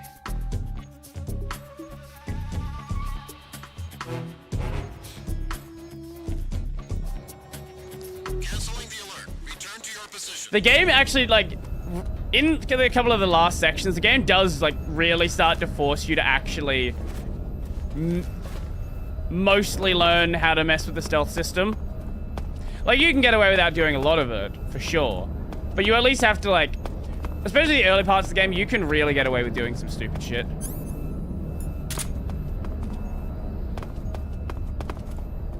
Oh, there's a... Wait, you can go across the top rails? Fuck's sake.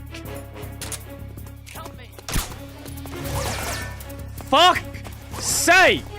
Why was there an engineer right there?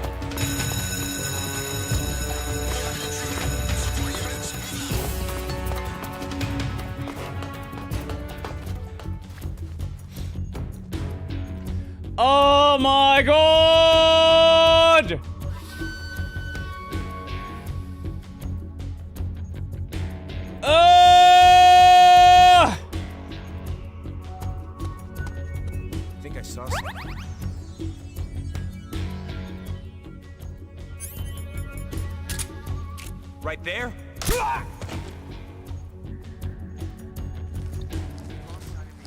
He's definitely here somewhere. Flush him out. I am not here anywhere.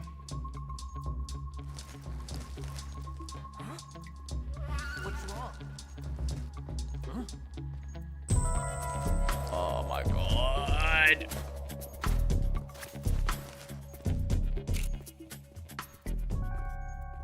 An intruder.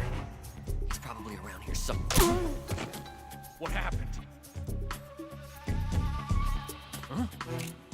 What's wrong?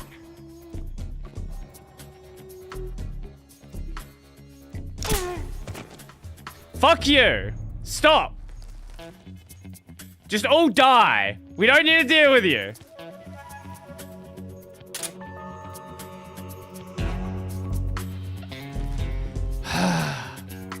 Fucking hell! I just want to plant one more bomb! That is all I want!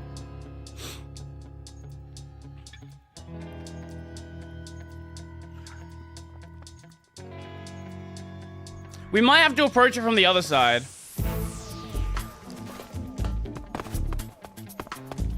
We actually just might have to go from the front side just so I can get an eyesight of an eye line whether or not there is an engineer or not.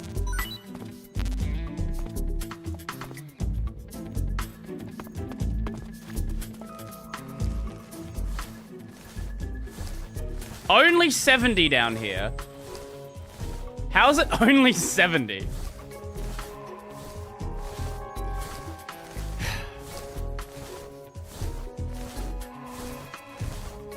Once we have the last bomb, we can just run for it. Like, at that point, we can do whatever.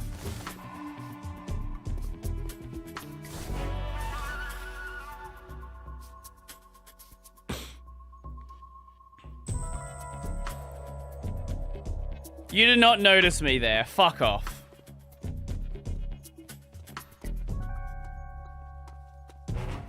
Okay. Please don't reset.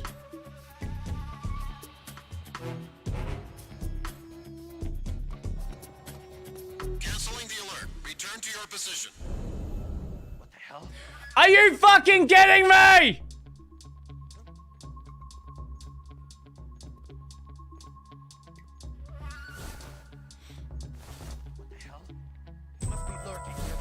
No, I'm not lurking anywhere.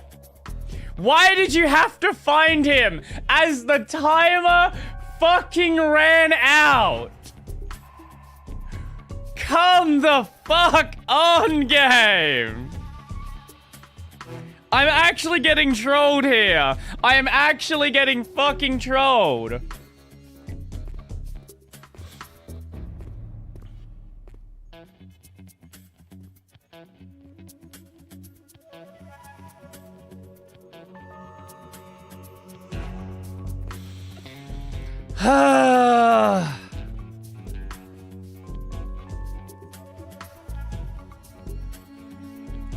God damn it. God damn it.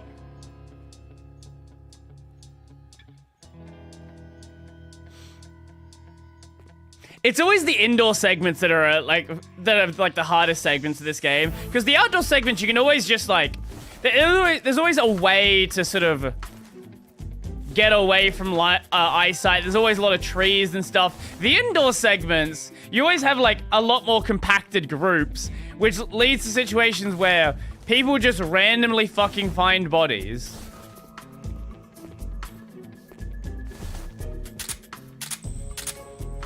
Part of me wants to take out this engineer. Part of me wants to do it.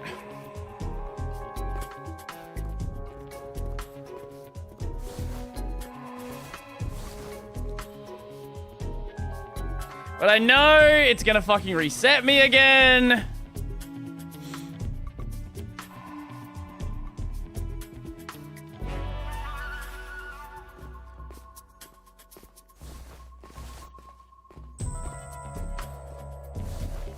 Okay. Maybe at some point he, like, goes somewhere else. I don't know. Maybe after the call. What do you mean? What do you mean? Oh my fucking god. No one saw me.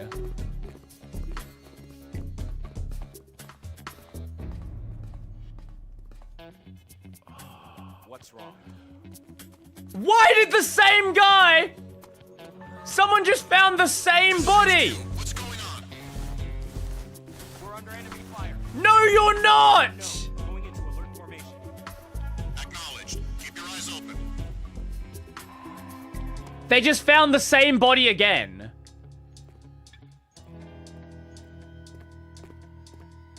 Oh my fucking god. Guys. What are you doing?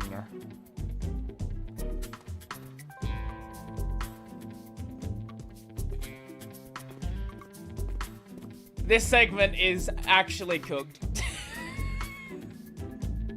It's not as bad as the last indoor segment, the when we had to get Rykov's body. But this one is a fucking mess.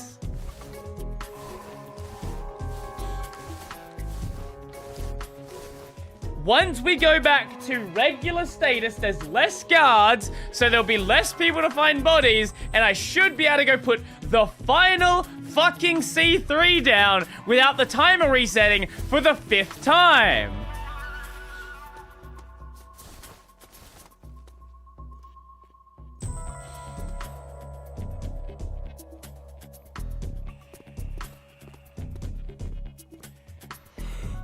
Kojima!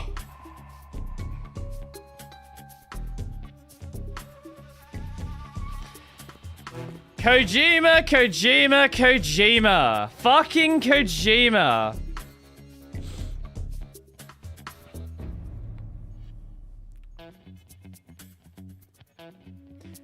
I do want to get this part done before we finish the game segment for the day.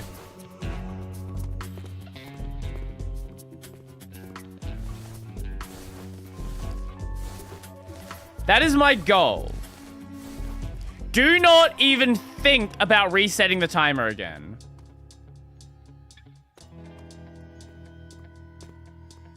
I'm just not even gonna move. We're just gonna stay right here, because I don't trust that this engineer is not gonna somehow fucking magically see me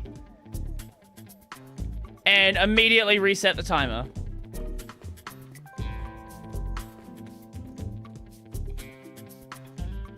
I do wish there was a way to speed up caution.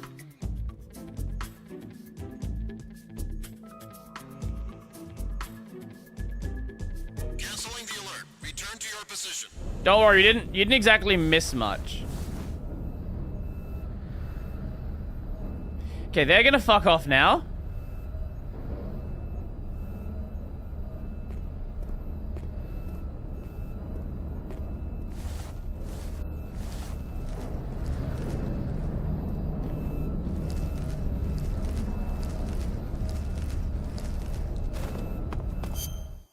Camouflage, uniform,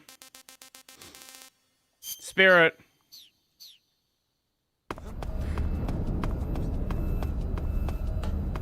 And now we put the other one back on.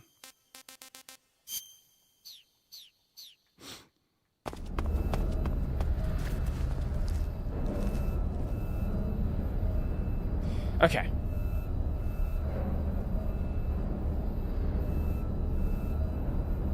Okay. Okay.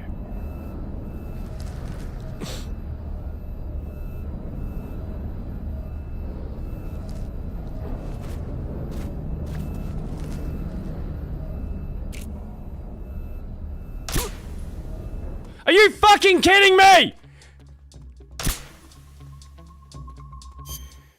What? That was a that was a fucking headshot. What do you mean? This is HQ.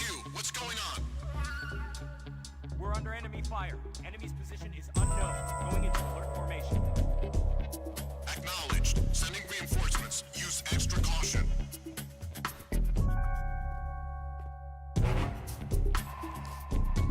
Eh? You didn't go into alert formation.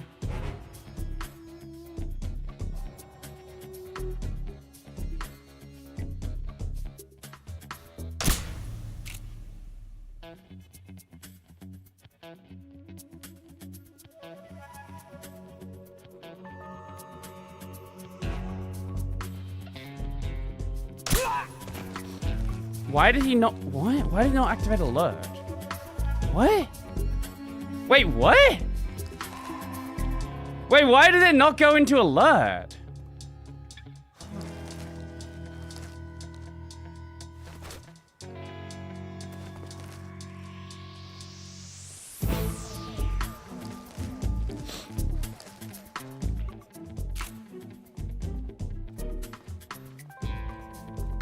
Okay, he turned that way, right?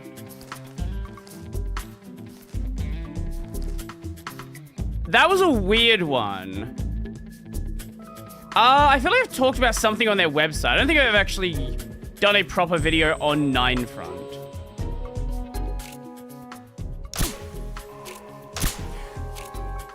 The enemy, he's here. I fucking did not hit you in the shoulder.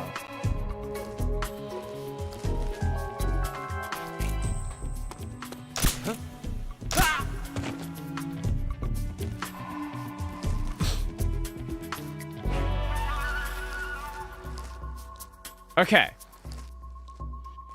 I don't know how we're only on caution from that. We should not be on caution. But I will certainly take it if it's gonna happen. Sure. I guess technically it's a dark area, I guess? Like that's the only logic I have here.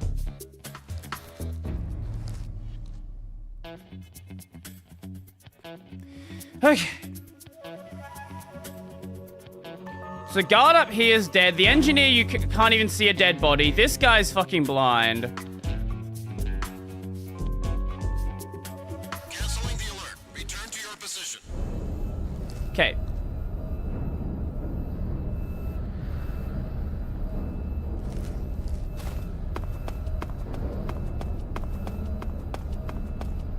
Okay.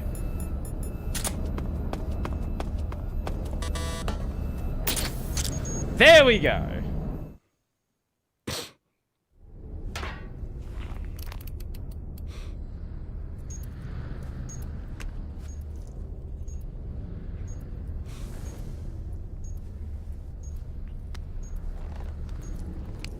What are you gonna shape it into? A snake?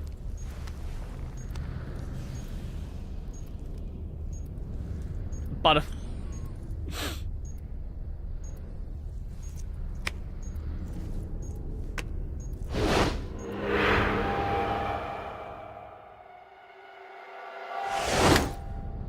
I thought it was just gonna.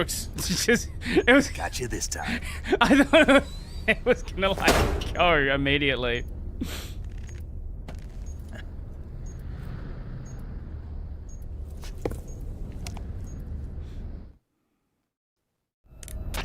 Major, I finished planting the C3. I'm on my way out now. Okay. Hurry, Snake.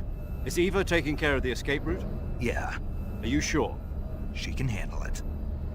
All right, then. Now, Hurry up this is and a get out of problematic position to be in because there's going to be the timer. Snake!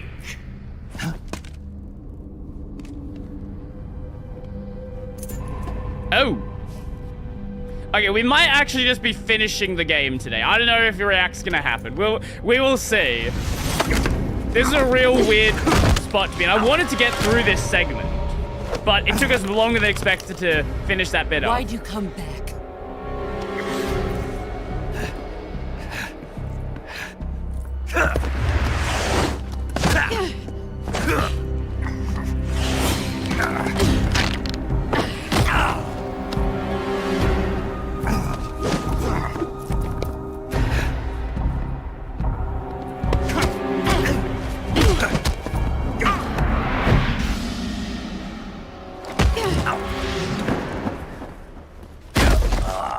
This is like a very long endgame segment, to be honest. It does.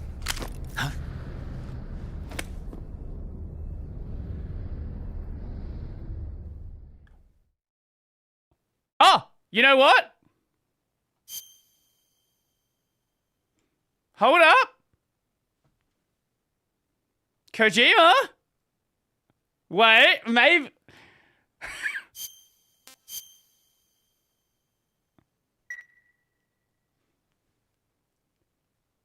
Kojima?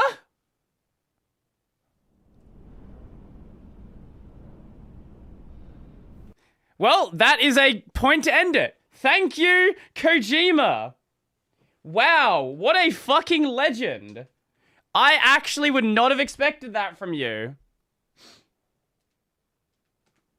Okay. No, the cutscenes are for next time. That...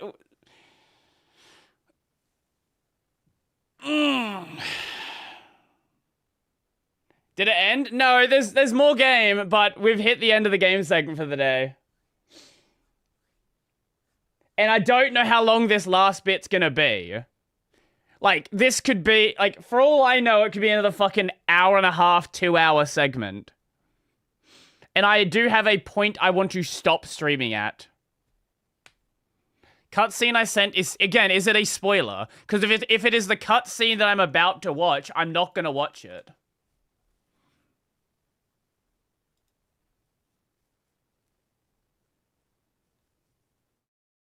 Okay, it's related to the cutscene we just saw. Okay, sure.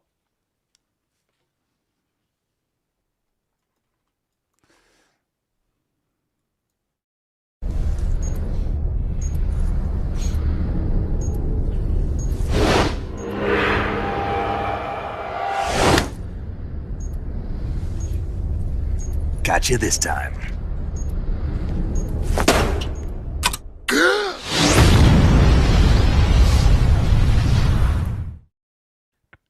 Okay.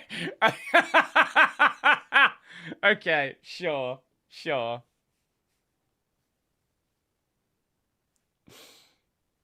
These were from Konami's official site at the time.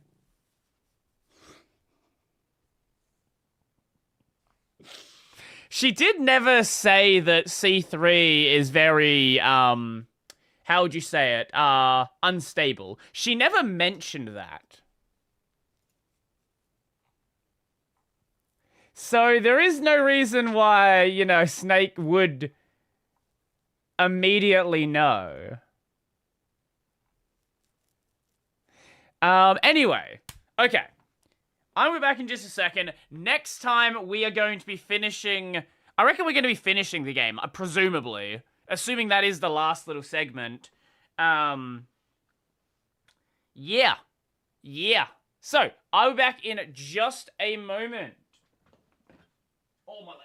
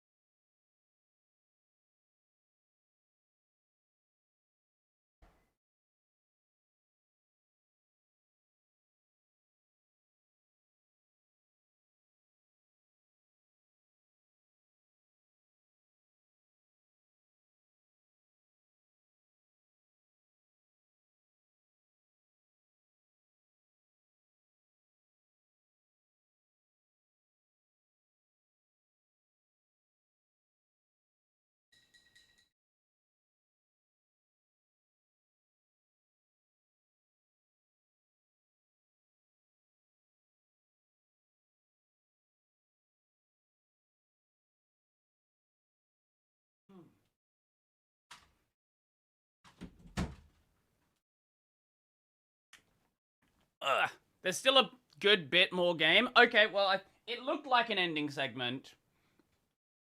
But I guess if it's not, then it's not. Either way, that'll be a next time problem. Let us go to the Just Chatting segment. And what do we have here? What do we have here? The history of headshots. Okay. Sure. It's a Game Ranks video. Okay, I was gonna say, this is not the kind of video that Game Ranks makes. So is that what they used to do? Oldest.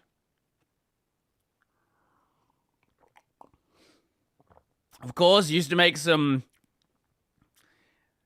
Oh, okay. Wow. I've never looked at the, old Game Rank stuff. Anyway, the history of headshots. That is a really old video. Fucking hell. It doesn't even do 1080p.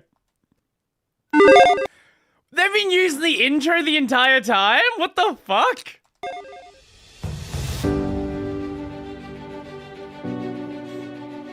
Sniper is a cool game. The headshot. An act that has become an absolute massive part of the first-person shooter genre. Even if you don't play a lot of first-person shooters, you know exactly what I'm talking about. And That's why actually not even that. It's not only measured by the game as an achievement, but it's also a massively satisfying display of... This wasn't even an old game at the time. Yeah, it was... an older title, but it's not crazy old. Skill. Though to someone late to the gaming culture, it may seem somewhat dark. It's understood within the gaming community that a no-scope headshot can be a very impressive feat. What exactly inspired developers to start rewarding you for headshots rather than treat them like any other shot to an enemy? When exactly did it transform from simply shooting an enemy in a head to a... Is the headshot... Fuck, this is an old video.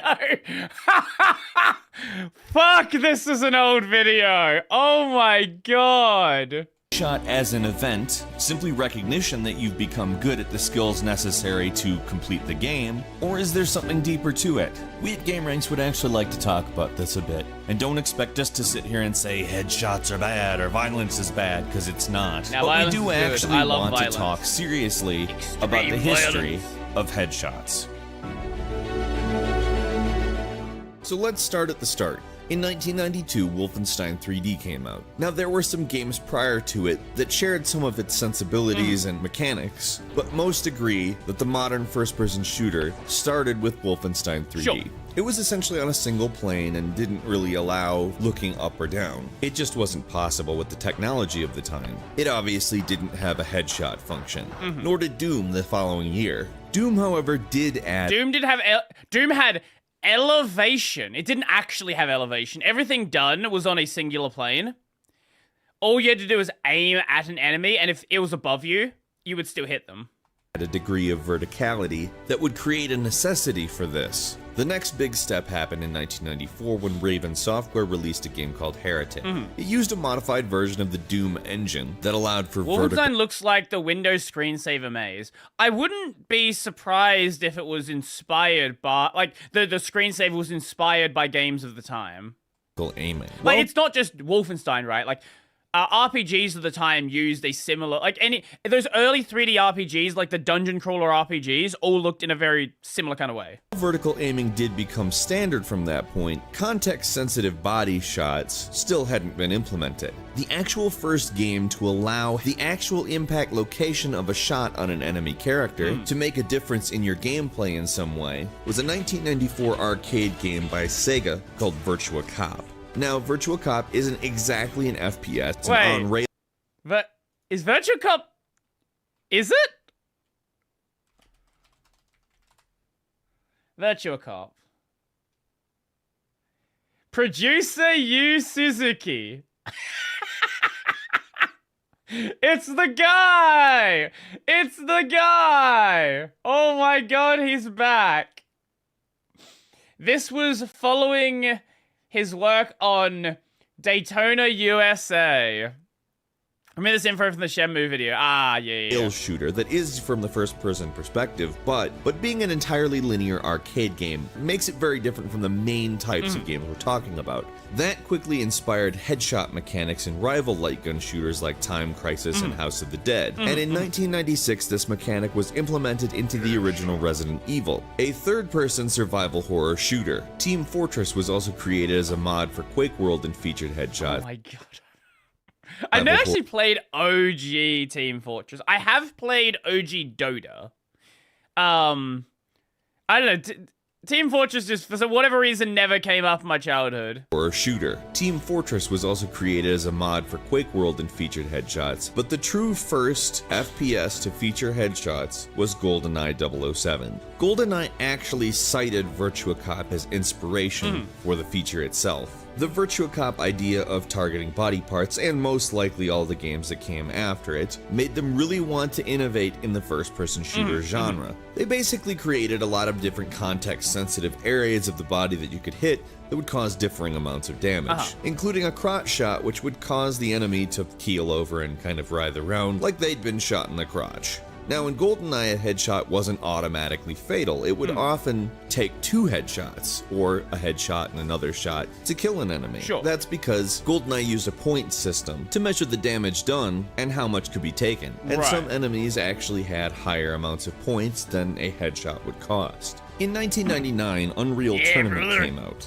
In going along with the tournament aesthetic that it had created for itself, there was an announcer who would yell, "When you..." Do you know what's sad?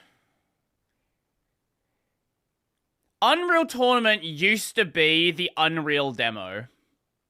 The Unreal demo now is Fortnite. Imagine how much better gaming would be. Wait, did you not know about Unreal Tournament? Oh my fucking...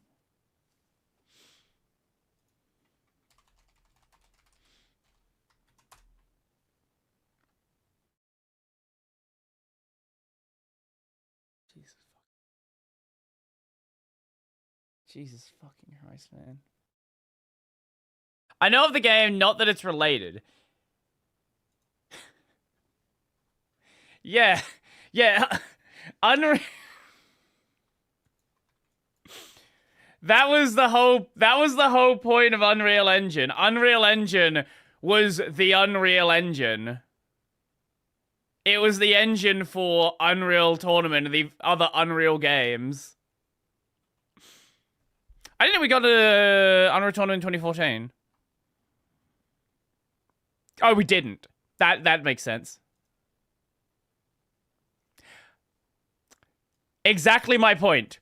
Unreal Tournament was going to be their showcase game for Unreal Engine 4. Then they focused on Fortnite Battle Royale. Managed to pull one off. This caused a bit of controversy. Where GoldenEye simply allowed it, Unreal Tournament was regarding it in the same way that an NBA fan would like a slam dunk. It became an event, something to get excited. This was in the 90s, so was there some media outrage about it? Some games are going to turn you into criminals? It caught on very fast. In single-player mode, headshots were a huge deal, allowing you to display your skill in the game as well as conserve ammo. But where headshots truly caught on was multiplayer. Being able to quickly end the turn of one of your friends in a competitive mode encouraged people to develop skill in aiming in the game.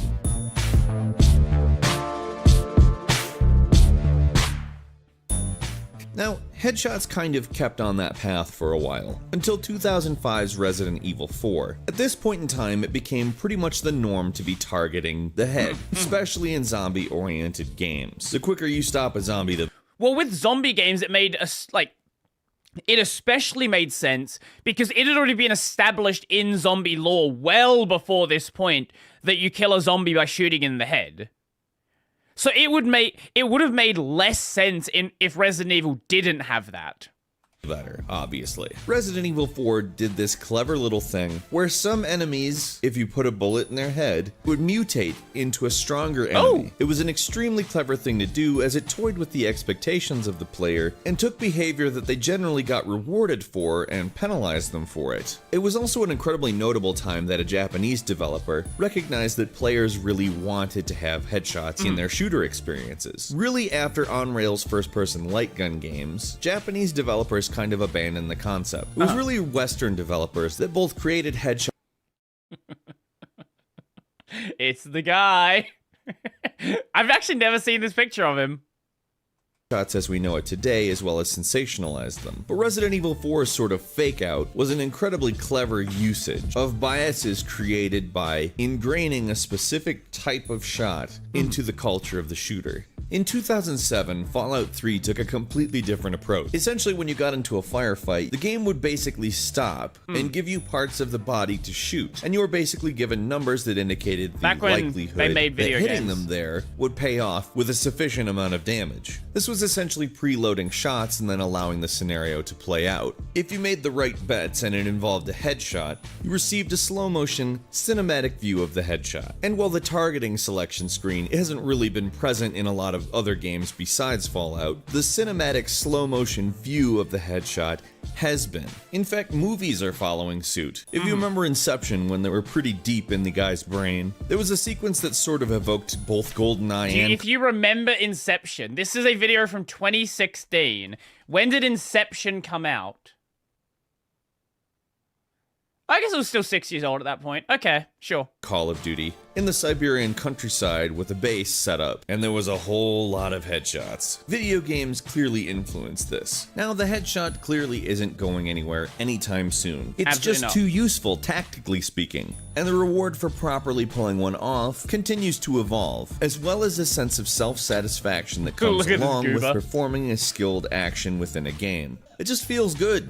Obviously, the headshot has evolved a great deal since it was first introduced, and I for one am excited about the evolution of any game mechanic. This is why video games are the powerhouse in entertainment that they are today. They don't just rest on their laurels, they continue to try to innovate. And headshots, from Virtua Cop to the latest Call of Duty, are a perfect example. Latest Call of Duty, 2016. When in 2016? This would have been 2015, sorry. COD releases. What was the latest COD at this point?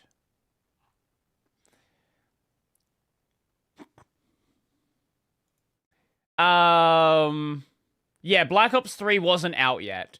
So latest COD at this point was Advanced Warfare.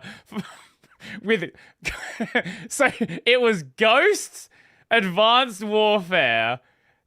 What a shit what a shit time that was. But at least you had Black Ops 2 before that, so hey, that's something. At least you're not at Black Ops 7 now. What are some of your best experiences with a headshot? You can tell us in the comments, as well as please click the like button because it helps us immeasurably. Also, if you're not subscribed, you're definitely going to want to do that, because we upload videos every single day, and the absolute best way to see them first is by having a subscription. We thank you so much for taking this trip through the evolution of headshots with us. We hope you enjoyed it, and as always, we will see you next time on Game Ranks. That was fun. Fun short one. Very old Game Ranks video, but still enjoyed that nonetheless. Yeah.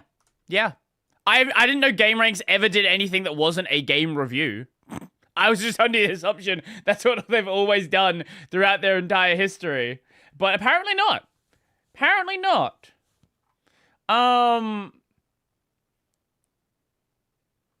Wait, why the CIA created Pokemon Go? Okay, that could be interesting.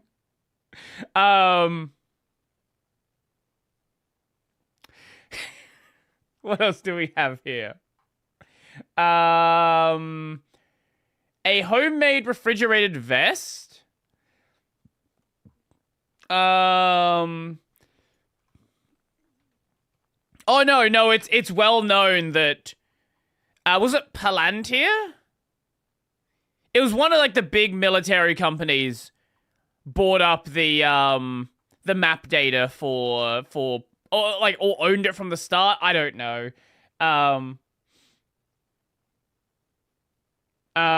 Okay, sure. Let's go down the conspiracy hole. Why not? Why the CIA created Pokemon Go. Sure, let's watch this one. Most people don't know that the founder of Pokemon Go, John Hankey, received funding from In-Q-Tel, which is the In-Q-Tel, sorry, that's the one I was thinking of. venture capital firm created by the CIA. And while you and your friends were walking around your city... I actually never played Pokemon Go. And there's a key reason. I was gonna say that. He does really sound like Ethan Klein, doesn't he? It's not Ethan Klein, but he does sound like Ethan Klein. I was gonna say, I never played Pokemon Go, and the main reason for it is I didn't have enough, like, data to justify, like, playing a mobile game at the time. So any mobile game that I couldn't play, like, at home didn't make any sense to me. Scanning the Earth to catch your favorite Pokemon, the game's developer, Niantic Incorporated... I don't think it's his accent. I think it's the way he ends words.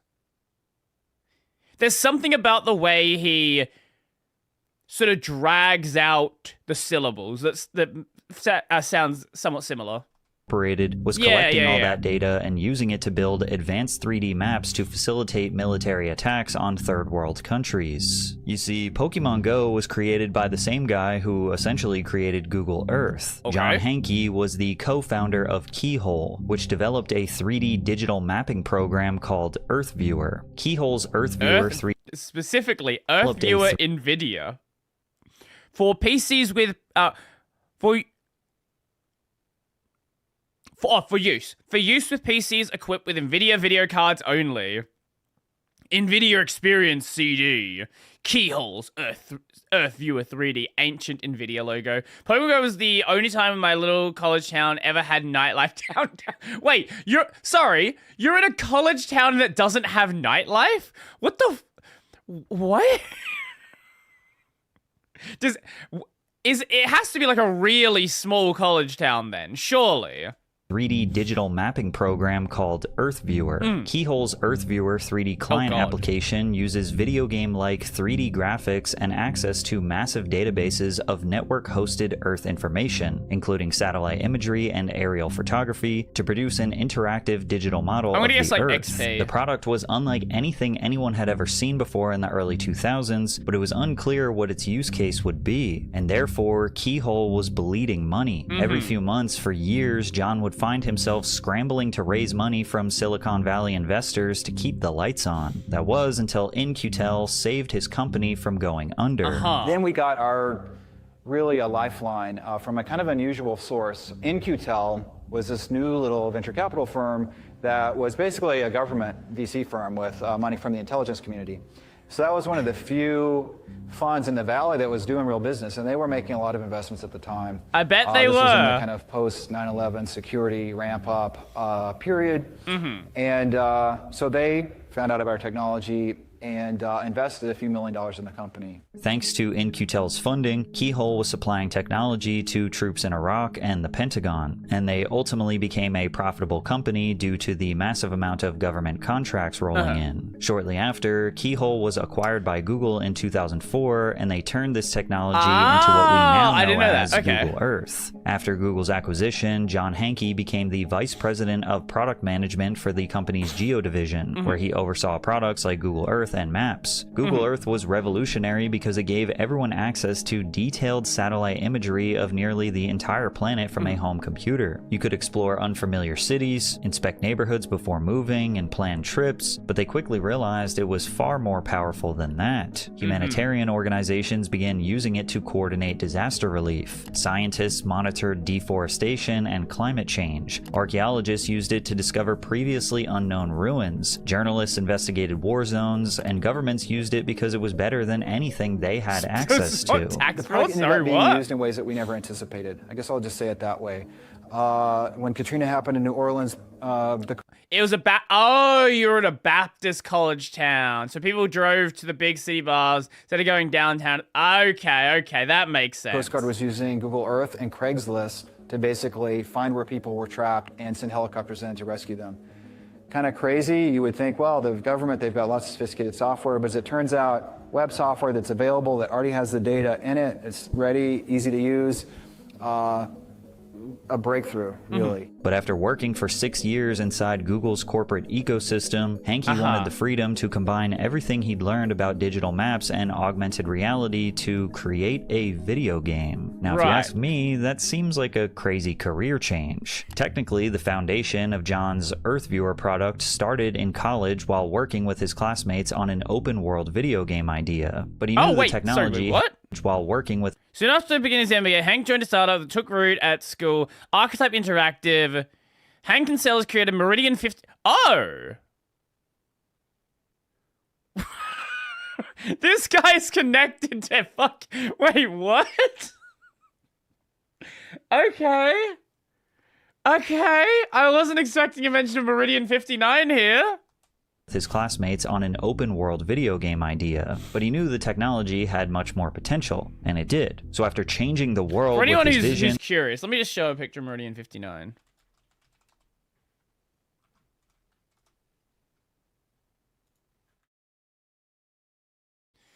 Welcome to video game. Let me see. Does Josh Strife Hayes have a video on Meridian 59? He probably does. Meridian. He does. Of course he does. Let's go back to 1996. You and your friends had just watched Independence Day at the 5 local years cinema. ago. You're driving back home in your Volkswagen Golf, singing along to the Spice Girls. Excited that later you'll get to play that new Super Mario 64 game. Life was good, but how about instead of being social, or seeing people, or adventuring around the real world, you could instead be absorbed in the virtual? Because 1996 gave us the first graphical 3D MMO, Meridian 59. Ladies and gentlemen, welcome. I'm Josh Strife Hayes. I've spent years playing many MMOs and do what I do. You can play the game now. There's still servers up. Joining them is a fucking nightmare. But people are still running the servers.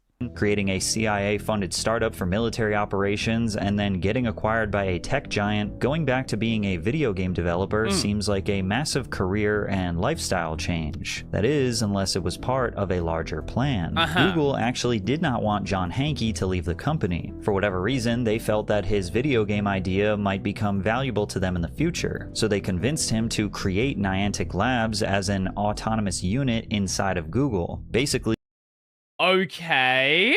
They gave him the freedom of creating a startup, but using all of Google's resources inside of Google's walls. If it failed, Google would get their employee back, and if it succeeded, then Google could be an early investor or part owner of a major video game innovation. Niantic's first major product was an app called Field Trip, a virtual tour guide that analyzed the user's location, provided suggestions for nearby landmarks to visit, and offered information about the area. That's cool. I don't, see, this is a problem. He's a smart guy. He knows how to use this map tech to do interesting stuff. Like, that's actually really cool. Nowadays, that's something that's literally just built into search engines, which again, you know what? Going back to that Google does own the company. I don't know when Google started doing, like, here are businesses that are near to you. I have a feeling it came directly from this work. It wasn't much of a game, but it laid the foundation for their next big project called Ingress. Launched in 2012, Ingress was an augmented reality mobile game that prompts users to explore their neighborhoods and locate portals at nearby landmarks. This was quite literally the same idea as Pokemon Go. Those who played it were intoxicated by the addictive gameplay loop, although it failed to pull in a large player base even years after its release. Luckily for Niantic, one of the game's players would prove to be an invaluable asset with direct ties to the Pokemon company. But real quick, I'm sure you have all connected to public Wi-Fi at some point, at your airport or your local... Which one? Nord? Proton? Who are we going with? Surfshark? Nord? You reckon Nord? I think Nord's a good option. I'm thinking Nord or Proton. Those are the two options I'm going with. coffee shop, and every time you do, you're leaving yourself vulnerable to cyber attacks. These networks are often unsecured and lack sufficient encryption. This creates an opportunity for someone to spy on your internet activity, which could lead to privacy concerns, leaked personal data, or financial loss. That's why I use Surfshark. Surfshark VPN masks your IP, making your online activity much harder to track. But Surfshark isn't just a VPN. It also monitors your personal data for leaks, protects against phishing attacks, encrypts your data when browsing the internet, making you harder to track, and much more.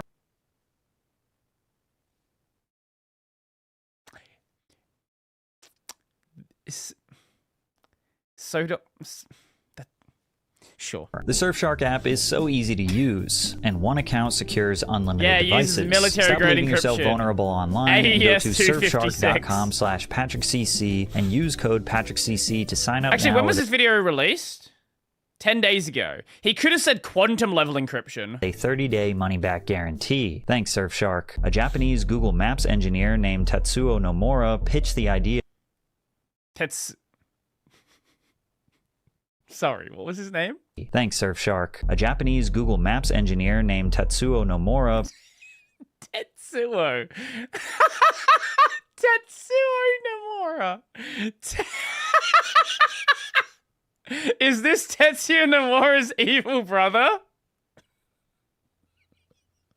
Pitched the idea of placing Pokemon inside of Google Maps as an April Fool's joke. He traveled to Japan and got direct permission from the Pokemon Company to implement the feature. John Hankey asked Nomura to show the Pokemon Company's executive board the Ingress game. Little did they know that the president of the Pokemon Company was already a massive fan of the game. And because of this, Niantic was able to secure a partnership with Nintendo and create Pokemon Go. They launched the game on July 6, 2016, but they never could have anticipated the chaos that would come next. Do you know what's crazy? I have a friend who was addicted to this game, and so addicted that during COVID he was playing the game. Now, how do you play Pokemon Go during COVID? Well, they wanted to have people continue using it, so they started selling like remote passes where you could like buy to, like, you know, people would use VPNs to go to another location. They would then start selling passes to go to like other locations, go to other raids, go to like things that are not in your region. In just 2 months after its release, the app was downloaded over 500 million times, and an estimated 21 million players logged in every single day on average. Not only had it surpassed the success of mobile games like Candy Crush or Clash Royale, but it was pulling in more engagement than websites like Twitter and Facebook. The concept was simple. You walked around your neighborhood and searched for virtual Pokemon. When you found one, the game used your phone's camera to make it look like the Pokemon was right in front of you, and you used Pokeballs to catch them and add them to your collection. The game incentivized users to explore the world around them, offering various digital Pokestops at I think what also helped is this was like early, like this was, phones were now becoming powerful enough. Why is your phone not fucking charged?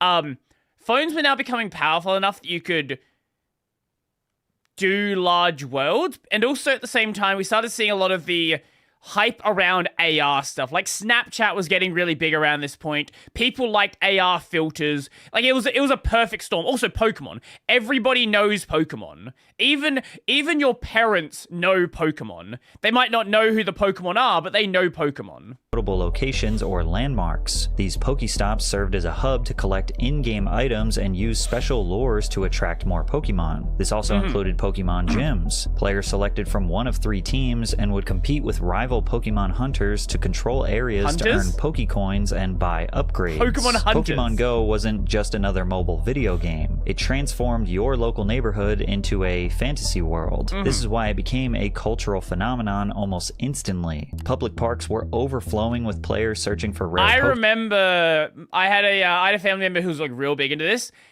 In the middle of winter, people went down to the beach and the beach was packed. Pokemon, restaurants and stores used nearby Pokestops to advertise their businesses, and content creators were racking up millions of views just by playing the game. The game skyrocketed into mainstream pop culture, becoming a topic of discussion on late-night television shows, and was infamously referenced by Hillary Clinton. Are you gonna play the clip? Please play the clip. During her 2016 presidential campaign. I don't know who created Pokemon Go, but I'm trying to figure out how we get them to have Pokemon go to the polls. It's safe to say That was such a stupid fucking line. Of all the stupid shit she said, that might be one of the better ones. That might be like top 3. Pokemon Go was taking over the world, but it wasn't just making headlines for its record-breaking numbers. It was also being linked to real-world accidents, life-altering injuries, and even deaths. Only days after the game's release, 2 men were in this one, injuries and teen fatally struck by motorcycle while playing Pokemon Go. Which one of them was playing Pokemon Go? Was it the teen struck by the motorcycle, or was it the motorcyclist? This is a very important question. I'm assuming it was the teen. Both? Honestly, very possible. Even deaths. Only days after the game's release, 2 men were hospitalized while playing Pokemon Go. They hopped a fence to get access to a Pokemon on the other side, ignoring a sign warning pedestrians of the unstable... To get a Pokemon on the other side, you know where they also could have gone? Right down here at the beach.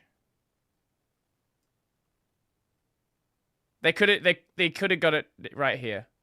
Ground on a nearby cliff, Do we have which one? both men eventually fell down. The players sustained serious injuries, but fortunately survived. Others What do we were have? not What is so the dice lucky. of A truck what one driver do in we have? Japan hit 2 women while playing Pokemon Go, severely injuring one and killing the other. Players of the game began to find themselves in increasingly dangerous situations as both drivers and pedestrians were getting distracted by the app. And the more people became immersed in the world of Pokemon...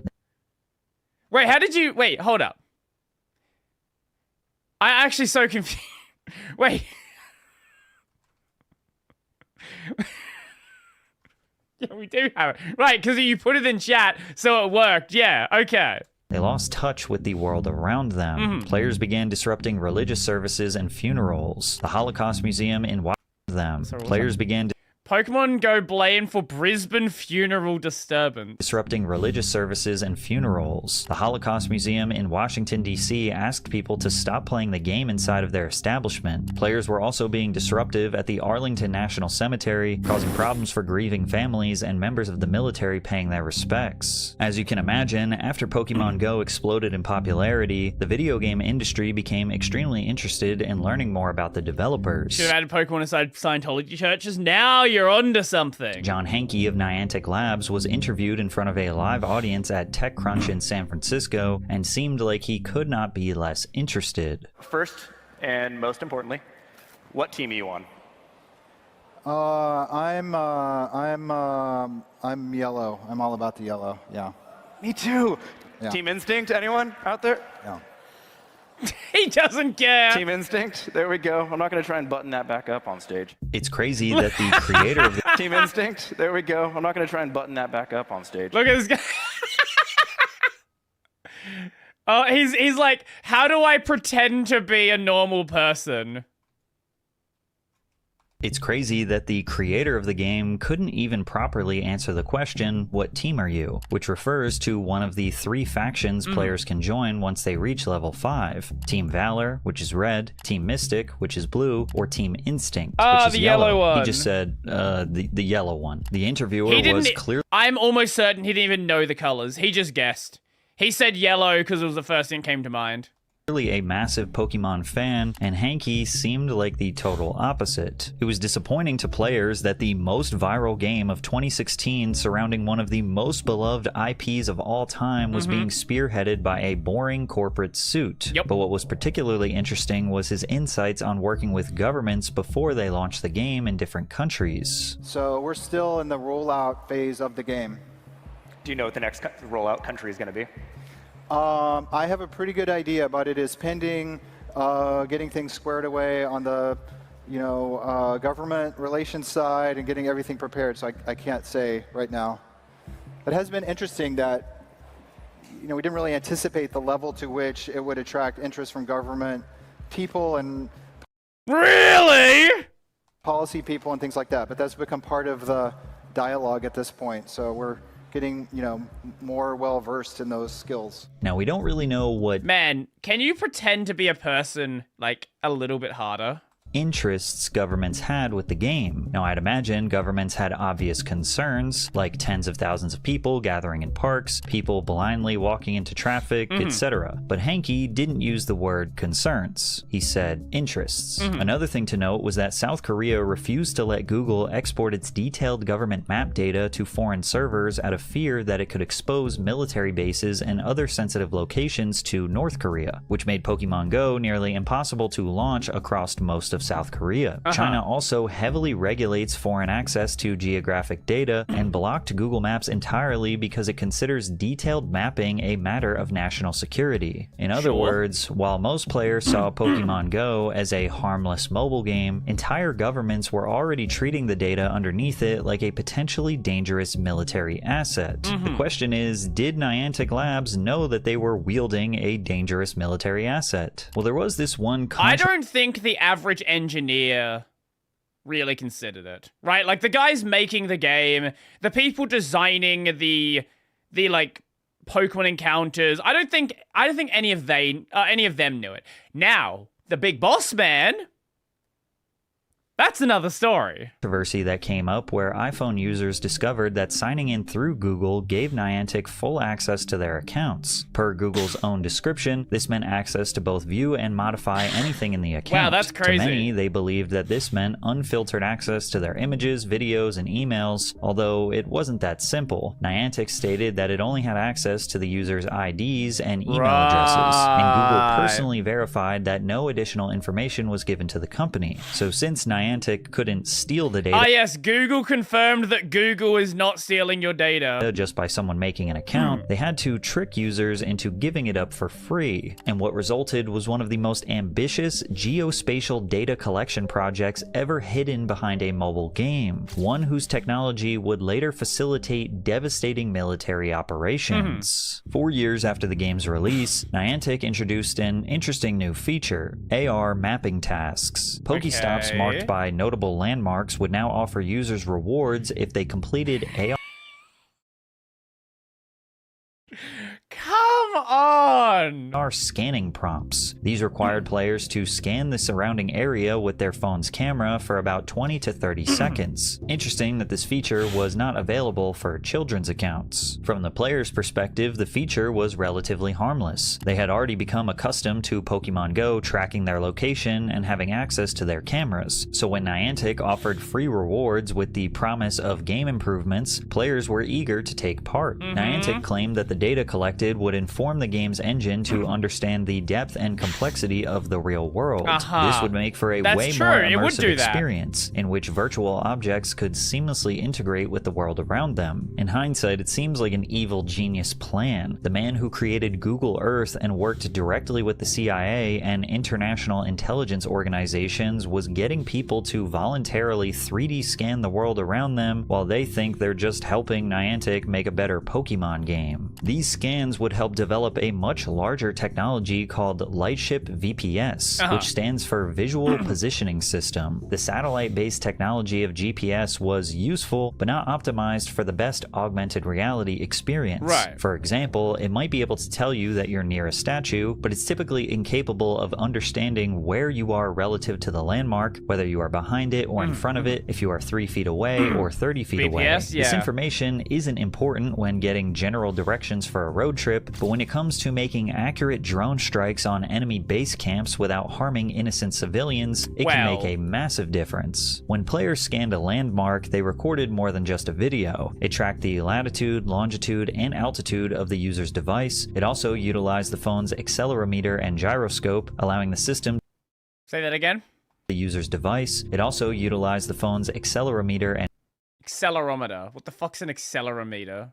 gyroscope, allowing the system to consider the phone's position and orientation. Considering all of this data, the scans could be used to make reliable inferences about the user's distance from both the landmark itself and the surrounding environment. Every scan submitted was unique, taken at different angles, positions, and distances. Each video was divided into approximately 300 individual images, all of which were pieced together with other scans to create a full 3D digital map of the area. Essentially, Niantic was creating the world's largest largest, most detailed 3D scan of the entire world, and Pokemon Go And you're all players were doing it helping for for the free. most innocent intentions. VPS could compare the player's live footage against this virtual world to determine the player's exact location, which helped influence where objects and Pokemon would be anchored within the real world. Think about how NPCs in Grand Theft Auto sometimes mindlessly walk around with no intention or logic applied to them. Pokemon Go was similar initially, but with this new technology, the Pokemon could now be programmed to interact with their surroundings. Instead of being mindlessly placed on the ground, they would be able to hide behind the landmarks or even climb on top of them. Put simply, the goal of this technology was to make a near-perfect replica of the world the way that humans would experience it, so that the Pokemon in the game could literally interact with the world the same way a human might. And players were willing to sacrifice 30 seconds of their day if it meant free rewards and a better experience down the line. And by November of 2022, Niantic revealed that they had developed more than 120,000 digital maps of various locations throughout the globe. Oh my but God. technology this powerful would Time be to 3D wasted print, if yeah. it were only used for Pokemon Go. And Niantic understood this deeply. While they stated their goal was always to give people tools to become 21st century explorers, it up. felt like they were leaving a massive opportunity on the table. But VPS also had a major limitation. The system was only able to recognize information it had already been given. If a Right. landmark had only been scanned from the front, the model would not be as effective when used from behind. And if it had received no prior information on a landmark, there was nothing the model could work with to provide an immersive experience. Sure. They had now gathered enough data for 1 million different waypoint locations to have full VPS integrations, but there were still millions of locations that had not been fully scanned. Niantic sought to fix this issue with their large geospatial model announced in 2024. The goal was to take all of the combined data they had collected and use AI to make inferred guesses about partially unscanned locations.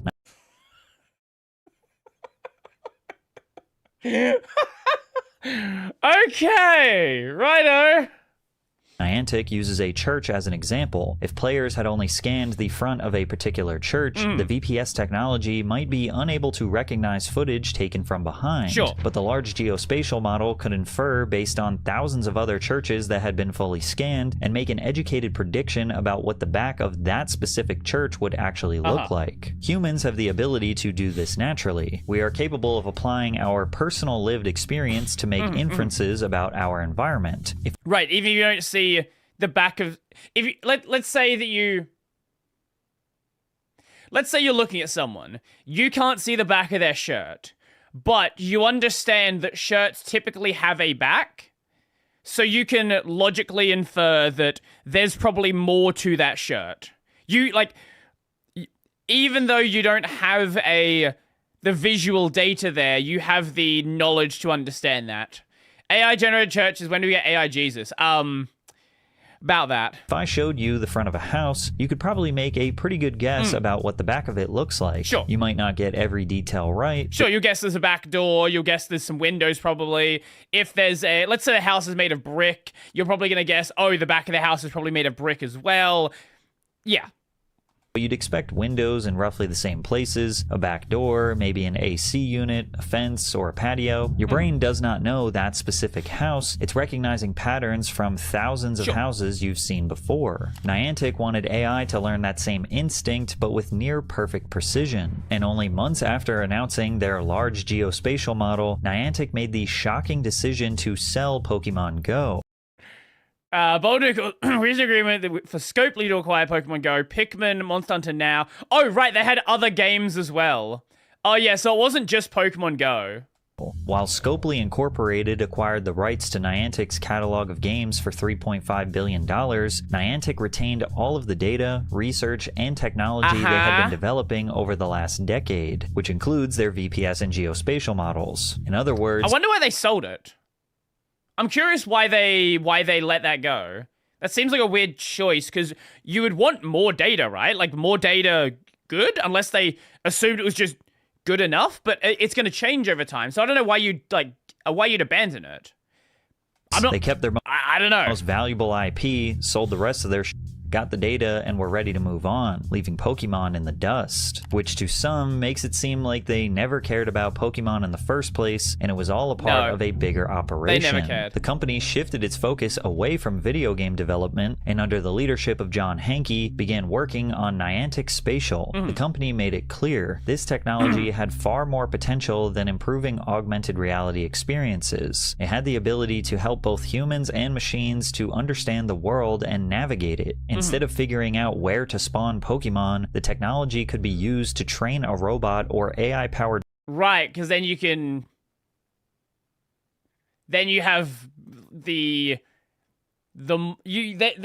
basically just have the information you need to do pathing algorithms. Vehicles to determine their locations without the use of or to have the AI train a pathing algorithm. GPS. Like, you know how outside of your town, you don't really know where you're going or where you are, but thankfully you have access to GPS on your phone. Well, they're working on a technology for machines, robots, or vehicles that would essentially install a perfect one-to-one understanding of the entire world. So you could theoretically place it anywhere and it'll know exactly where it is and exactly how to get where it needs to go in the fastest way possible. And initially, this tool was being marketed as something that could enhance manufacturing, warehousing, logistics, construction, tourism, entertainment, and education. Like, a warehouse worker could use the VPS technology to navigate the facility and streamline the process of conducting inventory management instead of just like walking around the building and understanding where things are and where they need to go. Niantic was also getting involved in areas that most might not have expected.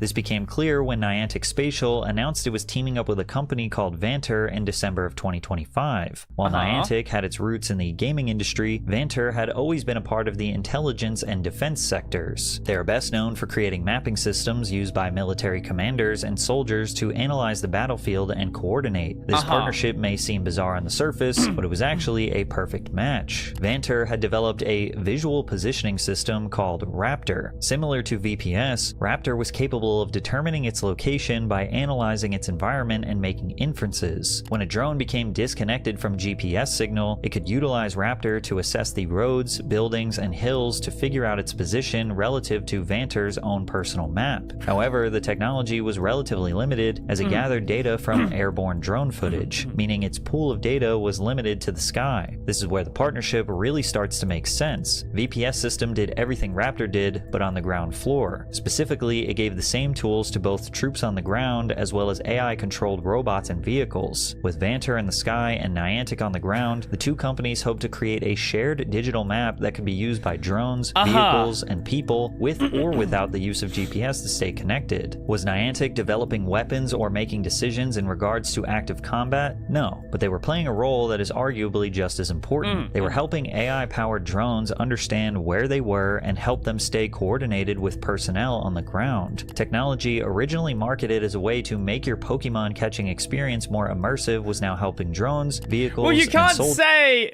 look, if you're going to advertise it as a way to get people to do it, you can't just say what you're actually doing.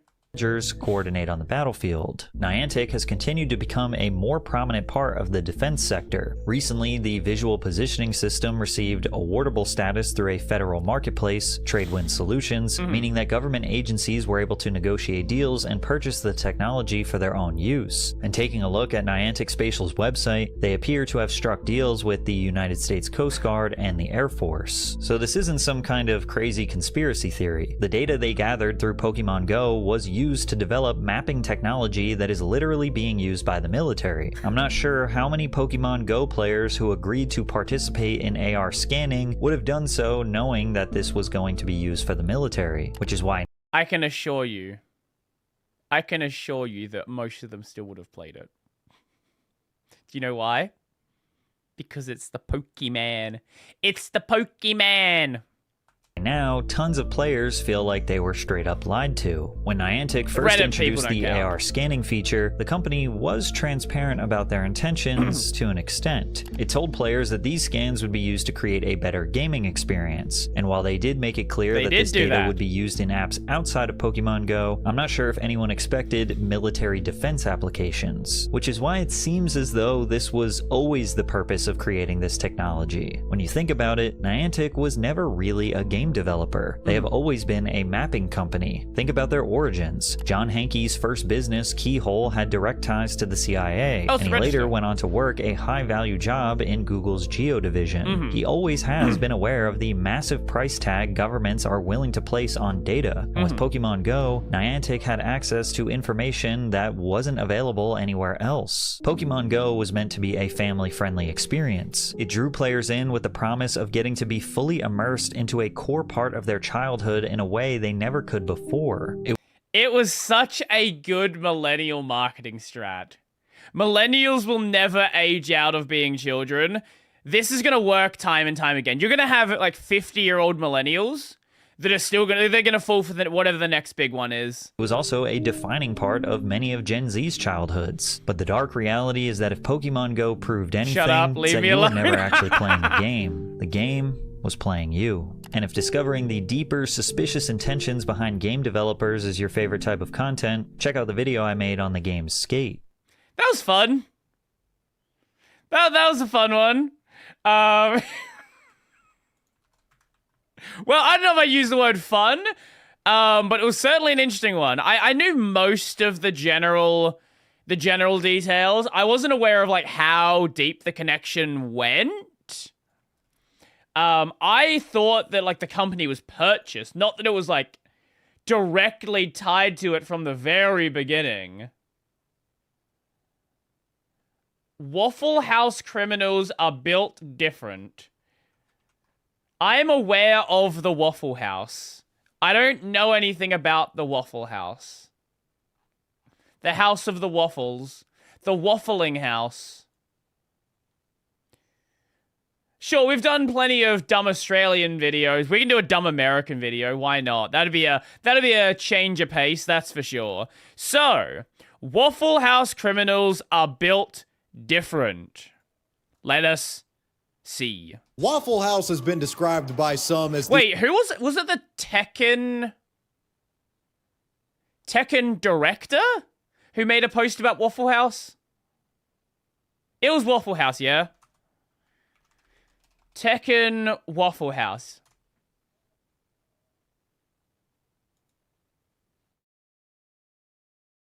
Yeah. This is. Yeah, this is the post I'm thinking of. This is from like 2 months ago. I finally made it to Waffle House. The staff are always friendly. And when I asked if they would sell me a menu, they sold me one for $5. Next time we'll be back at 3 a.m. for fight time.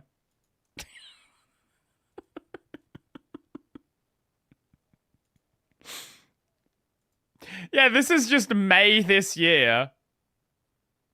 Food name. Honey, spelt with no E. Cross that out. Honey. Prep date and time. Honey. Anyway.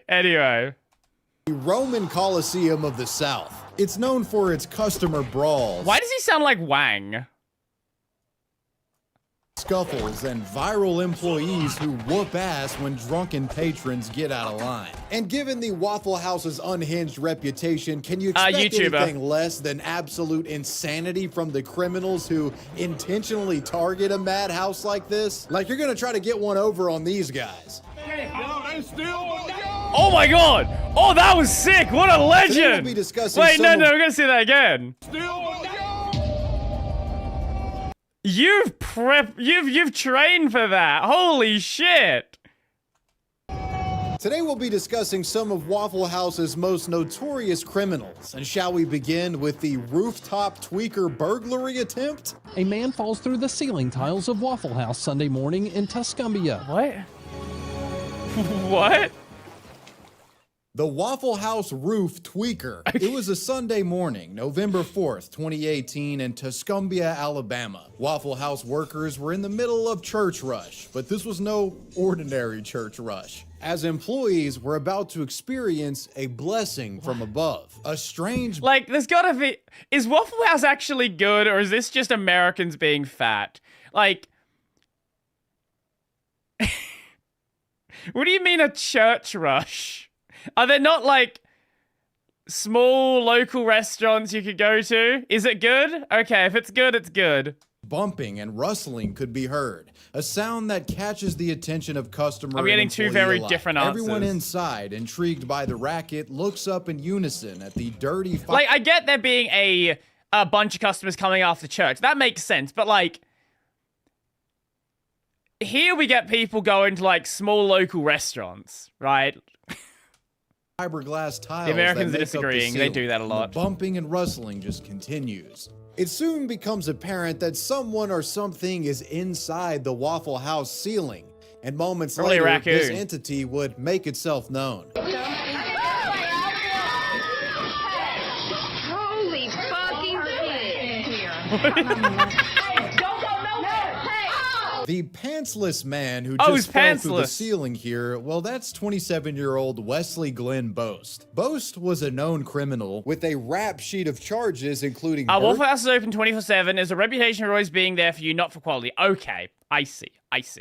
burglary, criminal impersonation, and felony property theft. Not necessarily the type of guy you'd want hiding in the walls and ceiling of your restaurant. Was he living Why up there? exactly was Boast holed up in the Waffle House ceiling anyways? What was the end goal here? And what was Did he the just want some result of Waffle the House? ensuing manhunt after he was discovered? Holy fucking shit! Wait, what? According to reports, Wesley had entered the Waffle House just minutes prior to the ceiling collapsing in. Okay. The man described by witnesses as, quote, looking like he was on something. Surveillance video allegedly showed Wesley immediately went to the bathroom and locked himself inside. Sure. Reports say this is when Wesley removes his blue jeans and then ties them onto the door handle in a way to further deter anyone from getting in. The restaurant was so busy at the time that nobody really noticed anything out of the ordinary. You know, Sure. just some guy going. Yeah, some guy going to the bathroom at a Waffle House. Like, that seems relatively normal. Considering American food, you might be in there for a while. I get it. Went into the bathroom. What they didn't realize, though, is that a now pantsless and presumably high Wesley is tweaking out in the bathroom, climbing Yeah, up Tweaker going to a bathroom. That also makes sense. I could see that. on top of the sink in an attempt to slide himself up into the ceiling tiles. God bless Waffle House on a Sunday morning, am I right? While it took him literally destroying the heavy-duty toilet and sink to get up there, Wesley did manage to slither his wily ass up into the ceiling. Okay. The half-naked man could now freely crawl around the upper regions of the restaurant in stealth, moving like a rabid rat through the Waffle House's, so to speak, attic. Now, the question at hand is, what the hell is this rat hungry for? Well, given his criminal history, you have to imagine he was thinking about hiding up there for a bit and maybe coming down when employees weren't around and burglarizing the place. The only 24-hour problem with this joint. strategy is that Waffle House is generally a 24/7 Yeah. establishment. The place never closes. You know, there's always a man at the helm, so robbery plan foiled, right? If that's what Wesley was trying to do, it's possible this thought may have crossed his mind as he was cooped up like a maniac in the disgusting fiberglass tile recesses of the Waffle House ceiling. But he'd have little time to ruminate on his mistake. Ladies and gentlemen of Waffle House, take cover because it's raining tweakers. We had the same experience.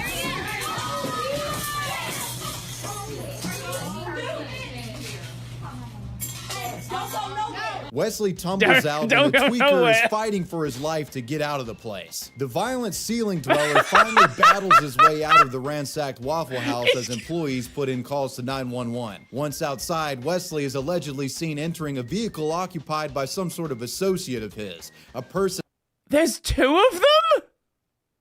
that had been waiting outside this entire time, which in my mind suggests that this was some sort of botched heist and the associate's role was getaway driver or lookout. They quickly sped off away This guy's from Waffle Van Wang. House, but Very Tuscumbia possible. police were hot on their trail. A short high-speed chase ensues, ending with police catching up to the vehicle and both Wesley and his accomplice ditching it and running away on foot. Oh, they've Believe done it or not, they they've done collabs. actually Okay, makes sense. managed to get away and were last seen running into a wooded area north of Avalon Park in Sheffield, Alabama.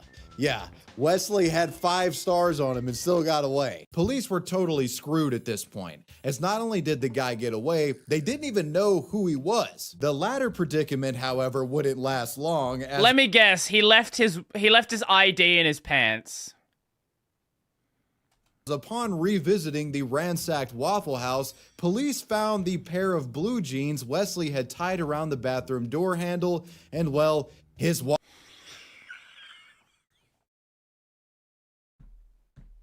a fucking idiot! Actual fucking moron. What do you mean you left your wallet? Why did you have your wallet? Oh, yeah, you're gonna ask for my ID when I'm robbing the store? wallet and ID was in that pair of pants, which identified the suspect as our boy Wesley Glenn Boast. After learning of his identity, police said they would be obtaining an arrest warrant for Wesley on charges of burglary and first-degree criminal mischief for the thousands of dollars of damages that he had caused at the Waffle House. Some officers described what he had done as the most bizarre crime that they'd seen in their careers. It's not too often you see police dumbfounded. I've been doing this almost 11 years. And what do you mean? Probably the weirdest thing I've seen. His true motive was still unclear, but police suspected Wesley had gone into the ceiling in an effort to covertly shimmy his way into the manager's office of the Waffle House, and then, perhaps come down and steal money from there. Which is really stupid because I'm pretty sure any money that would be in the manager's office is going to be locked in a secure safe. Yeah. There's no publicly available information that I can find suggesting that Boast was ever found or prosecuted in relation to his alleged crimes at Waffle House. But just because there's nothing about this online doesn't mean he wasn't.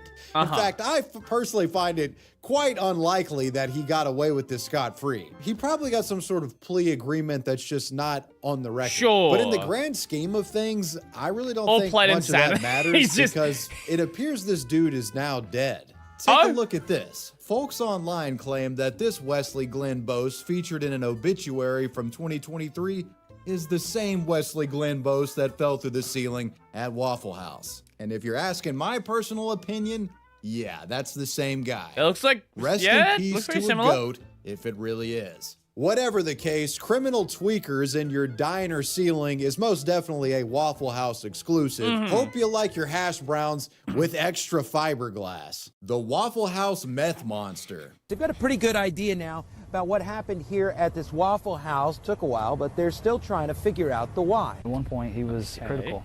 At one point, he was on a life support system, basically. He was being fed through a feeding tube and was in a comatose state. Restaurant employees contaminating food items for malicious reasons is something we've discussed plenty here on the channel. But at Waffle House, workers have taken this to truly horrific lengths, going as far as almost killing people and spending decades in prison over it. In Dawson County, Georgia, on December 23rd, 2015, 43-year-old Sansaray Dawn Evans was waitressing at the Waffle House on Highway 53 with her co-worker, 37-year-old Brian Michael. No, he's not. No, he's not. No, he's not 37. What do you mean he's 37? Fucking 47, maybe. That's a rough 37, man. Fuck. That's a really rough 37. Is he the meth monster? It was late into the night shift and things were pretty quiet around the restaurant. But everything changes right around night shift and things were pretty quiet around the restaurant. But everything changes right around midnight. While working, Brian suddenly collapses to the floor and becomes unresponsive. Shocked restaurant patrons call 911, with most believing the man had suffered some sort of medical episode. Perhaps he had had a heart attack, they thought. Soon, an ambulance shows up and takes Brian to the hospital. The cause of his ailment was somewhat confounding to doctors on arrival, and his condition was rapidly worsening. To keep him from dying, Brian had to be put into a medically induced coma and was ventilated. He would go on to spend close to 40 days in this state and barely survive the ordeal with lasting physical difficulties. So the guy lived, but what caused such a serious medical episode that he had to be knocked out for over a month to survive? Well, doctors said it was a meth overdose, which was something of a surprise to Brian and his family because Brian was no drug user and his family would attest to this. When doctors informed the family that Brian's condition was related to a meth overdose, they submitted a criminal complaint to the local police with the suspicion that someone at Waffle House may have perhaps poisoned him. Police took this suggestion quite seriously and opened a formal inquiry into the alleged— Would they have taken it seriously anywhere else? That's the question. near lethal meth poisoning at Waffle House. Wait, it's that guy. Okay, this guy, if you don't know who this guy is, he was in court. I think he was in court for driving without a license, and he like zoomed into court whilst driving without a license, and the judge was like, are you driving right now? And just immediately ended the case.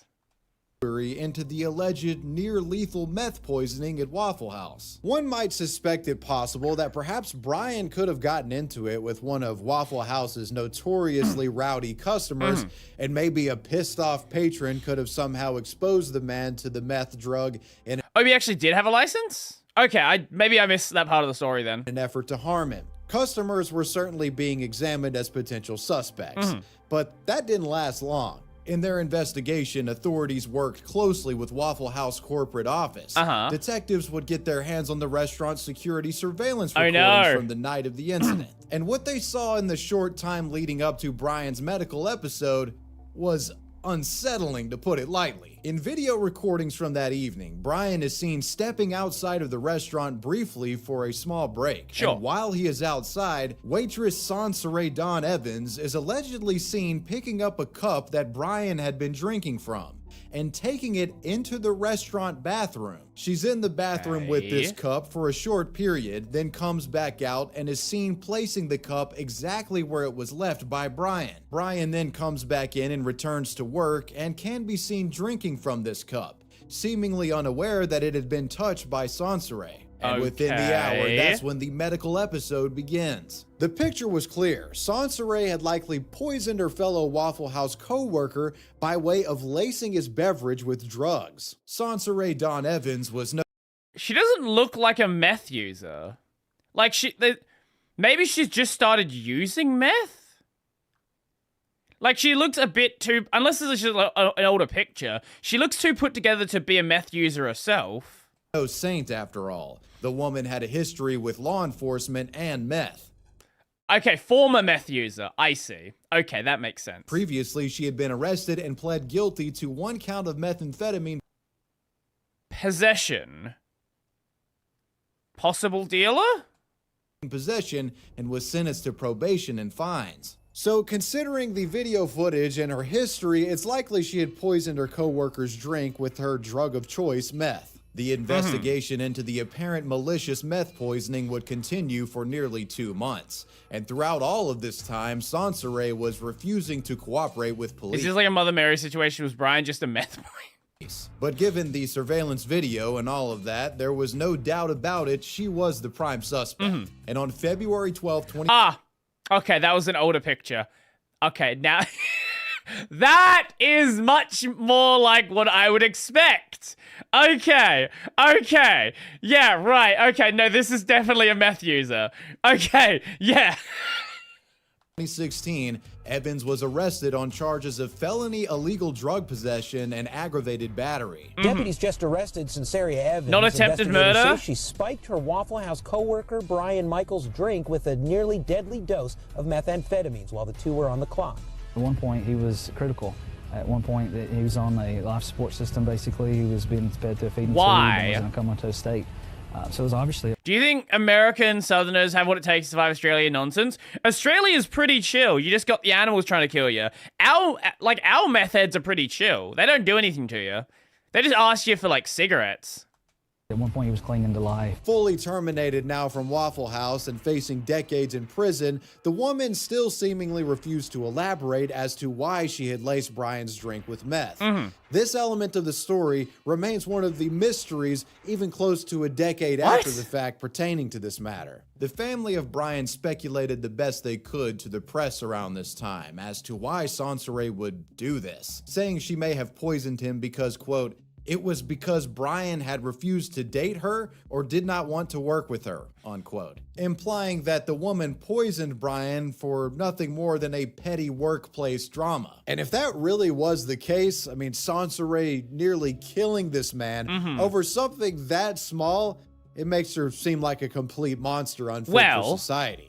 I mean, this woman had seemingly ruined Brian's life. Keep in mind that as she's being dragged to jail on charges, he's still recovering in the hospital at this point of the story. As Miss Evans was being arrested, Brian was still laid up in the Northside Hospital in Cummins, Georgia. He was unable to walk and could barely speak. His mother, Pam Pavesi, would speak to news outlets saying, quote, "It's the most horrible thing that a mama can go through. I've seen him lay there not knowing if he was going to live. Thankfully, though, it seemed like he was making some progress." That's good. Another quote. "It seemed like God laid a healing hand on him." Okay, and very once God Southerner. laid a healing hand on him, something happened every single day. He's saying sentences. He's trying to get out of the bed. And he's trying to sit up on his own. He's trying, unquote. So it was somewhat reassuring to see that Brian wasn't going to be permanently bedridden from this near-fatal meth poisoning his psycho coworker inflicted upon him. The frustrating absence of an obvious motive would remain a pervasive annoyance throughout the prosecution of the Waffle House meth poisoner Sansare Dawn Evans. But there was no doubt regarding her guilt in this matter. Sure. Sansare would eventually cop to poisoning Brian's drink with meth and pled guilty to aggravated battery, distribution of methamphetamine, and illegal possession of a controlled substance. As a result of her senseless act of poisoning over what seemed to be nothing more than petty workplace friction, Sansare Dawn Evans was sentenced to serve— Oh my god. Okay. Yeah, right. Okay. Righto. How would you say she was? 43? Not 63? no less than 20 years in a Georgia state prison.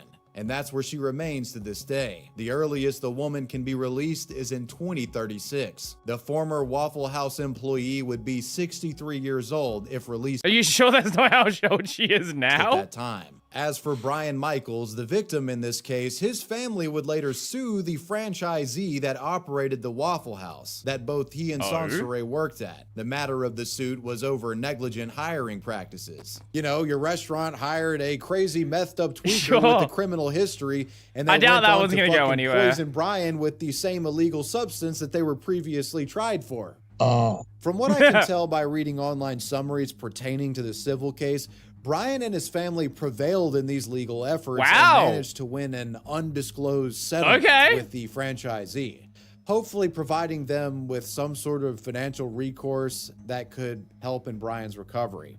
I'm uncertain of his status in current times. But whatever the case, I honestly struggle to think of an employee-on-employee battery case as insidious, disturbing, and seemingly unnecessary as this one was. Poisoning your coworker with meth for ostensibly no reason at all and getting 20 plus years of time for it, I mean, of course something like this would transpire at a Waffle House. Where else would it happen? Yeah, we've discussed some truly unfortunate happenings thus far, but I want you at home to know that there's always something you can do if somebody does you dirty. Imagine this. It's a hard Let me day guess. Morgan and Morgan.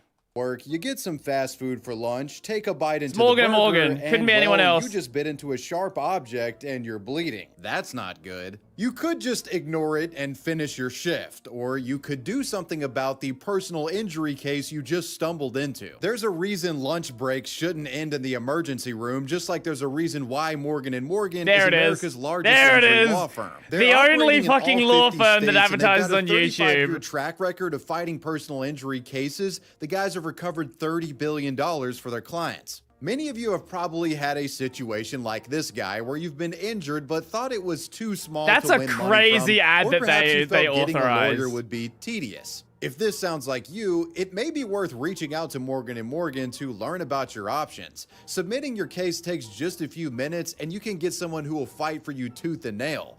After all, what if the goal was to fast get him in food trouble chain for who being hurt- high on the job? You know what? Actually, very possible. And maybe she gave him enough meth based on her tolerance level.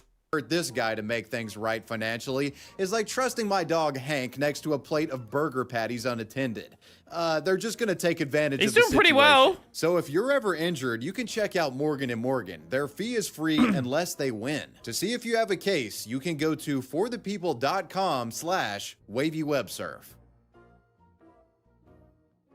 The Waffle House mass shooter. Aside from workers being poisoned, botched burglaries, and constant brawls, Waffle House has unfortunately been the subject of its very own lone wolf psycho-style mass shooter incident. One that, as a matter of fact, took place about 20 minutes from where I live here in Nashville. This is the twisted story of Travis Reinking, the Waffle House shooter, and how a brave Nashvillian and Waffle House customer stopped his deadly assault Nashvillian, is that what you guys call yourselves? and became a hero in the process. Shattered glass, bullets, belongings of those who either died in the shooting or left them behind in the frenzy. Let's meet the disturbed Taylor Swift-obsessed criminal involved in this case. I come back to the apartment here, and then that's the thing is these people just magically show up, you know, and it's an art of deception, you know. They're doing this for some reason. 29-year-old Travis Reinking, a construction worker from... He looks like... what the fuck's going on here? He looks well enough put together. Construction worker, relatively attractive guy. What the fuck what happened here? Morton, Illinois, had been battling mental illness for most of his life. He suffered from severe schizophrenia. I see. Paranoia and delusions. In addition, Travis was also known to have a strange obsession with pop singer Taylor Swift. Through these delusions, he switched back and forth to being convinced her and him were meant to be and that they were going to get married, while also claiming that the pop singer was after him and was hacking his phone. There would be incident reports made back in 2016 where Travis claimed that Taylor Swift had hacked his Netflix account and had told him to meet with her at Dairy Queen. Many such cases. What? Wait, hacked Netflix? What? What? What do you mean hacked Netflix? That doesn't even make any sense. He even claimed that he saw her at the Dairy Queen, but she ran off and disappeared. He even got in criminal trouble once for seemingly dressing like a combat-ready version of Taylor. On June 16, 2017, an employee of his father's business, J&J Cranes, had alerted the I see why he's a construction worker. I understand now. I totally understand why he works in construction. Listen to that one again. Dressing like a combat-ready version of Taylor. On June 16, 2017, an employee of his father's business, J&J Cranes, had alerted the... His father owns the construction business.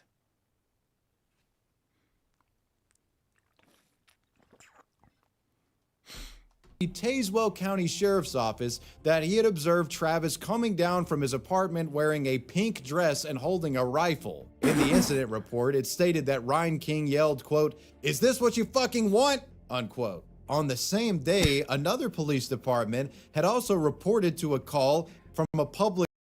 Yes, but I can't imagine he is a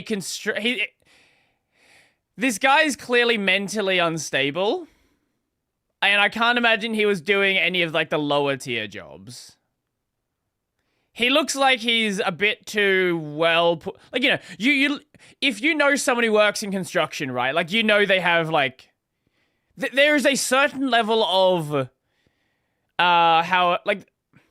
skin damage, like, especially skin damage, especially if you're working outside, that you're just naturally going to have working in construction.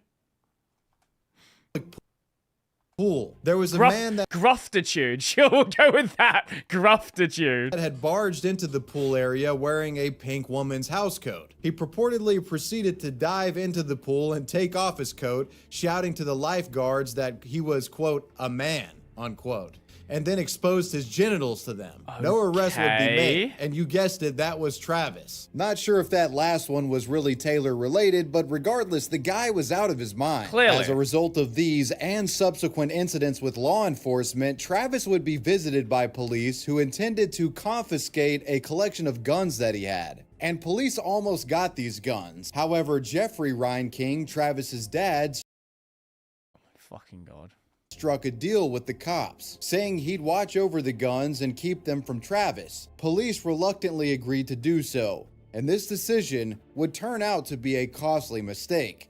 That's so fucking stupid. I imagine this is probably like a small town thing. I don't know. I don't know where he said this was, where he said this was, but he probably owns the biggest business in the town. He knows the police officers, all this stuff.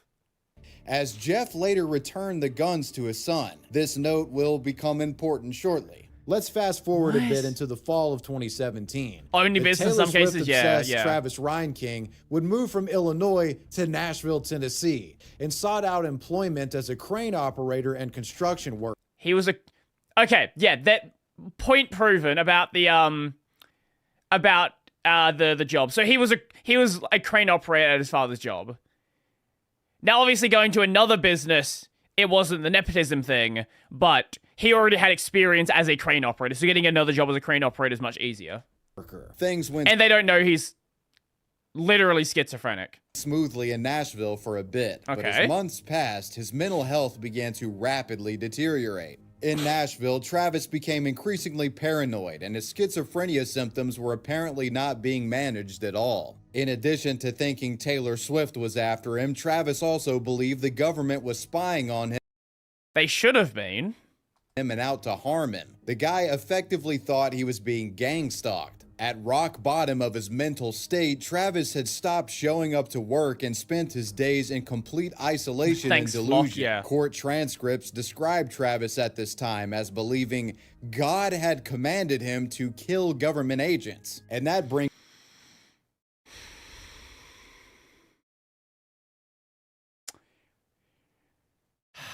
Do we play the Terry Davis clip?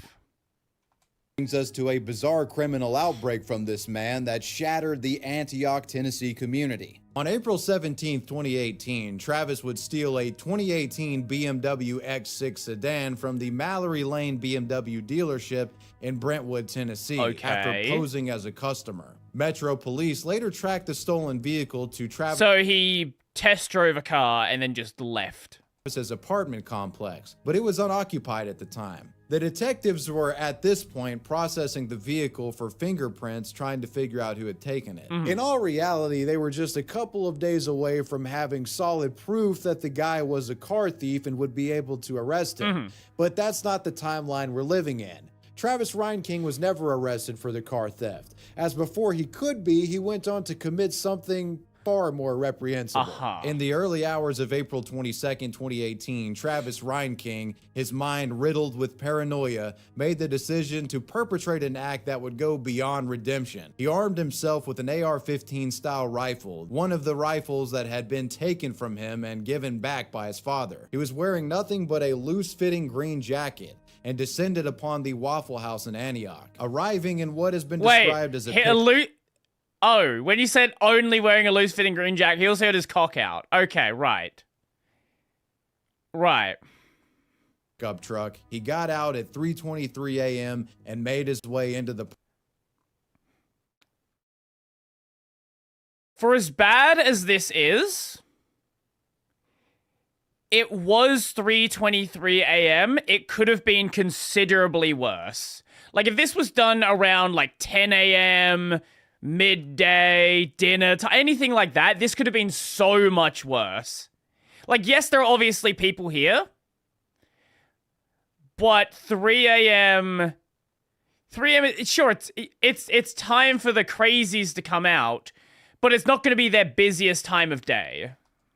parking lot, where he opened fire, fatally shooting 2 customers outside the restaurant, and then he entered the Waffle House and continued his assault. Travis shot and killed another victim and fatally injured a 4th, including a 29-year-old AT&T technician and Nashville, Tennessee native James Shaw Jr., who had suffered a grazing injury from one of the bullets as he was hiding behind a door. But it was James Shaw Jr. that would step up in a great moment of peril. That guy decided that in this moment, he wasn't going to be a victim, and he would flip this seemingly unwinnable predicament on its head. As Travis halted his gunfire briefly to reload, Shaw saw his opportunity and rushed the shooter, slamming the sturdy Waffle House door into him and wresting the rifle away from Ryan King. In the scuffle, Travis lost his green jacket and was left completely naked as the two fought outside the restaurant. Shaw's hand was blistered and burnt from grabbing the gun. Travis was able to squirm away from Shaw's grip, and now unarmed and unclothed, he fled the scene. In total, there were 4 fatalities: 23-year-old Aquila Da Silva, 21-year-old DeEbony Groves, 29-year-old Torian Sanderlin, and 20-year-old Joe Perez. Travis would go on the run and was later captured 34 hours after the shooting on April 23, 2018, after a tip from a caller came in who had spotted him entering a wooded area within the vicinity of the Waffle House. The Waffle House gunman had finally been busted. James Shaw Jr. was hailed as a hero for his efforts in saving lives on this day, and was later given a standing ovation by Tennessee lawmakers. As if he hadn't already done it, was later given a standing ovation by Tennessee lawmakers. As if he hadn't already done enough, Travis Shaw went on to selflessly raise $227,000 for the other shooting victims in a GoFundMe. Tennessee State University, Shaw's alma mater, would also set up a scholarship in his name, and the man is now a local legend. But what would be the fate of this now infamous villain? After his arrest, Travis Ryan King would be charged with 4 counts of criminal homicide, though he was found incompetent to stand trial initially. Later on, though, in October of 2018, that ruling was reversed. Ryan King would plead not guilty by reason of insanity.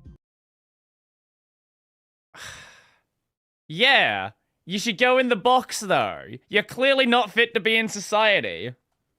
On February 4th, 2022, he was found guilty on all counts and was sentenced to life in prison without parole. It still remains somewhat unclear as to why Travis targeted a Waffle House full of innocent people. It seems to be that this was a crime of opportunity, with Travis being completely delusional, full of rage, and wanting to take out those he thought were surveilling him. Waffle House is open 24- like, he probably saw someone he thought looked like a cop, and then was like, okay, everyone here is a cop, they all must die.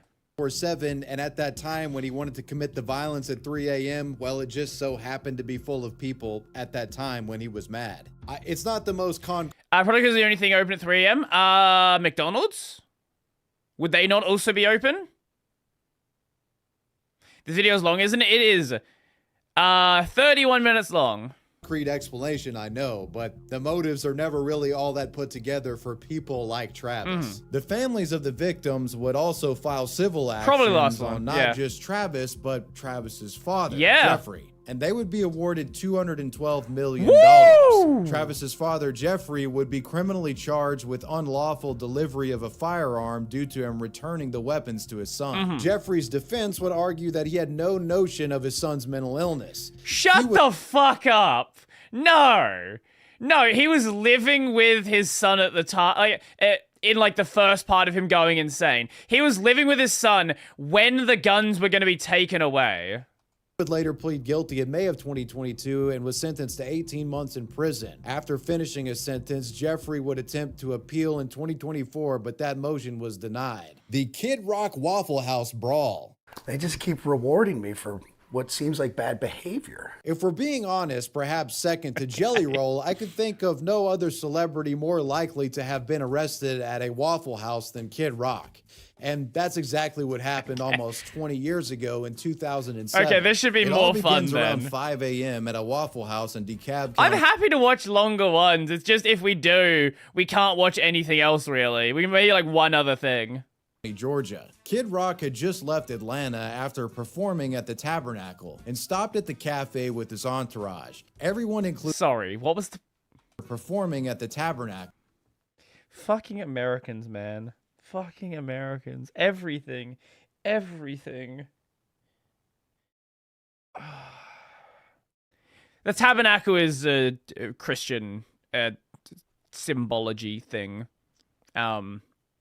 Fucking Americans.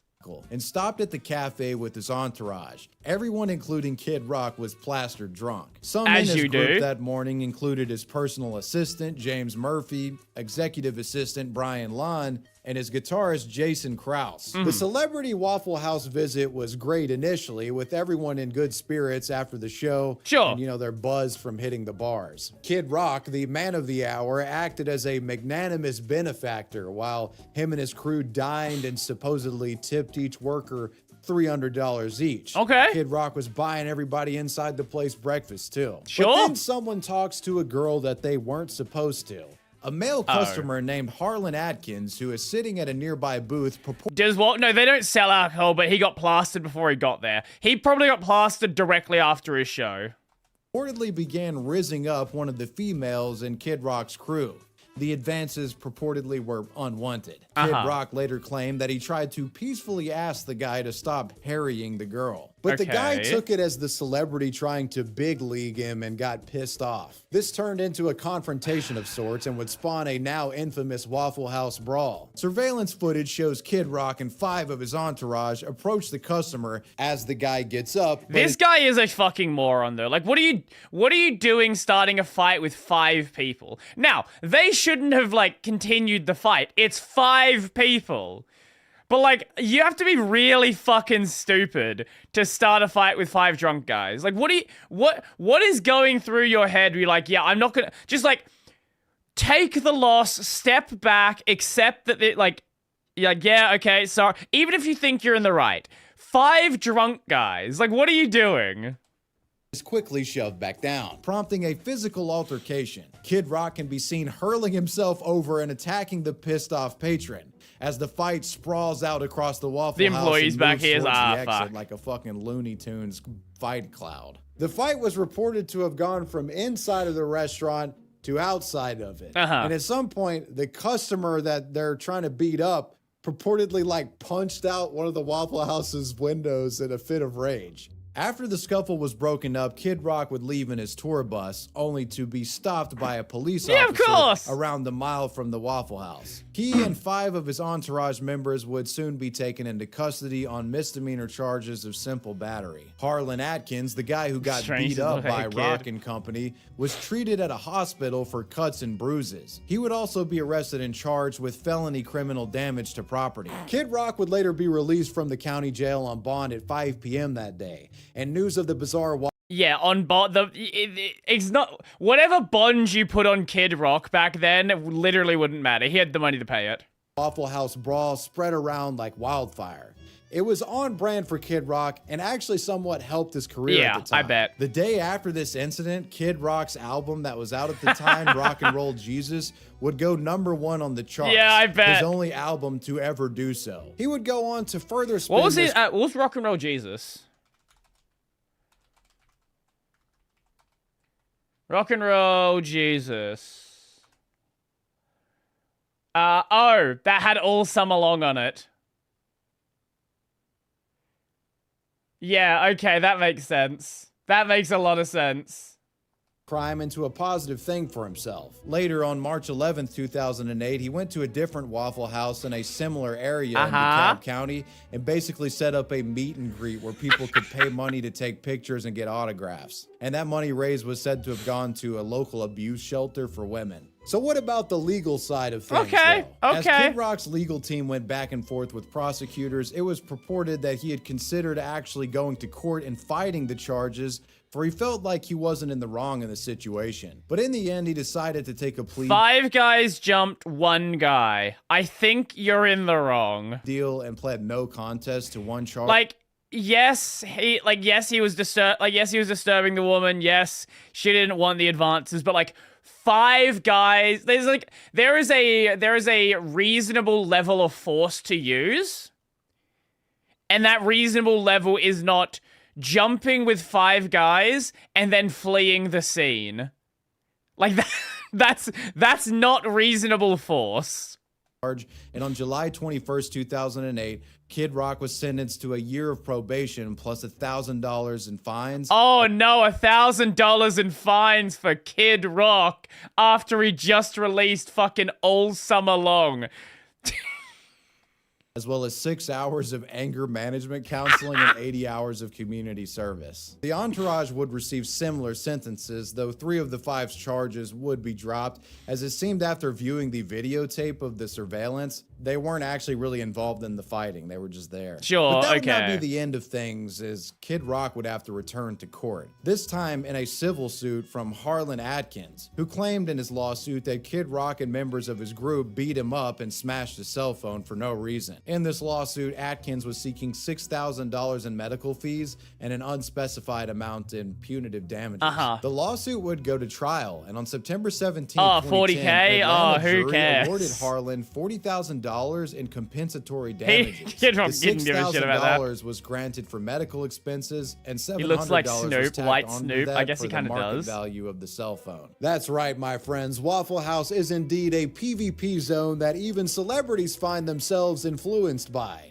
Though, if we're being honest, I think Kid Rock would probably pick a fight in a Golden Corral if he had to. I don't think the venue Especially matters 20 too years much ago. with this guy.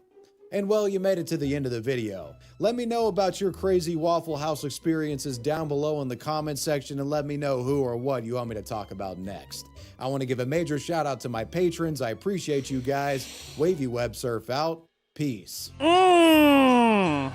That's fun. I like that one. Maybe we'll have to come back to this channel at some point.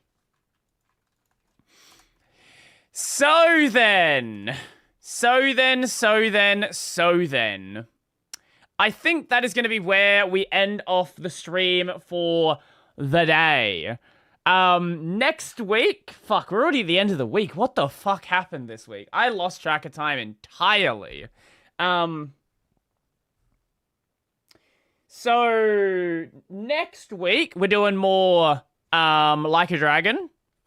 We're doing more Metal Gear Solid 3. I don't know how long. Yeah, actually, when's ReZero? Isn't it coming up this week?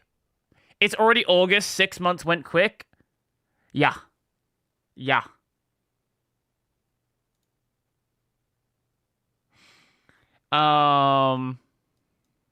It 5 days?